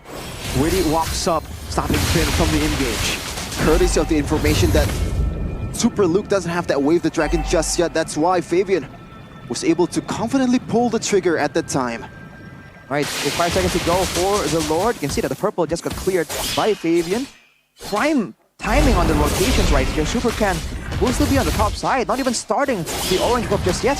If Team Liquid want to go and start this, force something out. Again, they have all the AoE tools, but look at the bottom side. Aaron might be in trouble here. Goes in for Flowing Blood, and Mon tries to follow it up. Super Luke now jumps in with the Kudo. And away the Dragon. Witty still has Revitalize, still able to survive now. Zaran jumps in over the Finn with the Vengeance. Aaron recalling Super Ken in his own jungle, but this time on the correct side of the map. And Mon might be caught. Aaron Shiki with the Flowing Blood trying to go in. Now Fabian with the burst damage. Purify out of the slow. Aaron very low. Flowing Blood to escape. And now the Avatar almost catching him, getting the top down. And Mama's Zaman Force now chasing Witty. Ken not going to overchase. Around the Vengeance. Now onto Finn. Bigatron will just be happy with the turtle. Moreno is sitting there. Goes in for the Curse Blast and the Terrify to secure a free turtle over for the Red Robots. Feels like so far the Alice has been a liability rather than providing value, Rashi. So far, Aaron Shiki has been losing his blood before the fight even begins. Especially in the 1v1 like that, that is not where the Alice shines. You want to be disruptive in the middle of a big team fight. And in theory, Team Liquid could have gone for it with that Alice in the early part of the game right here. But ooh, look at that steal from Fabian though, clean as ever. But I feel like he should have taken it a bit more slow before going in for a play like that. Yeah, gotta be a bit more careful. Especially Alice as a hero at the end of the day that needs some items to work. Let's see if that's gonna be able to make TLID have this stability because this match... Wait. That was an interesting reset. I don't think I've ever seen that kind of interaction, but it does definitely slow down the... Oh no. The timing of that slowdown, Super Luke knows where he's at. He can go for it. Wait, the Dragon! And the Terrify. What a combo from the Red Robots! And the TLBH recalls against TLID. That hurts. Man, the slight delay on the purple buff. But look at Aaron though. We're going to get out of this situation. You're seeing the pressure of this Harith. And Team Liquid, they're just falling short because they're allowing Bigatron to clear the waves first and make the first move before they can even rotate. Setup, like we talked about in match number 1, is just more important when it comes to games like this, with both junglers being equally dangerous. But 2.3k gold lead for Bigatron Alpha. So remember, this is a battle to decide who's going to go to the playoffs to Bandung after RRQ, the Kings of Kings, claim the first ticket. So they have to go all out in this match. It's Aaron Shiki and Weedy. Look at that. Aaron Shiki just forced to respond every time Eman makes a move. Still in a level down as well, halfway to that level 9 mark. So he is trying to farm his best. But if you look at the situations right here, he is definitely still struggling as the turtle spawns. I don't know if Team Liquid even have the prio to even go for this first. They gotta be aware of Super Luke using that movement speed to try and get some flanks, get some information as well. Doesn't have the flicker just yet, Super Luke, so an information that TLID is happily welcoming. Fabian actually opted to go for the purple buff first, as Super Ken didn't really pull the trigger on towards the turtle. So it is a battle of patience here before the first or second objectives. Super Ken with the prio. Fabian quite near, but he's on the orange buff. Witty still in the midst of it all, trying to go for the steal right now. As Fabian walks up and Super Ken wins out the red tree battle. Fabian not there in time. Turtle for free to Bigatron Alpha. Good discipline as well from Bigatron Alpha. They know that the resources are gone. We have all the gold in our hands from the turtle. And even though it's a relatively low-kill game, you're seeing Bigatron pull away in the gold lead because they can afford to be a bit more spread out with all the mobility and survivability tools they have right here. Whoa! Good kick, way the dragon now in towards the Eternal Guard, and Super Ken has just been fed on a silver spoon. Eman with the Mon for some time, gonna go over to Aaron Shiki now with the Avatar missing. Eman cannot survive. Goes to the Purify, the chase coming down as well. The flowing blood catches him. Two-man taunt, Yehezkiel rotating Finn, unable to get the trade. It is a 1-for-1 Aran for Eman. Finally, we see some kind of utility from Aaron Shiki. That combo, the glorious pathway, and the DPS, quote-unquote, coming in from Hylos and also Alice. It's a force to be reckoned. They force their way on towards the top lane and they're able to take it. Oh, almost like a combo right here, right? The two AoE DPS rings around the Hylos and the Alice can really work well together.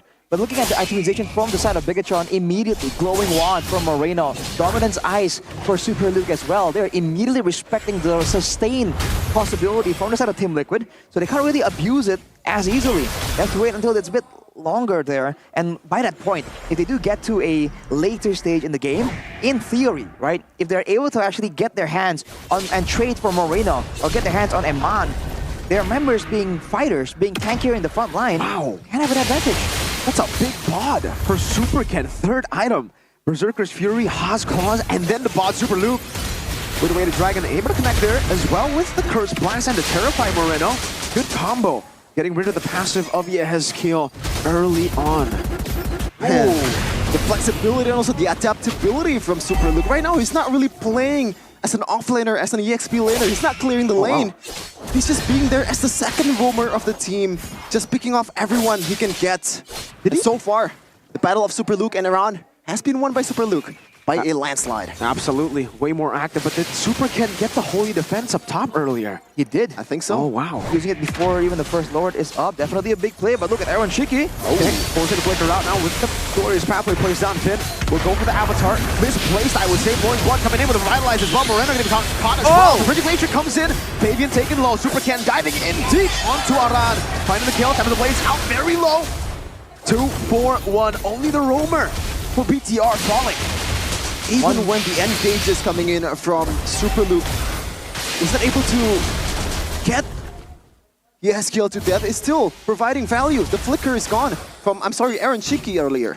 It's a 2-4-1 for the side of Bigatron and potentially the Lord as well.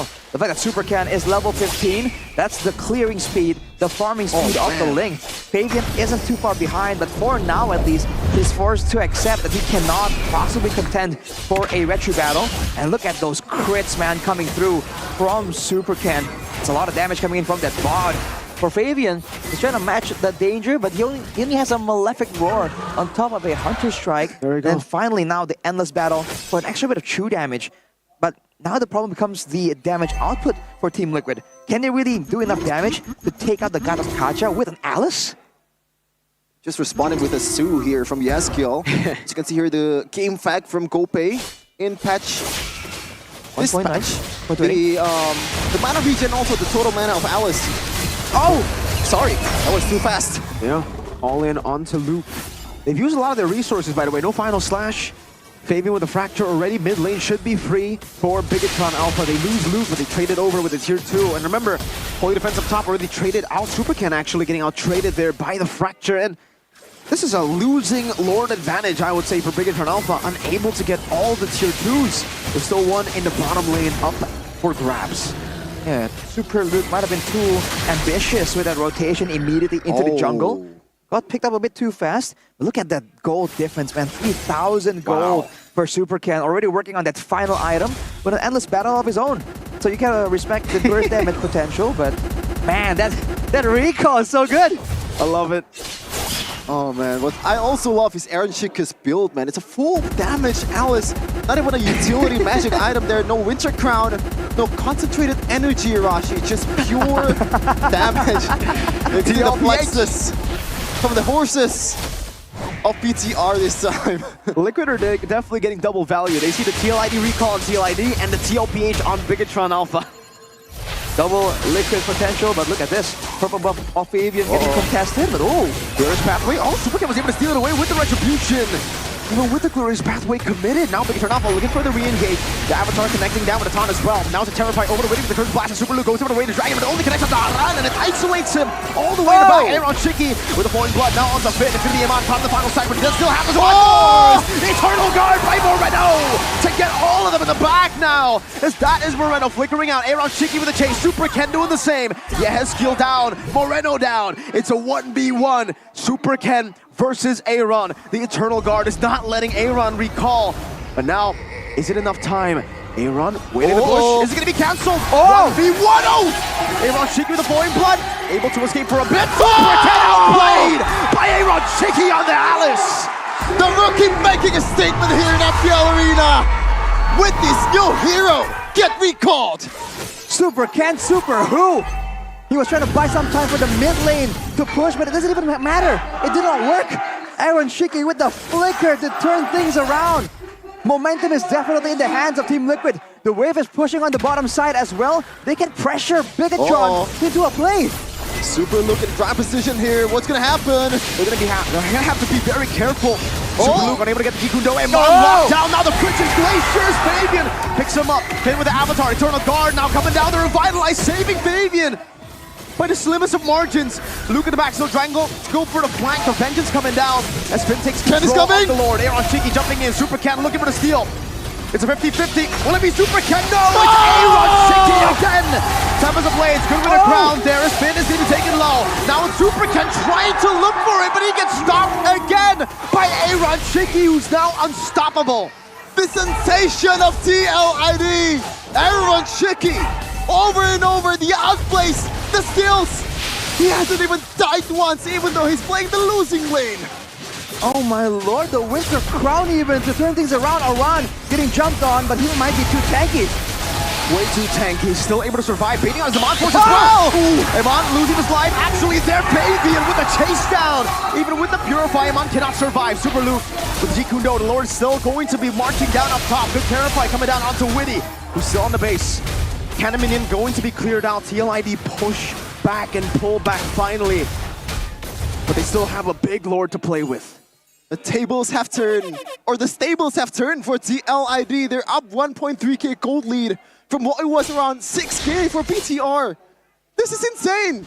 All in the back of Aaron Sheki. Ooh, they're gonna be rotating to the top side. Super Ken, one blown against the Lord, but is he too deep? He might be. He has the pinch poise. He has skills there too. Super Ken trying to run away. My goodness! And the Tempest of Blades buys a bit of time.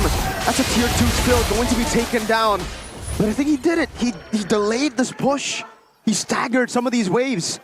And also a good safe play there with the Tempest of Blade, knowing that Aaron Shiki has the Calamity Reaper that could trigger at that basic attack. It's enough to kill him. Now Vivian and Ku will siege on towards the top lane. It'll still be a baser, but again, Super Ken is clearing out in the mid lane. Still able to deal with it. It is the chase from Liquid to go for this elusive assassin. Oh, of course. Oh my god. He has the Evo's recall and the Rebellion emote. Okay, Ken. I don't know why, but the horse just kind of toned down the tempo right now. It was so tense. GDS. All of a sudden, Eve was horned. Yeah, the Evo's emo really breaks the tension immediately, but look at a Wishing Lantern for Aaron Shiki. Wow. This is an insane performance on the Alice, dude. He's just so tanky, and now with the Winter Crown, it might still be on cooldown, but in the next Lord fight, it definitely is a tool available. Look at this, though. Okay, a bit too deep, but look at Super Ken. Uh-oh, yes, kill in trouble? Whoa. Oh, good decision there. Now gonna pull the trigger on towards that Manny sees. He's really though. He's able to get Super Ken down. Free purple buff. This time, to Aaron Shiki. Now that's a problem. Yeah. We all know how it is. You know, flashbacks to the previous seasons when Alice in the jungle, what was the thing with the unlimited mana? Now Bigatron, without having a proper marksman to shred down the Alice, Eman has everything to do with shutting down this Alice. Already running the Oracle actually for the final item, for the extra shielding. He already has the Holy Crystal, the Divine Glaive, all the damage potential. It's all about the execution. He needs to keep his distance away from all of these CC tools that can lock him down and seal the deal for Team Liquid. It's an incredible debut so far for Aaron Shiki in front of the jungler that have utilized Alice the most out of all the junglers since how many seasons? Oh, they were able to win it. Even the 1v1s against Super Ken. They actually stole that one. Good one, but no retribution. No retribution. That's the gamble that they're playing with right now.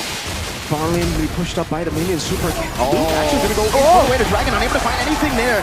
Only toward Aran. And Finn went in with the Revitalize and the Avatar. That is 2 members down for nothing. The Winter Crown as well. 3v5. Bigatron Alpha, do they try to go for it? Fabian, oh my god! Eman finding the kill, but now he might be dead as well. Getting the Purify, Eman looking for the play as well. Eternal Guard right there. Eman still kind of Moreno will be compromised. Ken in the bottom lane trying to go for him. Moreno will flicker out, but now Eman going to be chased down by the Vengeance. Aran going for the Eternal Chase. Yeah, his skill cannot be traded. It is just Super Ken against the world. Is there a wave to play with? 2 cannon minions up top. Super Ken versus the world. Can he do it? There's a big wave. Tempest of Blades used up as well. Now the Freaky Glacier has the mobility and the final slash connects onto him. Team Liquid starts off strong with a comeback in Game 1. The critics has been TLID cannot close out games. And this is the new TLID just now. They close it out against one of the best of ID. 1-0 for the Cavalry. Alice in the gold lane. Destruction from Aaron Shiki. Stealing the Lords. Denying the team fights. Diving the backline. What can't this guy do? How does he keep getting away with it? Team Liquid with the unorthodox draft has demolished Bigatron in Game 1. This kid checked all the boxes. Gave the best gold laner in ID a great matchup against Skylar. winning out against the best weak side gold laner. A solo kill towards CW. And right now against Eman, absolutely dominated the matchup in the big picture. He might not have dominated in the early games, but this is Alice. Give him some items, give him some time, and this is gonna be the payoff. Incredible by Aaron and the Cavalry. Wow, Aaron Shiki. Man, that's an insane amount of damage output in the late game. And the fact that your crowd control, it happens in a split second, it's just so difficult to react to. Despite the best efforts of Supercan, of Eman, everything just comes out a bit too fast. And look at these plays, dude! The flicker away! The blood flow towards the back to just dive onto the back line.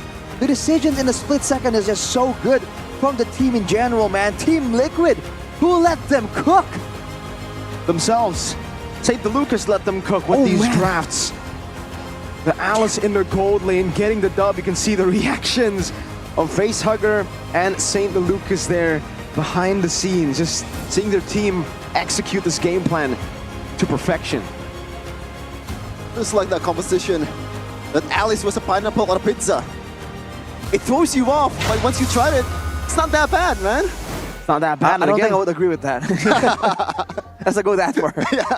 The early game was so good for Bigatron Alpha, able to utilize the laning phases and the winning matchups, which is still the Harith winning out against Alice for the early game. But then, as I said, right, I mean, in the mid game, that becomes troublesome. Once the Alice hits a certain power spike, that sustain, it's going to be very scary. Especially with the Revitalize, and we saw that.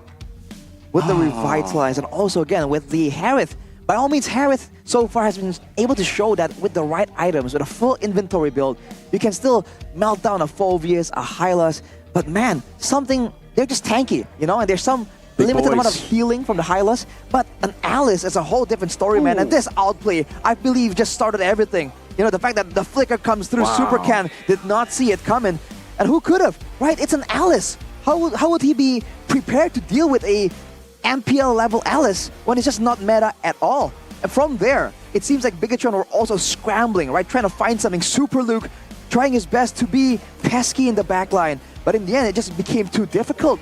The constant sustain and damage coming through from Team Liquid, and Aaron Shiki, again, doing everything. The Lord, the zoning, the dives, the DPS. It just allows Team Liquid so many more opportunities to surprise Bigatron with the Frigid Glacier. And we didn't even see a massive Frigid Glacier because all the attention was on Aaron Shiki. And rightfully the MVP. Player of the game presented by Samsung Galaxy A55, A35 on this debut pick 609 against the guy that has been using Alice the most in MPL in the jungle area. You know, you said, Arashi, that he couldn't be prepared. He should have been prepared. But the thing is, this is a full damage Alice. Supercan did not see that damage coming from Aaron. Exactly, man. A full flicker combo gets him down to half HP. You do wonder if Supercan maybe could have respected it a bit more. Just if you look at the player of the game highlights by our official gold partner, Uber as Gold. Look at these fights, man. Just insane action, big mechanics. But look at how it happens when everything's clumped up. Bigatron play into this small corridor where Team Liquid wants the fight to happen. And you can see they immediately respect. They back away, but Finn and Super Luke coming in right here forces Bigatron to walk in slowly but surely into the corridor. And because there is that corridor, they are concerned. They are just hesitant to walk into it, and they left Super Luke alone. And afterwards, after being forced into an engagement, look at that backline completely destroyed by Aaron Shiki. And then comes the 1v1. Look at this, dude. Look at that damage. Man. Half HP per tick, and the flicker immobilized to seal the deal. Oh, man. What a performance. And again, they are able to find Eman. Finn gets the taunt here, but then Fabian lives with a sliver of HP. It comes down to literally just these minor wins here that builds up, and Fabian was already too low. He couldn't go for it. Super Ken with a bad retribution here. And it gave Aaron Shiki all of the time necessary to go for that. And then the stuns just corralling over. Then Eman somehow able to find his pick, by the way. But obviously, Aaron is inevitable. Walks up, can take all that damage, and then, boom, flowing blood over to Moreno.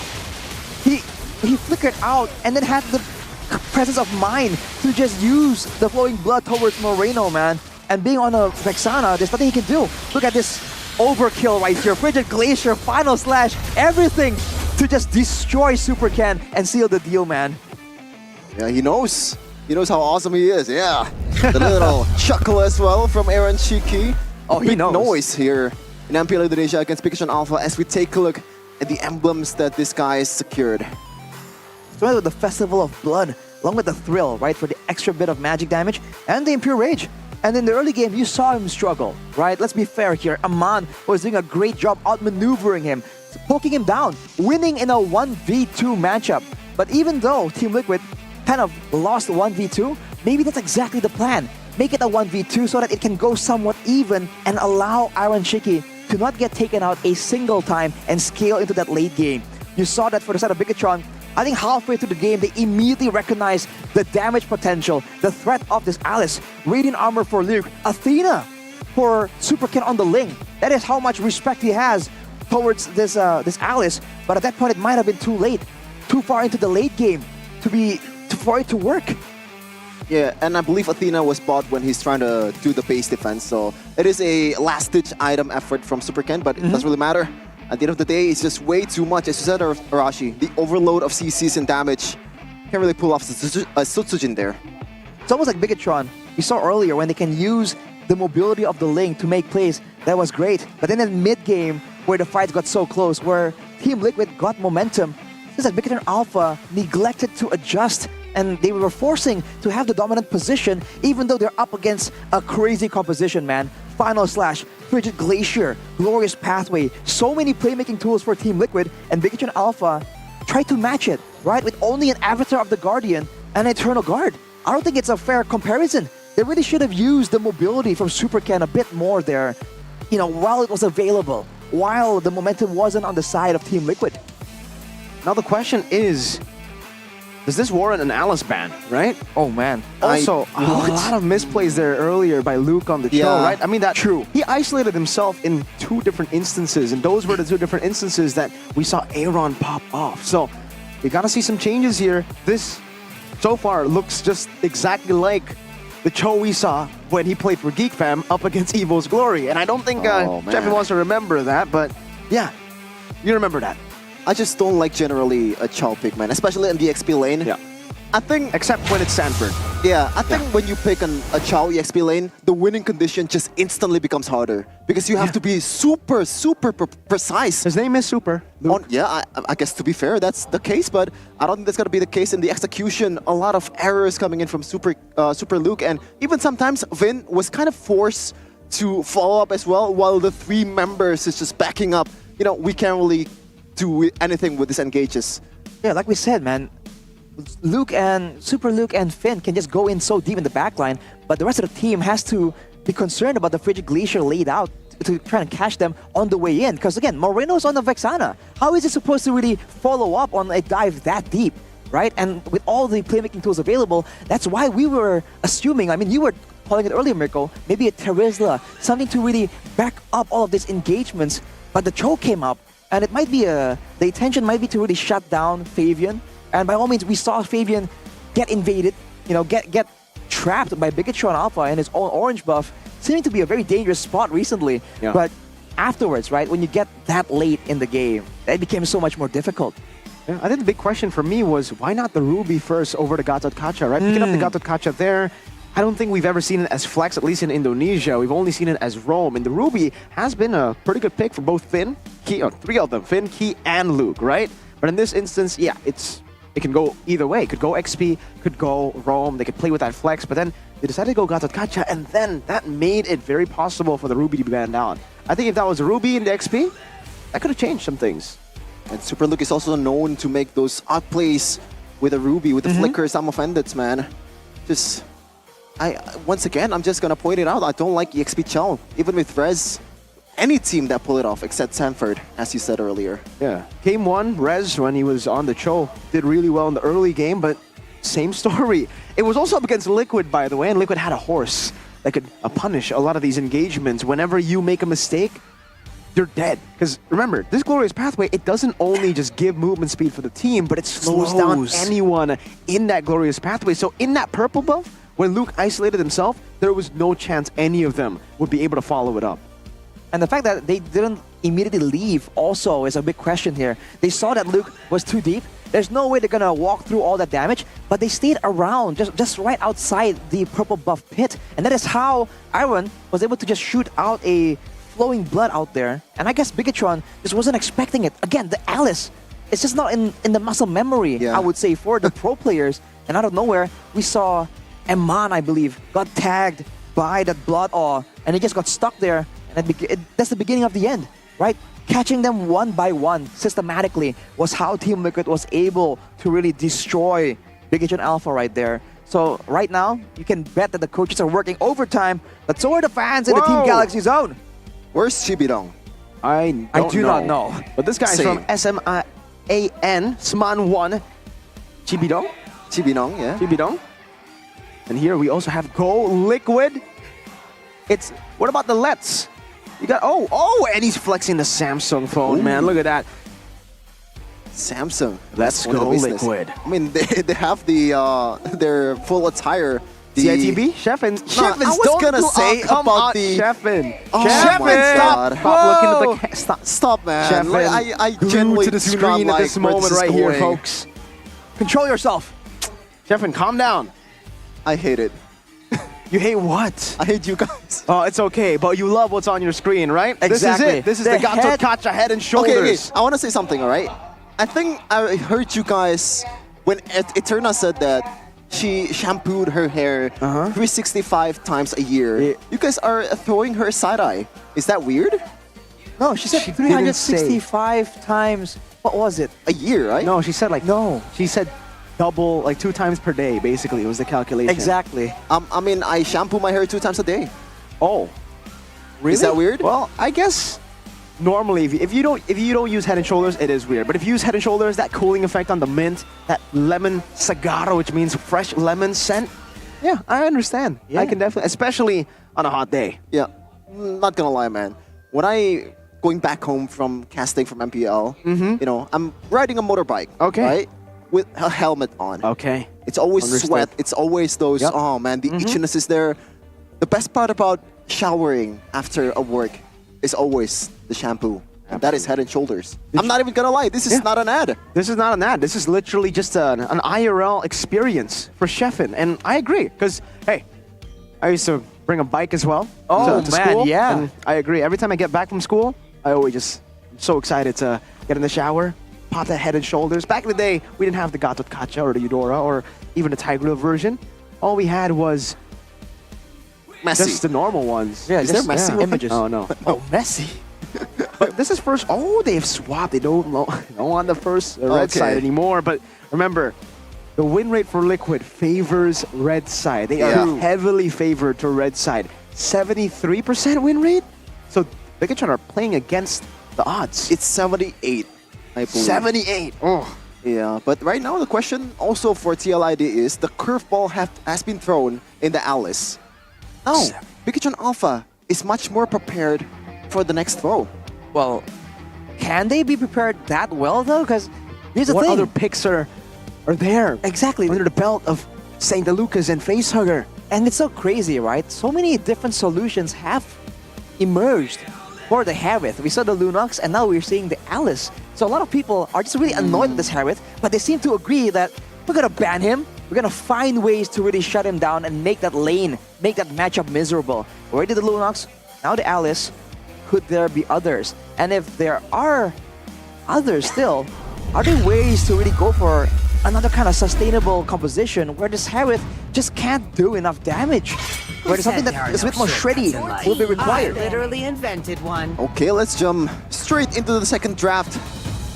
We'll see if the Alice is gonna be thrown out again from St. Lucas. I am not the only one. But the band's coming in. It's Fanny, Harith, and also Fulvius. Meanwhile, St. Lucas still opting to go for that Mathilda band. Might be going once again towards that Zask band? I don't think so. Yeah, I'm not too sure. I don't really like the Zask in this current meta after the changes towards the Zask. And match number 1, no Zask, no Juicin. Both of them ignored completely. So, TLID, Mathilda, Chip.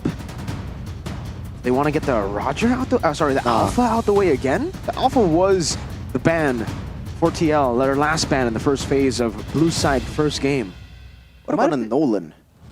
Nolan ban. Can be an option as well. I mean, the Alpha might just be a preemptive move, right? A move that sustain and true damage to allow the Alice to flourish even more, but they ban away the Arlet actually. And to be fair, we saw earlier and we highlighted the fact that even though it was a Cho Arlet matchup where the Cho in theory can clear faster, can rotate faster, you saw that Aran was the one who was in the fights a bit more earlier on that Arlet. So maybe that is where Team Liquid are just a bit more aware here. They want to let Super Luke get those playmaking tools, but the Ruby, the triple flex Bigatron Ruby is still available.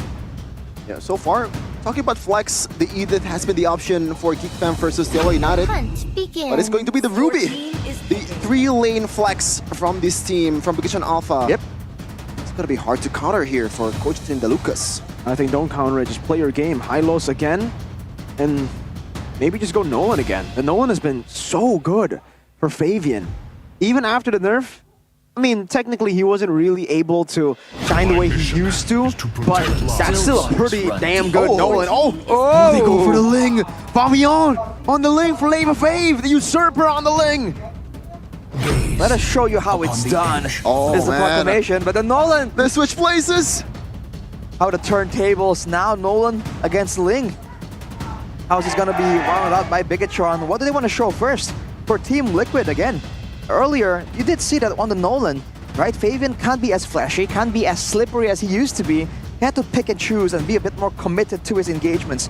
Now on the Ling though, we see that he's really good at picking and choose which engagements he wants to go in for with the Tempest of Blades. So for Bigatron, seeing that Ling on the other side, do they want more crowd control to stop him in his tracks? They want that Valentina, man. They want to shut down all these big ultimates from Team Liquid. Okay, so the close pathway can be stolen. But it's still going to be that Alice once again. They threw the same curveball. Now against different heroes. I think Bigatron Alpha, at this point, they have something that they can give towards St. Lucas for an answer. This is not a last pick, Arashi. Mika, you're a gold lane player. What is a gold lane counter to an Alice? Has this question ever been posed? Well, you know what? I gotta take back to some nostalgia over here, honestly. What could be? I mean, heroes with built-in healing, in theory, might built-in healing reduction. In theory, might work, but I'm struggling to even remember some of those picks, man. It's been a long time. Now with the Grok ban away as well, it's removing the crowd control immunity that can be used by Bigatron to contest ground. With Bigatron banning away the Vexana that they themselves were using, it's an interesting approach right here. Seems like they're trying to limit the big crowd control tools from the side of Team Liquid. Honestly, if we're talking gold lane, we need someone that can shred. Carry. Carry, Lunox, maybe even, would be pretty good, knowing that you already have a physical damage dealer like the Nolan. But the carry, I think, would be a bit better against the Hylos plus Alice. Because if you're Lunox, you gotta choose one in the late game. You gotta choose one to burst. After that, your chaos is done. Oof, carry. I mean, with the max HP damage, it sure does make sense, but... I mean, wait, sorry.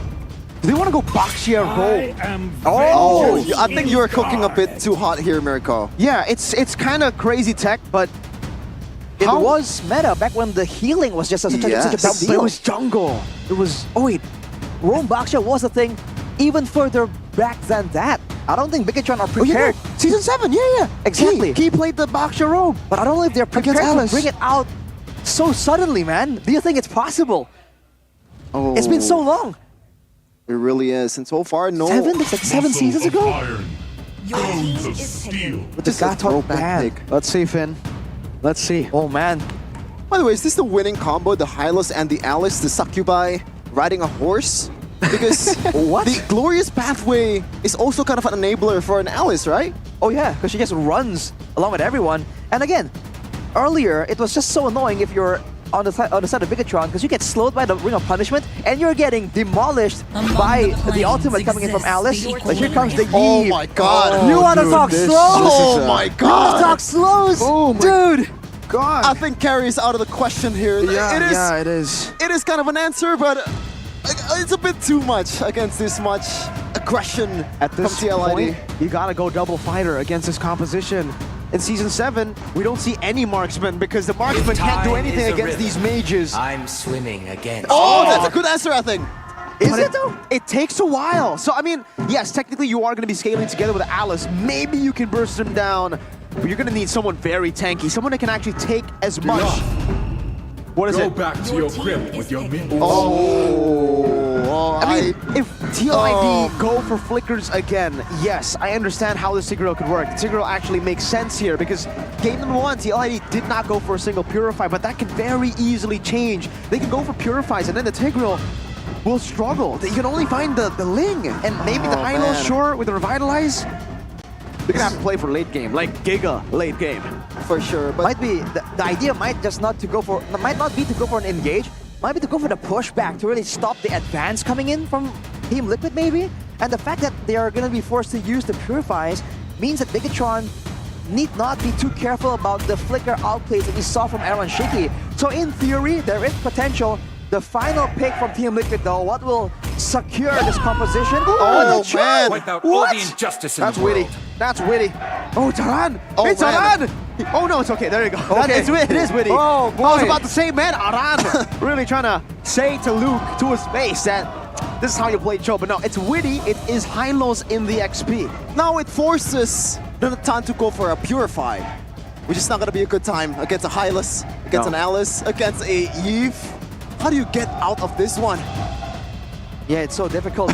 if you run the Purify, the moment the real manipulation comes down, the Void Crystals, the Glorious Pathway, you are done, man. You are he's not flickering! moving And it's the anyway. Vengeance. Look at that, so smart. The Vengeance on the high-low. So the Natan, even in the later stage of the game, he's going to have to be very careful when he pops the Oh my Entropy. god. No, like every single one of them didn't use Purify.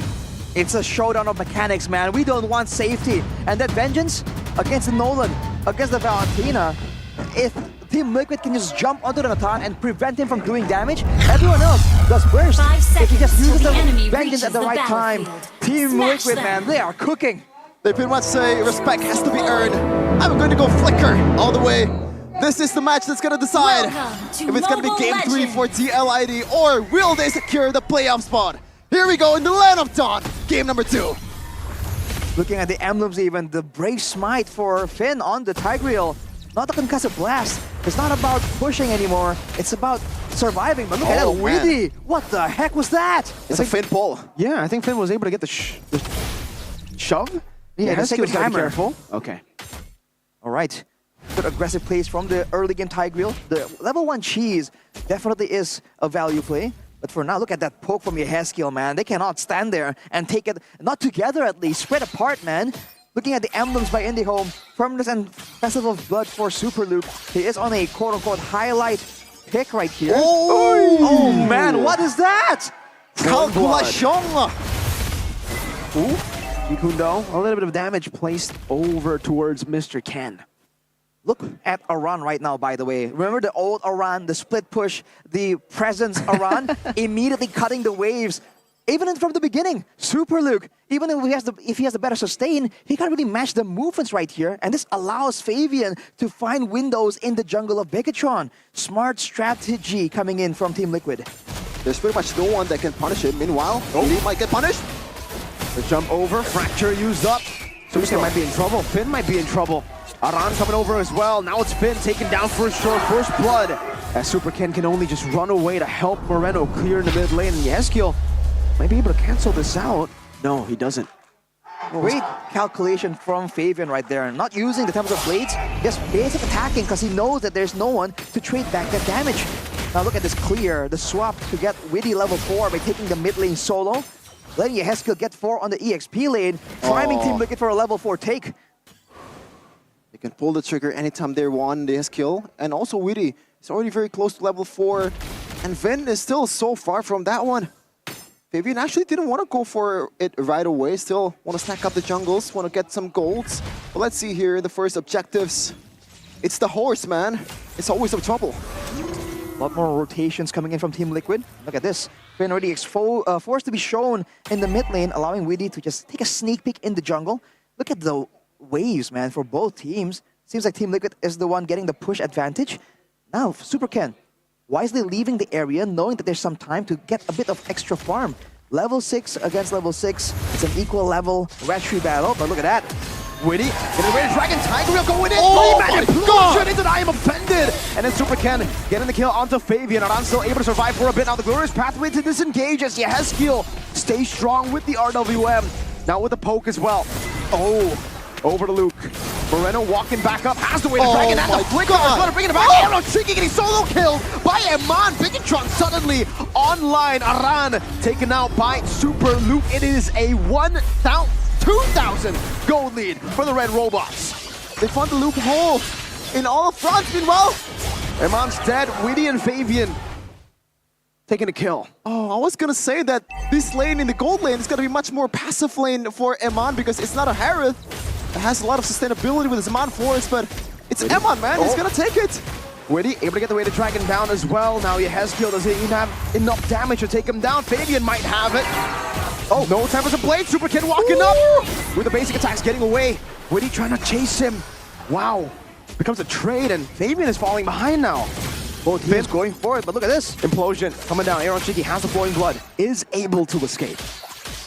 All right, finally we have a bit of a break right here, but man, both teams going out swinging. Witty, too slippery, too fast on the Cho. But look at the top side, Aran collecting all the gold, getting all the value. But Team Liquid, they gotta be respectful of the combo here. Now, Bigatron are the ones with the implosion, I'm offended combo. The fact that they were able to get, Bigatron were able to get Fabian in that fight earlier was what kind of swung the tides in favor of Team Liquid.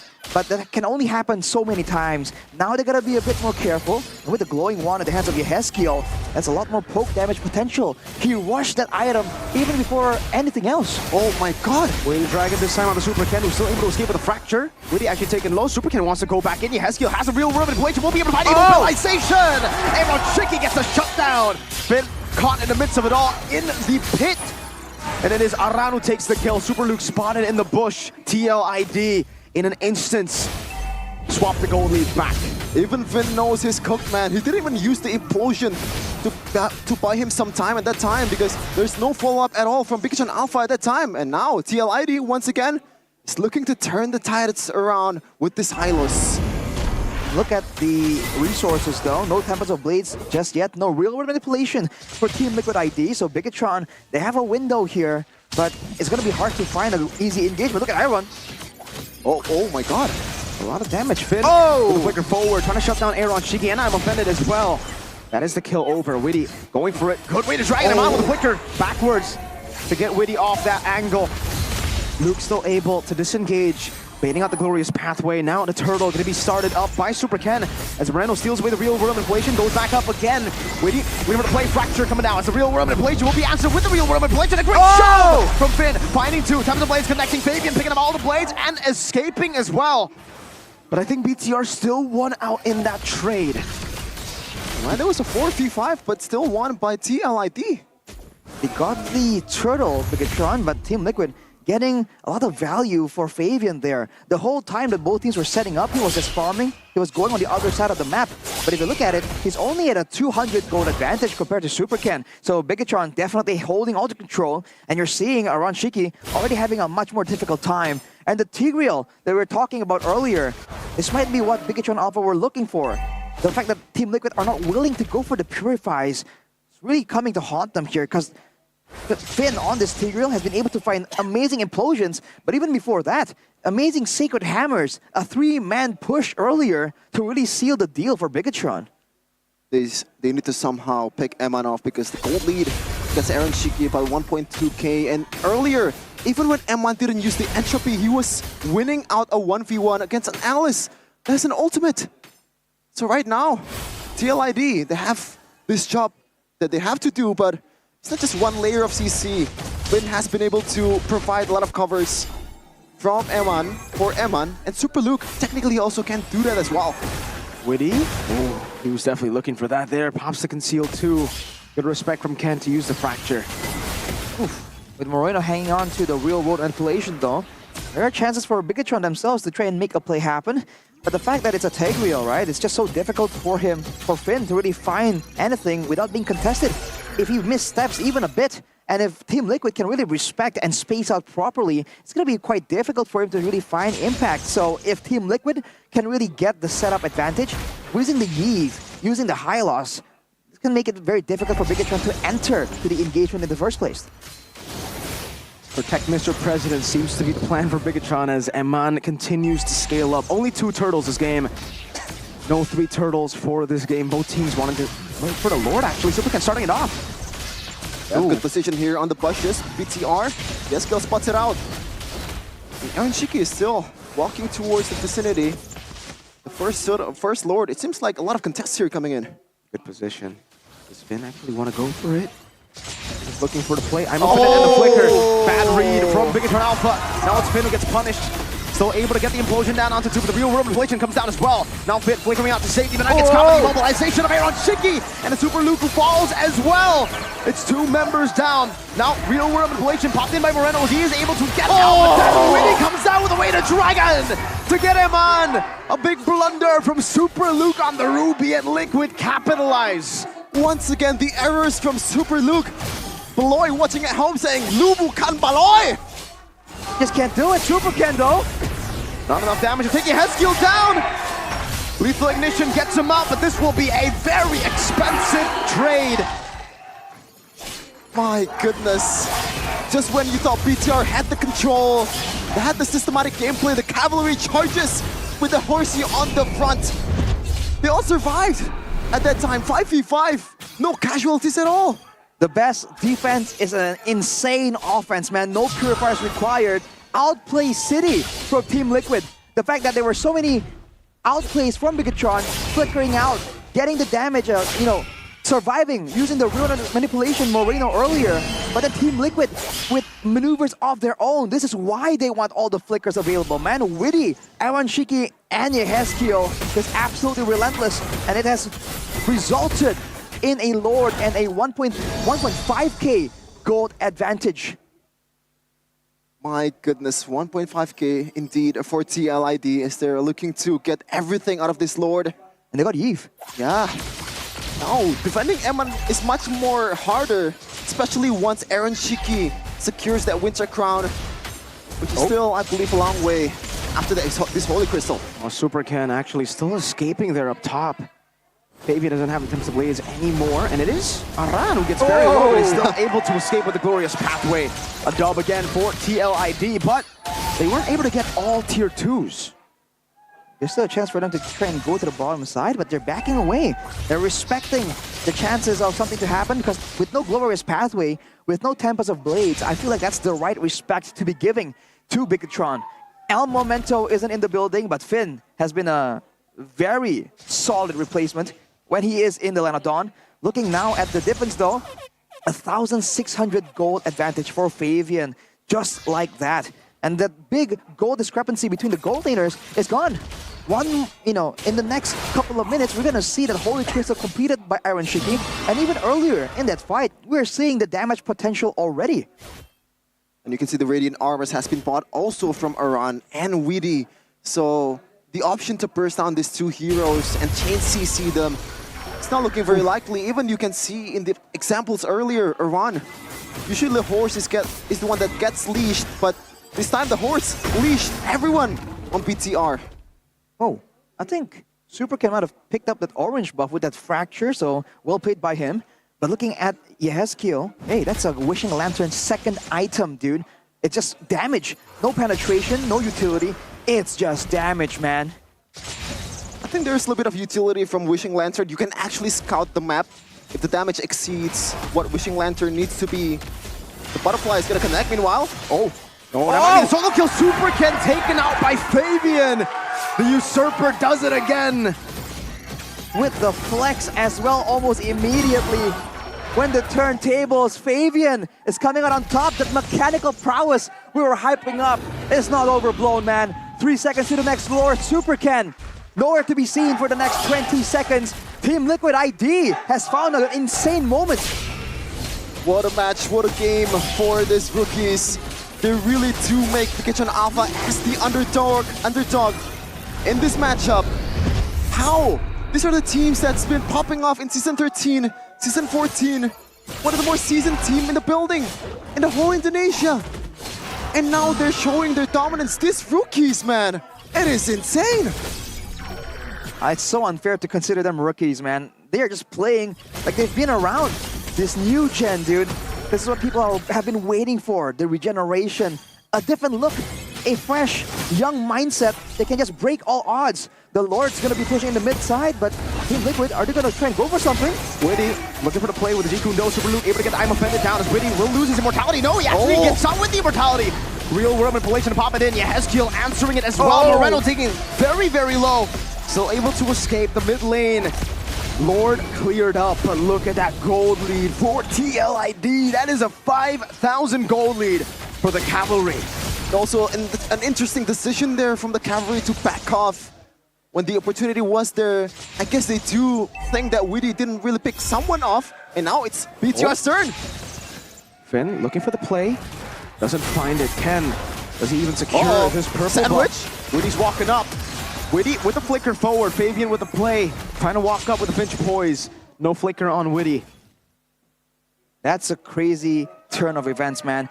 Team Liquid, the fact that they also have the Yeve, right? It's great aggressively, but even defensively, one Void Crystal is always going to be required to stall, to stop a big conceal play from Bigatron. So even that isn't as reliable.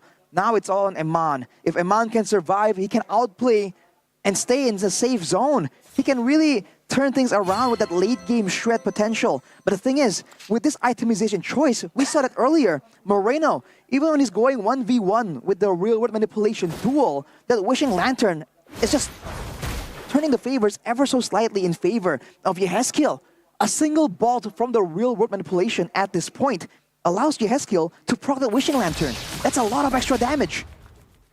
Oh, is it 10% HP? Indeed, a lot of damage can be outputted for this real world manipulation. And now, Eman, I feel like the only real threat that he's trying to evade is that WDCC. Iran getting, gets a stun towards Eman. You can still get away with the entropy and also the flicker, but once Witty catches you, it's game over for TLID. That's why they backed off earlier in that fight. And they're not taking any chances, man. They are freezing the lanes. It's ice cold here in the Land of Dawn. You can see that there's some urgency for Team Liquid in a sense that Fabian is already at a max item build, potentially even a potential item swap available. So right now, this is where they're at their strongest. This is where Bigatron Alpha are going to be starting to catch up. That's a purple buff taken by Super Ken, but no retribution is going to be available to him. I don't think they can blitz this one. They have an Alice here. Yeah, that's the question. Oh my god, the damage. They might be.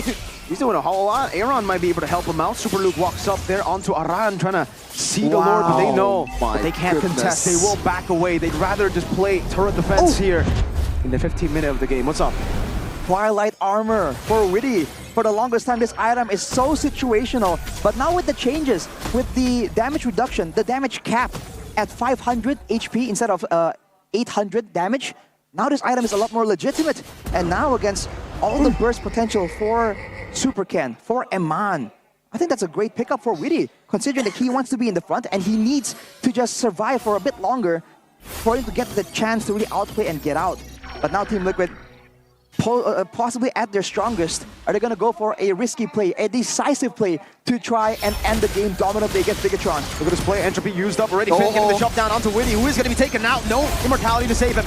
Real world manipulation now plays out. Moreno pawing in the glorious pathway. Then I'm offended. Finn getting the implosion down. Yehezkiel very low. Super Ken walking up, but Eman's going to be chased out by Aaron Shiki, who's able to get the kill. Oh my god! Not with the shove. Aaron still against the world. Fabian in the 1v1.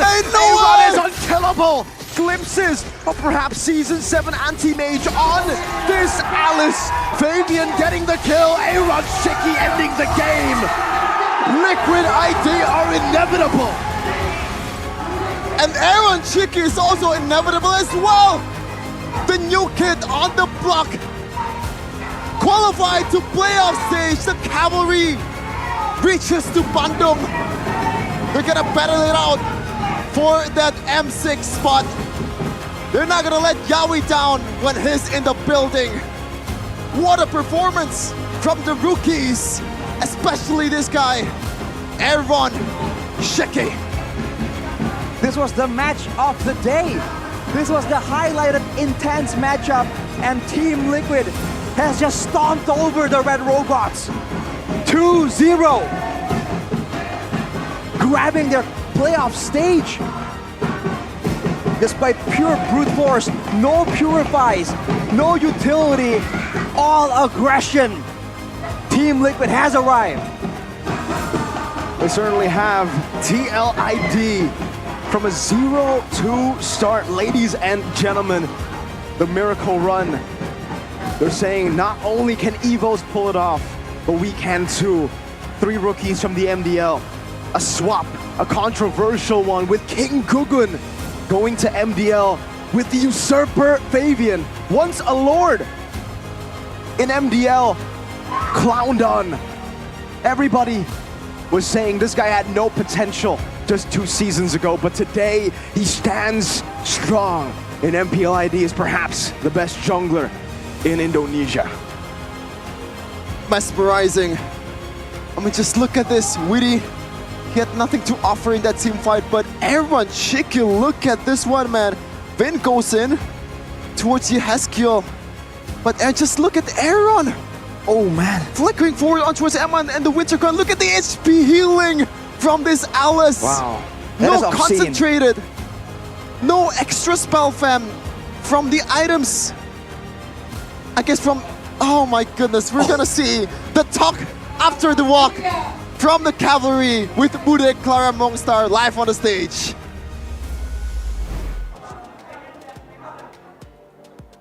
Bandung bersiaplah untuk menyambut Tim Liquid ID. Tiket kedua sold kepada Tim Liquid ID. Yeay, dapat tiket playoff. Aaron? Alhamdulillah. Alhamdulillah. Tapi kok anteng-anteng aja kamu. Dapetin tiket playoff loh. Match ini menentukan tiket playoff kedua. Buat match ini nggak mau banyak gaya sih, soalnya gue dibungkam sama Eman tadi. Dibungkam? Ya, di solo kill tadi. Oke. Jago banget. Kamu mengakui Eman jago berarti di sini? Jago itu kan udah ada buktinya. Sudah ada bukti. Di sini Aaron ternyata kalau ada yang lebih jago dia pun mengakuinya. Dan sejauh apa kejagoan Eman dengan kejagoan dari Aaron Siki? Eman 10 lah, kalau gue paling 9. Beda 1 aja ya? Ya. Namun kalau dibandingin, berarti kan kamu udah 9, ini 10 Eman. Kalau Skylar berapa? Skylar sama kayak Eman 10. 10. Ya. Tapi kamu tadi yang 9 ini dengan Alice. Kayaknya dia baru pertama nih ngeliat Alice Gold Lane. Ide dari mana ini? Kepikirannya tadi, Mas Alice mas, boleh. Requestanmu? Ya. Secepat itukah kamu membaca patch atau dari mana tuh? Sejujurnya di GH ada yang ini sih, tukang bacain Bude. Ada Widi. Soalnya gue nggak pernah baca patch. Nggak pernah? Nggak. Main aja yang penting? Yoi, main modal mental doang. Modal mental. Tapi modal main aja udah membawa kalian akan bermain di Bandung. Wow, menjadi tim kedua setelah RRQ.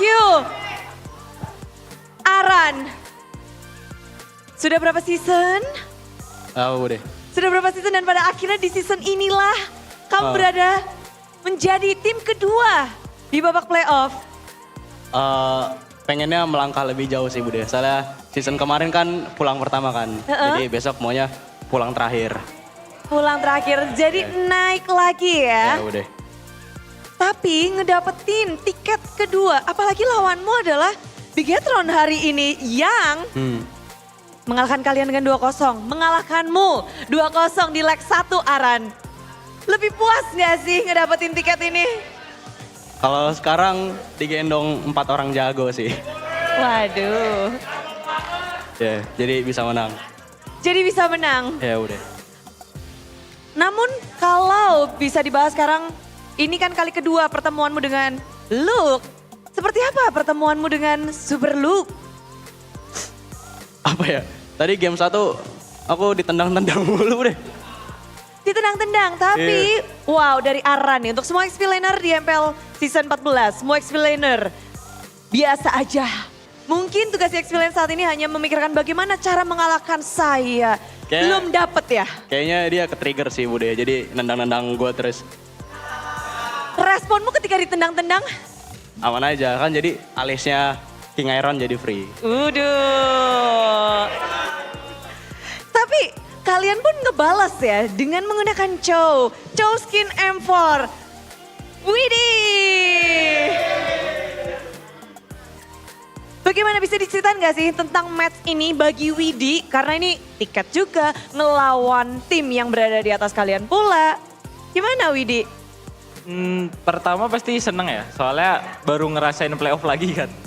Jadi ya berkesan lah untuk kita dapetin tiket playoff apalagi yang kedua termasuk awal. Cuma ya tetap kita semua harus improve dulu lah. Karena patch baru masih banyak yang harus digali, jadi ya ditunggu aja kejutannya. Jadi menurutmu sendiri tim Liquid udah ready belum sih dengan patch ini? Kalau ready mungkin apa ya? Belum sih, belum sepenuhnya. Soalnya masih banyak yang bisa digali lagi. Belum? Belum. Sejago ini belum? Belum. Wah, ngomong-ngomong, tadi juga apakah kalian membuktikan bahwa wow kita ke playoff dengan menggunakan si kuda? Karena kalian adalah tim kuda. High loss, bisa kalian flex bersama dengan Aran. Kamu bagaimana sih kalian kayak bermain dengan, ini beneran seperti yang Yawi bilang sih, IQ kalian itu benar-benar terlihat sangat tinggi di match kali ini. Seperti apa kamu memainkan semua hal untuk match kali ini? Karena disuruh Mas Reja aja sih, menjiwai tim kan. Jadi kita spam high loss. Spam high loss? Ya. Tapi Chow yang kamu pakai, waduh, Chow skin M4 ini nih. Ada arti sesuatu nggak sih? Meneruskan kejayaan King Yawi. Meneruskan kejayaan. Jadi pengen maju dong ke M6 ya? Tentunya mau lah. Mengharapkan hal baik. Tapi tadi nggak cuma nge-spam high loss. Ada nih yang nge-spam. Nggak tahu ada yang bisa ngitung berapa recall yang dihasilkan oleh Favian di dalam match tadi. Recall terus. Ya karena ada recall baru di MLBB. Asik. Biar pada iri ya ini. Ya, biar pada beli. Sekarang suruh mereka beli. Nih kameranya ada banyak, suruh pada beli, Favian. Jangan. Recall tim Liquid PH dan ID bagus banget. Kalian harus beli di MLBB. Langsung aja. Beli. Gitu. Masih serem ya, tapi permainanmu tadi, wow, sepertinya puas ya. Kamu berapa kali nge-solo kill orang tadi? Nggak tahu sih, yang penting yang solo kill aja. Yang solo kill aja. Yeay. Eman dong. Iya, dia tadi ke solo kill Bude. Langsung nangis dia. Keren. Langsung sedih kah? Nggak sedih dong, kan playoff. Emang kayak, tadi apa Cil? Playoff ya. Tapi Favian, gimana sih kamu ngebawa dirimu dengan mentalitas yang sekuat ini bersama dengan timmu melawan Bigetron yang dibilang adalah tim konsisten dari season ke season. Apalagi lawanmu Super Ken loh. Sebenarnya aku nggak nyangka aja Bude masuk playoff. Pas aku di MDL tuh 3 season kan. Nah itu berturut-turut nggak playoff. Aduh. Ya kita bertiga Bude, fun fact. Ini first time playoff. Ya, ini first time playoff cuma di MPL. Kok bisa ya? Ya nggak tahu. Karena jago. Karena jago, pas di MDL belum jago? Hah? Belum. Oh, belum. Sekarang? Belum juga. Belum juga. Masih proses atau? Masih proses, soalnya kalau udah ngerasa jago takutnya ntar blunder-blunderan lagi ntar Mentalnya tetap ya, tetap bisa pede, tapi tetap bisa ngejaga terus-terusan. Tapi Favian, melawan Super Ken hari ini dengan banyak gerakan-gerakan indahmu itu, gimana sih kamu bisa menciptakan gerakan-gerakan itu? Apakah emang karena pengen playoff-nya itu atau ada kamu sudah mempelajari Super Ken? Gak tau soalnya setiap match mau dari diriku tuh mau solo kill jungler lawan aja. Udah banyak kok yang di solo kill. Udah kamu listin? Udah. Ada gak sih yang belum kamu solo kill? Pak Vincent. Pak Vincent belum? Pak Vincent? Ya, Vincent. Gig. Oh Vincent, dari gignya. Cuma satu doang ya Vincent yang belum. Iya, sama Kairi. Kayaknya Kairi sama Vincent, ya kayaknya. Nanti dicek ya. Nanti dicek semuanya ya. The Cavalries dari Fabian butuh pencerahan. Tapi memang tujuannya itu, apakah ada kepuasan tersendiri? Atau disuruh temen-temenmu? Kepuasan sendiri aja sih. Terus juga kan mau menang juga. Jadi ya harus solo kill. Harus solo kill. Dan semua itu terjadi dengan mulus. Assalamualaikum playoff untuk Fabian. Ya alhamdulillah playoff. Fabian yang sekarang berbeda dengan Fabian yang dulu kah? Yang nggak playoff itu? Beda, udah beda. Beda banget. Apa tuh bedanya? Nggak tahu sih, sama aja sih soalnya. Ya udah beda ya. Tapi kita akan lihat juga bersama-sama ada sesuatu yang spesial untuk tim Liquid ID. Budi mendengar ini, apakah itu? Buset, ada di top tuh. Memang benar. Ucapan dari YSKL terus menanjak upper bracket. Sekarang sih posisinya lagi di posisi 2 ya. Harusnya ini upper bracket kalau lancar. YSKL sendiri pede nggak ini bakal lancar untuk tim Liquid? Pede banget sih, apalagi habis ngalahin Bigetron tadi. Jadi Bigetron apakah menjadi benchmark kekuatan kalian juga? Ya bisa dibilang itu, soalnya dia kan di atas kita tadi. Mengalahkan tim yang berada di atas kalian. Gimana rasanya YSKL? Rasanya senang banget sih itu soalnya. Ya senang banget Bre.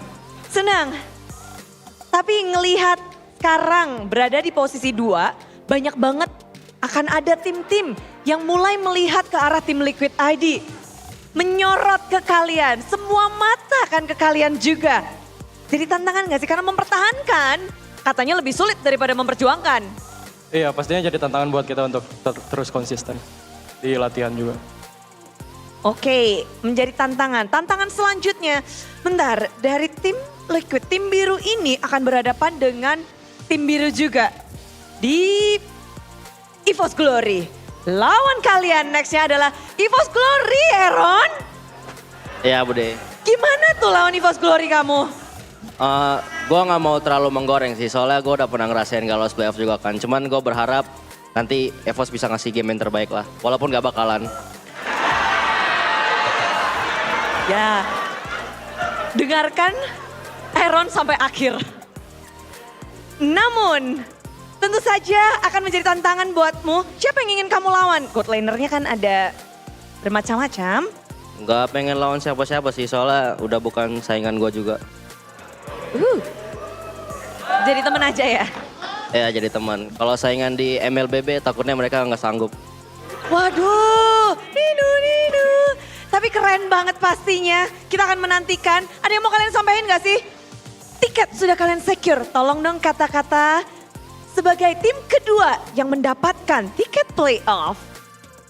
Kata-katanya buat fans Liquid tetap dukung terus tim Liquid ID dan jangan lupa doain kita di playoff nanti aja sih. Semoga lancar. Semoga lancar. Satu kata untuk match hari ini. Good game.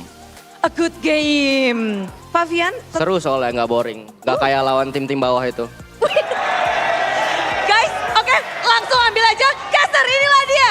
Tim kedua yang akan pergi ke Bandung. Liquid ID.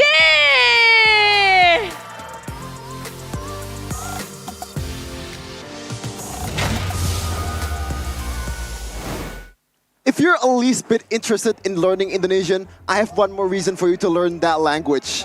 To understand what Aaron Chiki said on that whole interview. Man, this guy is so entertaining. Uril, you have your next successor here. Oh my God. Yeah, we got the whole team spitting out some spice here, you know, absolute spice from the boys here. I mean, Aaron was just throwing strays everywhere, man. He gave respects to Iman. He said it was a pretty good matchup. I got solo killed, GG. They gave respects to Bigatron Alpha, but then they continued to just bash the bottom teams. They were like, yeah, this game was entertaining, unlike the teams at the bottom. Stuff like that, and then also saying that, yeah, I hope Evos do well, even though I know they won't. Stuff like that. It's just, come on, Aaron, calm down, man. This is why, even though I'm a Bigatron fan, you know, that was a loss, I'm entertained. I'm happy that we got to see that interview. The mouth of Midas. Aaron. The mouth of Midas. Midas, yeah. Everything coming out is just gold. Yeah. This gold statements coming in. I mean, right there, who's your next, rival, right? No one, bro. Nobody matches up to me. Oh, dude. He is him. Fire. Aaron Shiki, the main character of MPL ID Season 14. That's hot. We hot. Man, I love the fact that now we have players who actually have the cojones to say something in interviews. Gone are the days that we just hear, I got lucky. Yeah. You gotta feel bad for Bude though, because now, the lucky Bude. Good luck, have fun. Yeah, the lucky charm Bude Mongstar just isn't here for Team Liquid, man. They just take everything into their own hands. It's all skill, dude. It is not about luck, about coincidences. Man, what a crazy performance. Did the guy show it earlier? I saw, yeah. The recalls there, the solo kill. Aaron Shiki, though. Let's give props to the man, the myth, the MC of Season 14, Aaron Shiki. The exact script, Arashi. The exact formula. Yeah. This is one of those moments where, hey, this is the player of the match. Aaron Shiki presented by the official tournament smartphone, Samsung Galaxy A55, A35 5G. You guys know why. Enough said. Let's look at the player of the match highlights by the official quote partner UBS Gold. In the early game, you saw that Bigatron were having a bit more traction actually. Initially, of course, look at this, Fabian with the patience. He does not use the ultimate, output that damage, but later on, you do see that with that implosion, oh man, big moments for the side of Bigatron. And it's really seemed like they were going to take control and they were going to make it a difficult time for the members of Team Liquid. But soon after, immediately you can see solo moments being made by both teams, but in this lane, this is what Aaron Shiki was talking about, right? Oh man, Emma, you're pretty good. You solo killed me. But in the end, who has the last laugh? It is still gonna be Aaron. That was that Beloyski play, but unfortunately that was not Beloy. And just like that, you see that Bigatron, they're trying to capitalize, they're trying to follow up when they know that Finn isn't really available to use his spells, his skills defensively any longer. And look at this. Outplay attempts to try and dodge away, to try and get away from danger, but with all the flickers that they have expensively taken to avoid getting the Purify, Team Liquid were able to get massive value from these flickers and make it difficult. Look at Witty here, going for a crazy play, not getting it, and it seems like, man, it's really a losing fight for Team Liquid, but somehow, some way they pull it back. Finn going for the aggressive play, but as a result, look at that back line. Yeah. Aaron, what is going on? Look at the healing! Go Gadget Health Dispenser. This was definitely a mistake by Bigatron Alpha, At this point of the game, you should really just play to peel for Eman, but they went for moments, and that's what costed them the game. Oh, it's gonna be a lot more interesting to see here or hear in the golden moment of that match. Still Alis, masih ada Alis Moskow. Gue LSPD banget, Sumpah. Kalian percaya sama gue kan? Pik aja. Kalau pede gak sih? Nah, solo kill dong. Solo kill balik dong. Nggak takut ya. Bisa lo mid dulu guys. Hati-hati dimakan tigre lu, Wis. Aman. Kasih gue depanin L kirinya, Ran. Sabar ya. Aman-aman ngelakuin aja nih. Yuk, main atas aja. Jauhin. Aman-aman. Balikin. Kick aja. Gue tigre.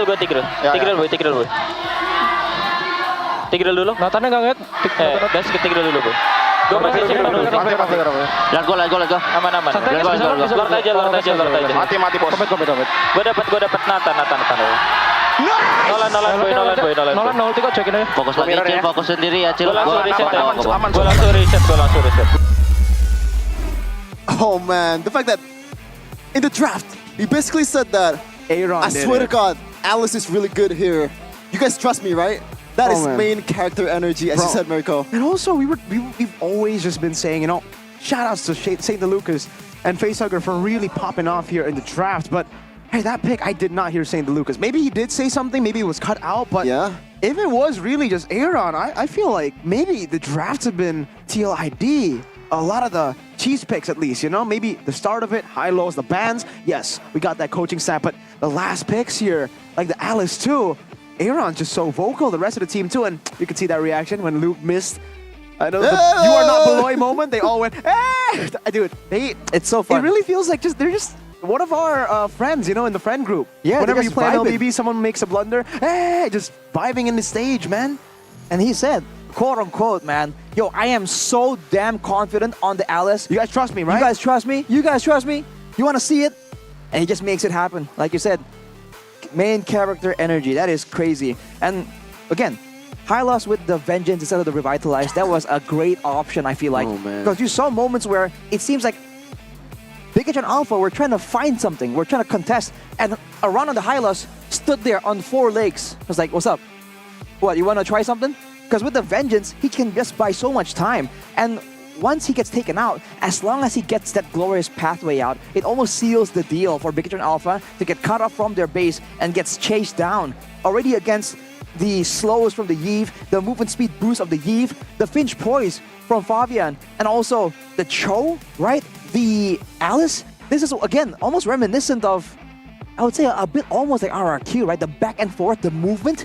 Usually, Pikachu and Alpha are the team that wants to use this movement to really outplay their opponents. But against Team Liquid, they're able to kind of shift to the next gear and move even more than Pikachu and Alpha.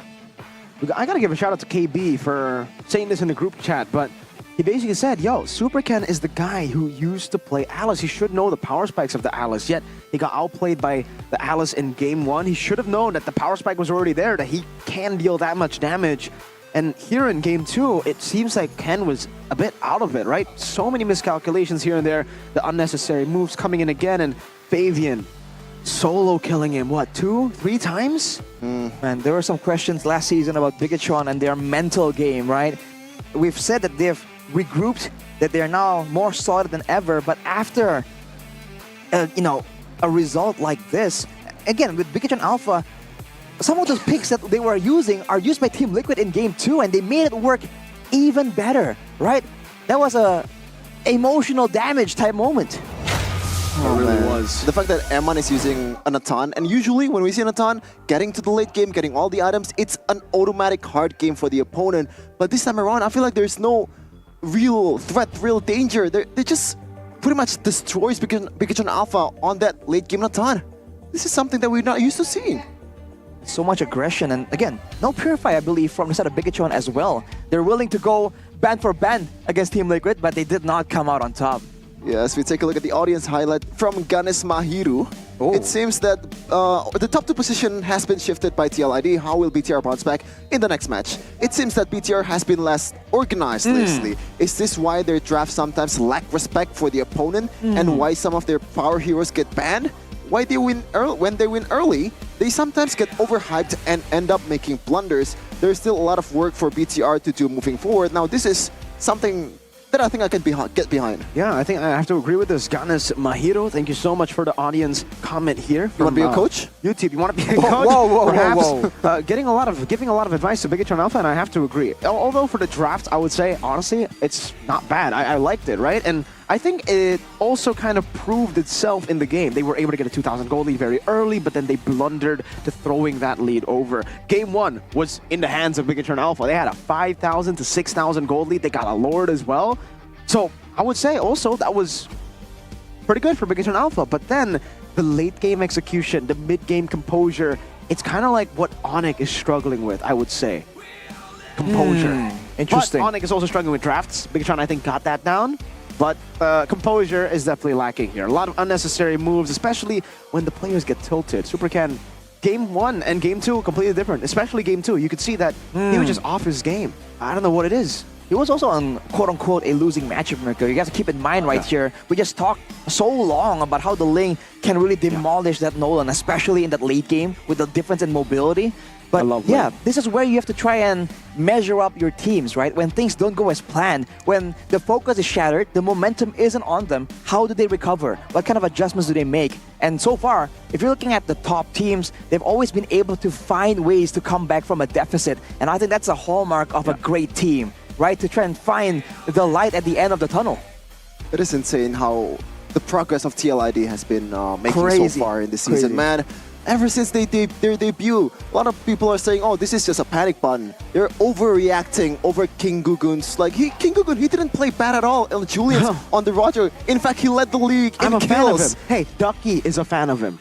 Ducky. This is Ducky. But we're going to see the losers interview with Pikachu and Alpha. Let's see what they have to say on that room with Willie Clara. Bigetron yang kita tahu sangat kuat dan sangat stabil, konsisten. Namun, lagi kalah 2-0. What happened with this match? Yeah, I think we lack discipline in game one.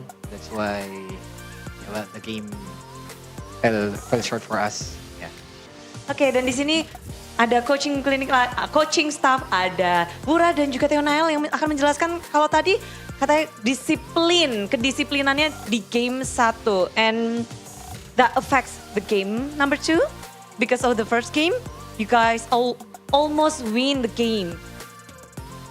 I think no. Just, yeah, if there's a high probability if we win that game 1, the game 2 will be on us also. Okay, so what's the problem on game 1 except discipline? Is it because of Alice? I think no, we're used to playing Alice in Scream, so yeah, we're confident fighting Alice. Oh, jadi ternyata mereka nggak kaget loh sama Alice-nya. Katanya mereka percaya diri untuk melawan Alice karena mereka sudah terbiasa juga, betul berarti ya? Betul.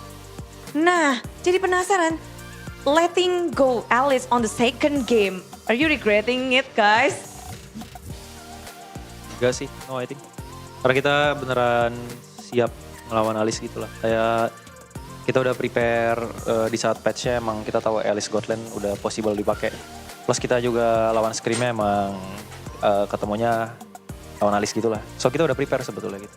Jadi nggak ada masalah dari hero-nya, nggak ada kaget sama sekali ya? No, nggak kaget. No, but about the gameplay? Team Liquid tadi gameplay? Are you guys shocking about their gameplay? They're adaptive to the patch? Sebetulnya kalau ada adaptif patch, kita juga adaptif sih. By Scream juga udah adaptif. Tapi mungkin hari ini lebih disiplin lah, jauh lebih disiplin. Jadi kedisiplinan menjadi salah satu kunci. Kalau ngomongin tentang disiplin, apakah ini ada spesifik player yang emang tidak disiplin atau emang berlima ini lagi kurang disiplin? Kalau kalah berarti 5. Kalau kalah berarti 5. So, this is the match that you guys can secure the tickets of the playoff. Yep. Second team. Is this really concerning you guys or something that burdening? No, it's just part of the process. So if we have the upper bracket, we're happy. But if we go to the playoffs, yeah, it's the same. So yeah. So about the upper bracket, are you guys still confident getting the upper bracket? Of course we will. Yeah. Oh, mereka masih pede dong. Pasti mereka ingin upper bracket. But this patch, is this affecting you guys a lot for this patch, new patch? No big impact I think. Yang bisa dijamin dari BTR nggak ada yang bisa stop kita buat ke upper bracket kecuali diri kita sendiri. So kita mesti solve aja bareng-bareng. Oh, bukan patch yang menjadi masalah, bukan hero juga, tapi adalah diri sendiri. So, the question is, what you gonna do to fight for the upper bracket, guys? Because the battle is between you guys, your own self, you say it. Yes. So, how you solve it? Just keep consistent and keep spirit. Konsisten aja. Is there any special treatments like more practice or more bonding or more discipline or something like that? More disiplin pastilah, tapi sisanya nggak ada. Nggak ada yang spesial. Yang spesial ya coaching staff aja yang tahu. Widih, yang spesial-spesial aja. Nextnya kita akan menantikan, ada yang mau disampaikan mungkin untuk next apa yang harus kita harapkan dari Bigetron? Buat BG2pers jangan capek dukung kita aja. Kita pasti kasih tetap yang terbaik sampai di playoff dan sampai kita juara pastinya. Well, itulah dia. Hari ini telah usai dengan 2-0. Tapi ada satu, sorry, penasaran banget. Siapa yang paling bikin kalian kerepotan di tim Liquid tadi? Ada nggak? Favian sih. Favian ya? Ya. Itulah dia, Favian. Thank you so much. Itulah dia coaching dari Bigetron Alpha. Kita akan kembalikan kepada caster. Monggo.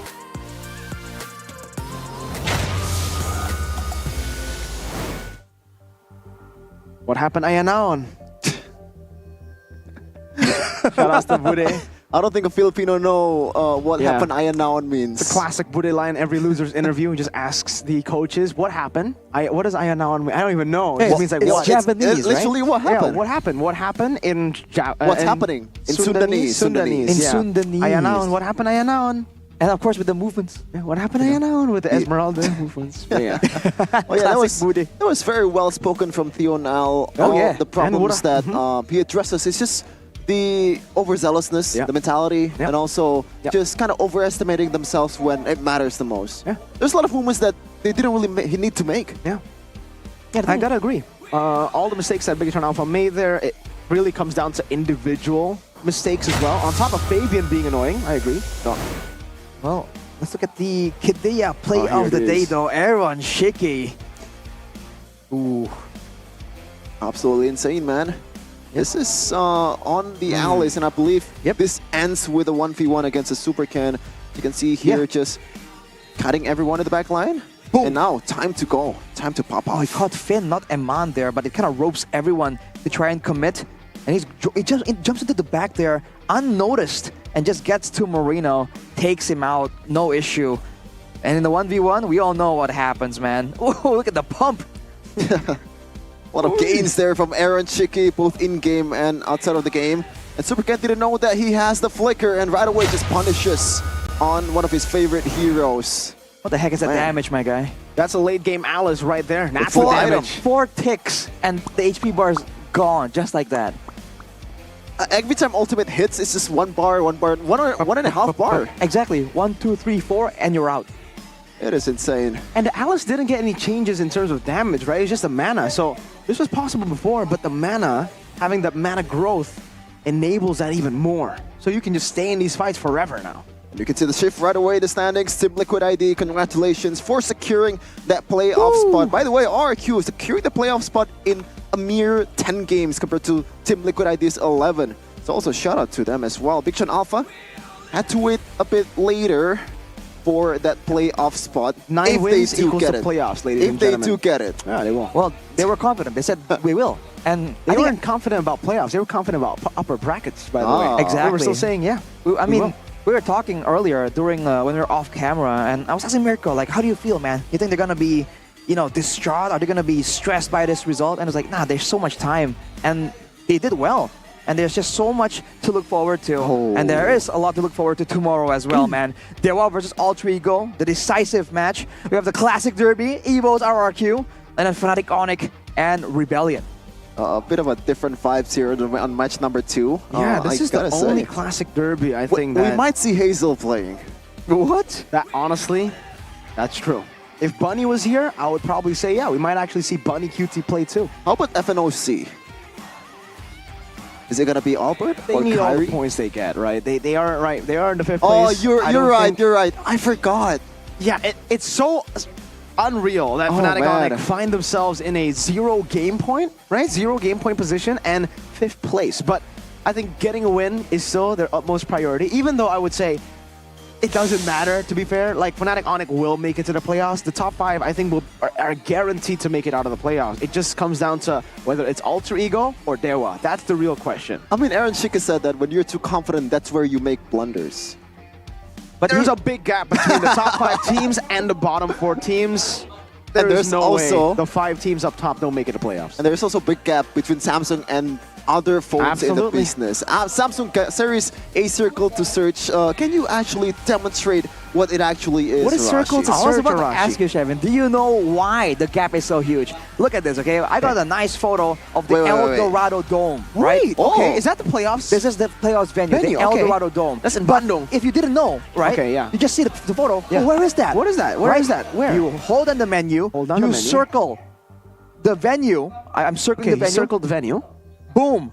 Results on the bottom. Wait, they got it. El Dorado Dome on Wait, maps. how do you do El that? Dorado Dome on let the me see maps. that, let me see that. Just like that. Wait. Just like that. I'm gonna That's magic. check for you guys. That's witchcraft. Oh yeah, wait. Wow, Wow, they actually, Samsung. how the heck did they scan the exact picture? Like, you guys can see it. I don't know if you guys want to zoom in, but seriously, that's just a picture of the venue, and they found it. They know the Literally venue. the exact same AI. place. Super advanced Look, AI. Look. I don't know. Zoom in. It's just a venue, and wow. You just circle it, and it just knows. It knows, bro. Oh my god. That's actually really cool. No, it's not just so. It circled the El Dorado part earlier, but the thing is, you can circle the venue, just the venue, and you'll find it. Look, That is insane. Just do that. Look. Yeah. Yeah, It found look at it. this. Like we just selected the No parts of the words. venue. Exactly. No word. That's crazy. No letters at all on the circles. Kevin, it's AI. Yeah. AI is get taking it. over, man. You don't need alphabets, bro. The AI knows. Let's hope they don't start talking because then Oh, yeah. our jobs would be at risk. Oh my God. AI, Hopefully not. get back.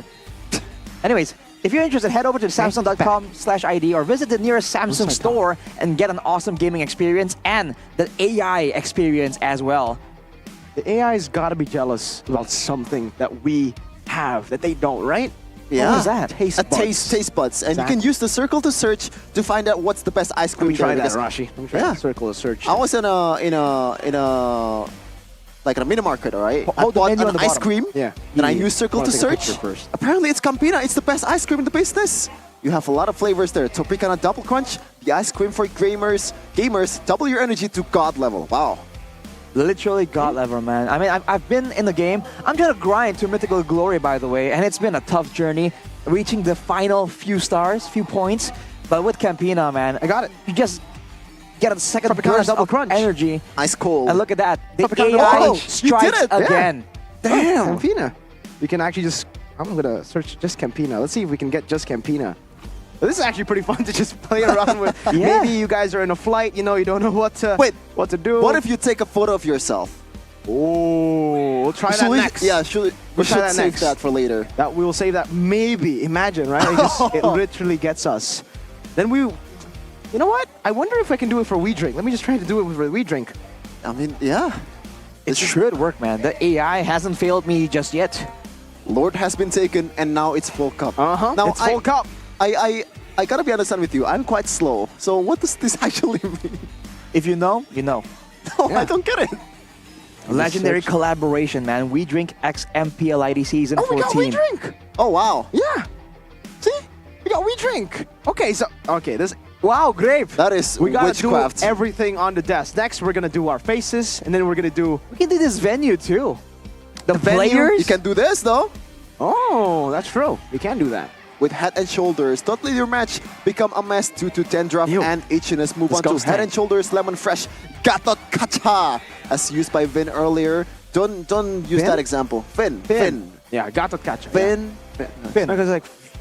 For 100% Tendraft and H&S wiped out and protection from H&S. Vin actually used both Tigreal and Gatot Kacha earlier. He's a Head and Shoulders fan. Oh, he's the brand ambassador. Wait, are you of Head saying and Vin or Shoulders. Finn? I can't tell. Finn. Finn. Is it Finn?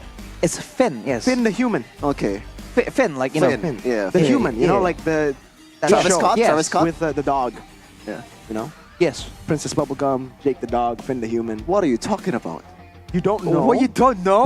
Wait. Are you serious? Say that Finn the again. human. Finn Jake the the human. dog. Jake the dog. You gotta listen, Princess Chevin. Bubblegum. You don't know? If you listen properly, You know the show? you would know. What? This is why you need the Oraimo. You're too old, Sheffin. Nah, dude, he just doesn't listen. Oh. He needs the Airbus 4 Is it with the digital Adventure display Time? Yes. visualization. Oh, okay. It's just like, okay. There you go. You It finally took- listen. Exactly. I've never Airbus 4 watched helping you. Adventure Time.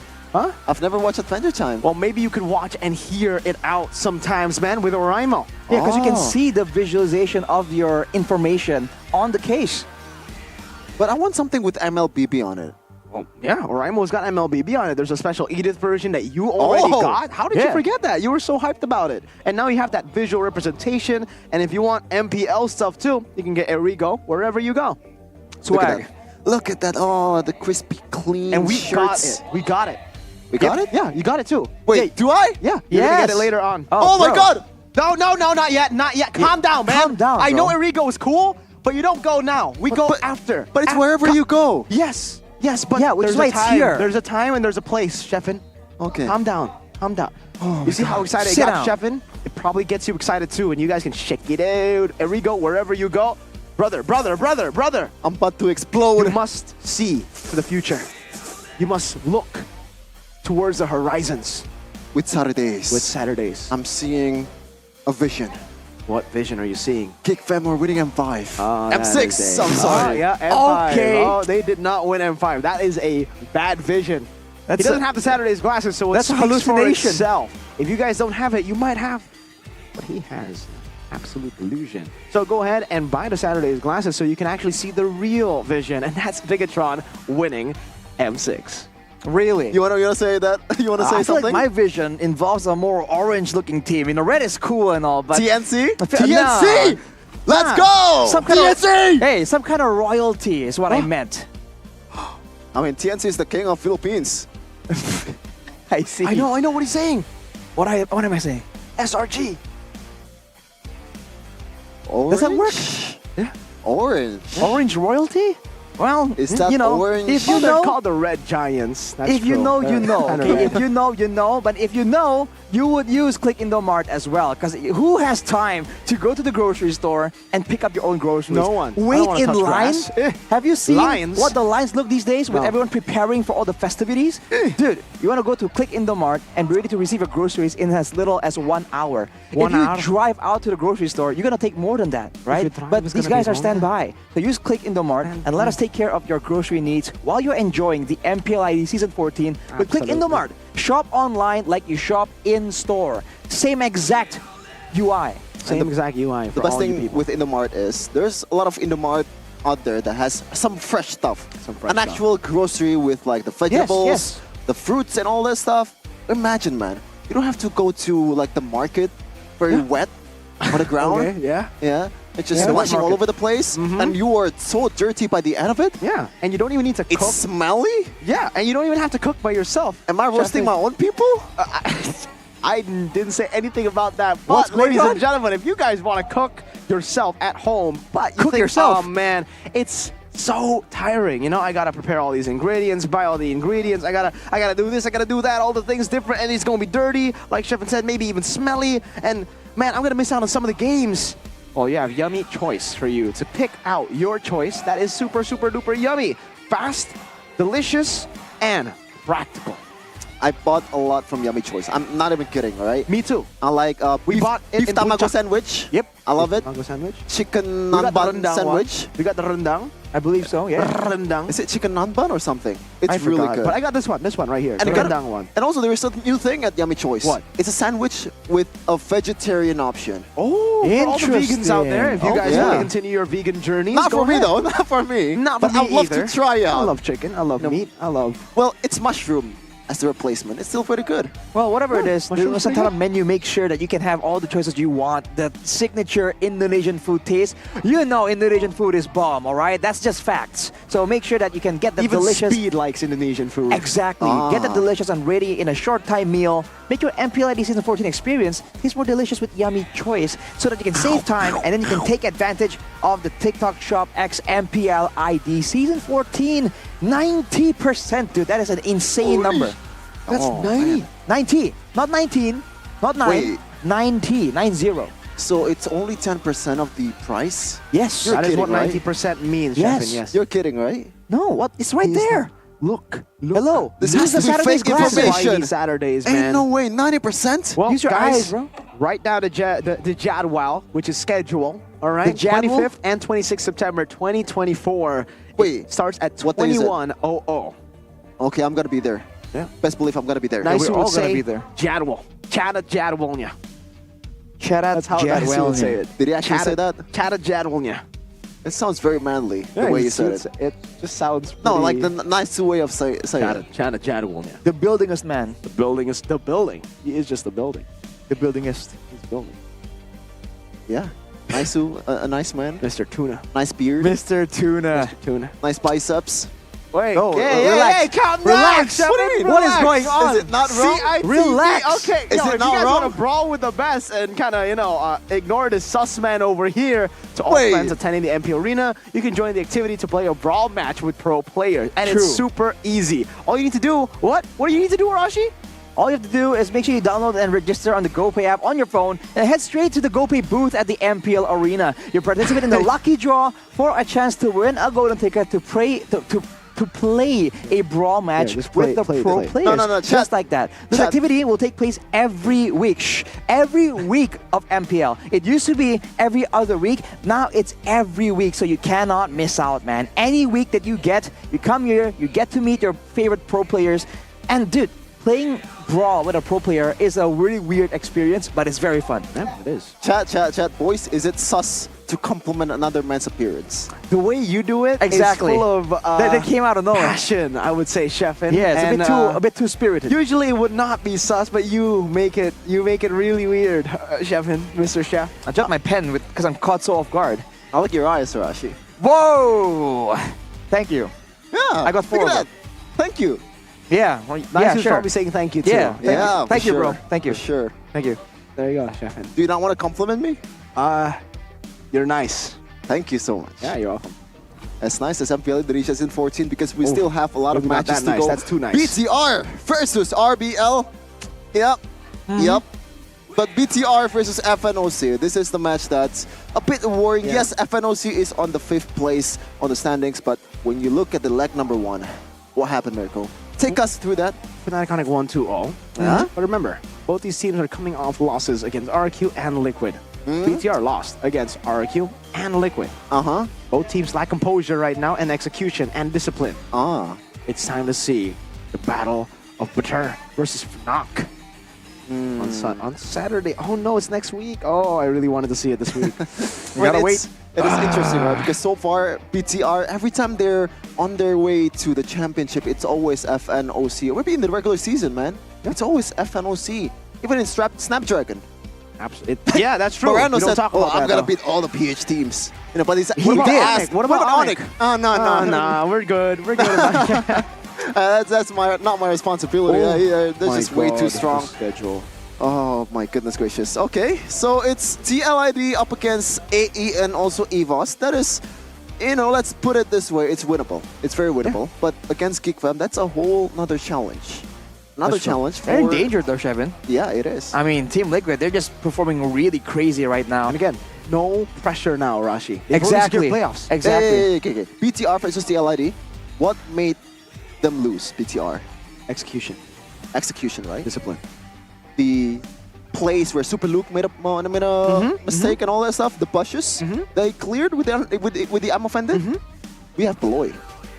The actual Beloy. I mean, true. that's we got possible. the real Beloy. Yeah. Well, if you want to see it happen, right? Make sure that you actually get the tickets and get to the arena here. Only on MPL Indonesia's website from the 9th of August up till the 6th of October. So there's still plenty of days for you to come and watch and enjoy the whole atmosphere and maybe see this matchup we're talking about in real life. You can get a 10% discount and a 10K GoPay coin promo if you use the GoPay app. And you have to remember, it's only 85K. So a 10% discount is quite massive. It is massive. It's bonkers. Ridiculous. Yeah.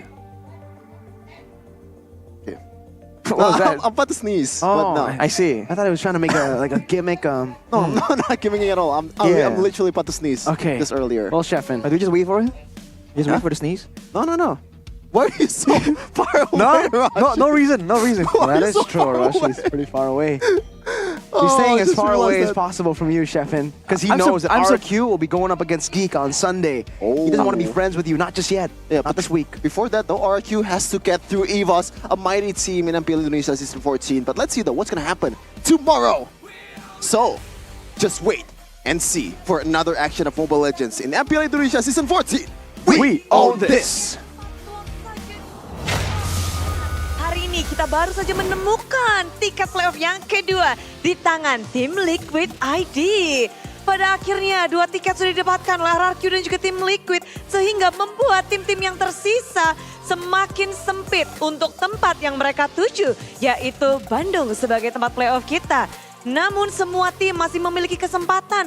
Mereka harus berjuang lagi, berjuang ekstra dan keras supaya mereka harus bisa mendapatkan slot babak playoff.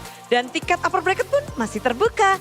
Jadi buat kalian yang lagi nontonin hari ini, memang terjadi 202 kali. Seperti apa untuk esok di malam minggu, malam yang panjang, malam yang kita tunggu.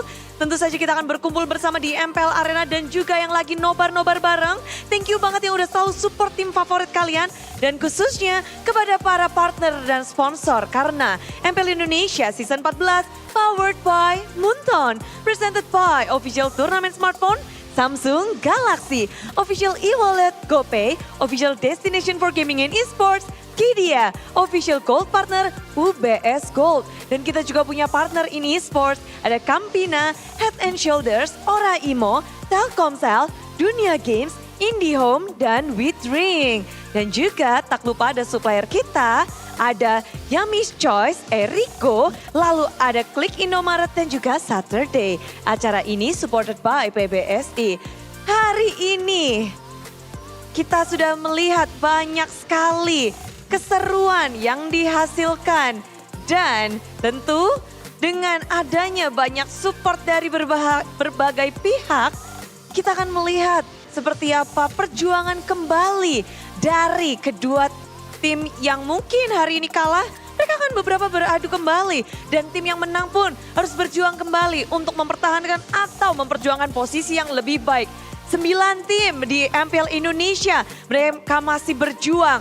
Dan kita harus melihat perjuangan mereka tentunya di MPL Indonesia Season 14. We on this. See you tomorrow.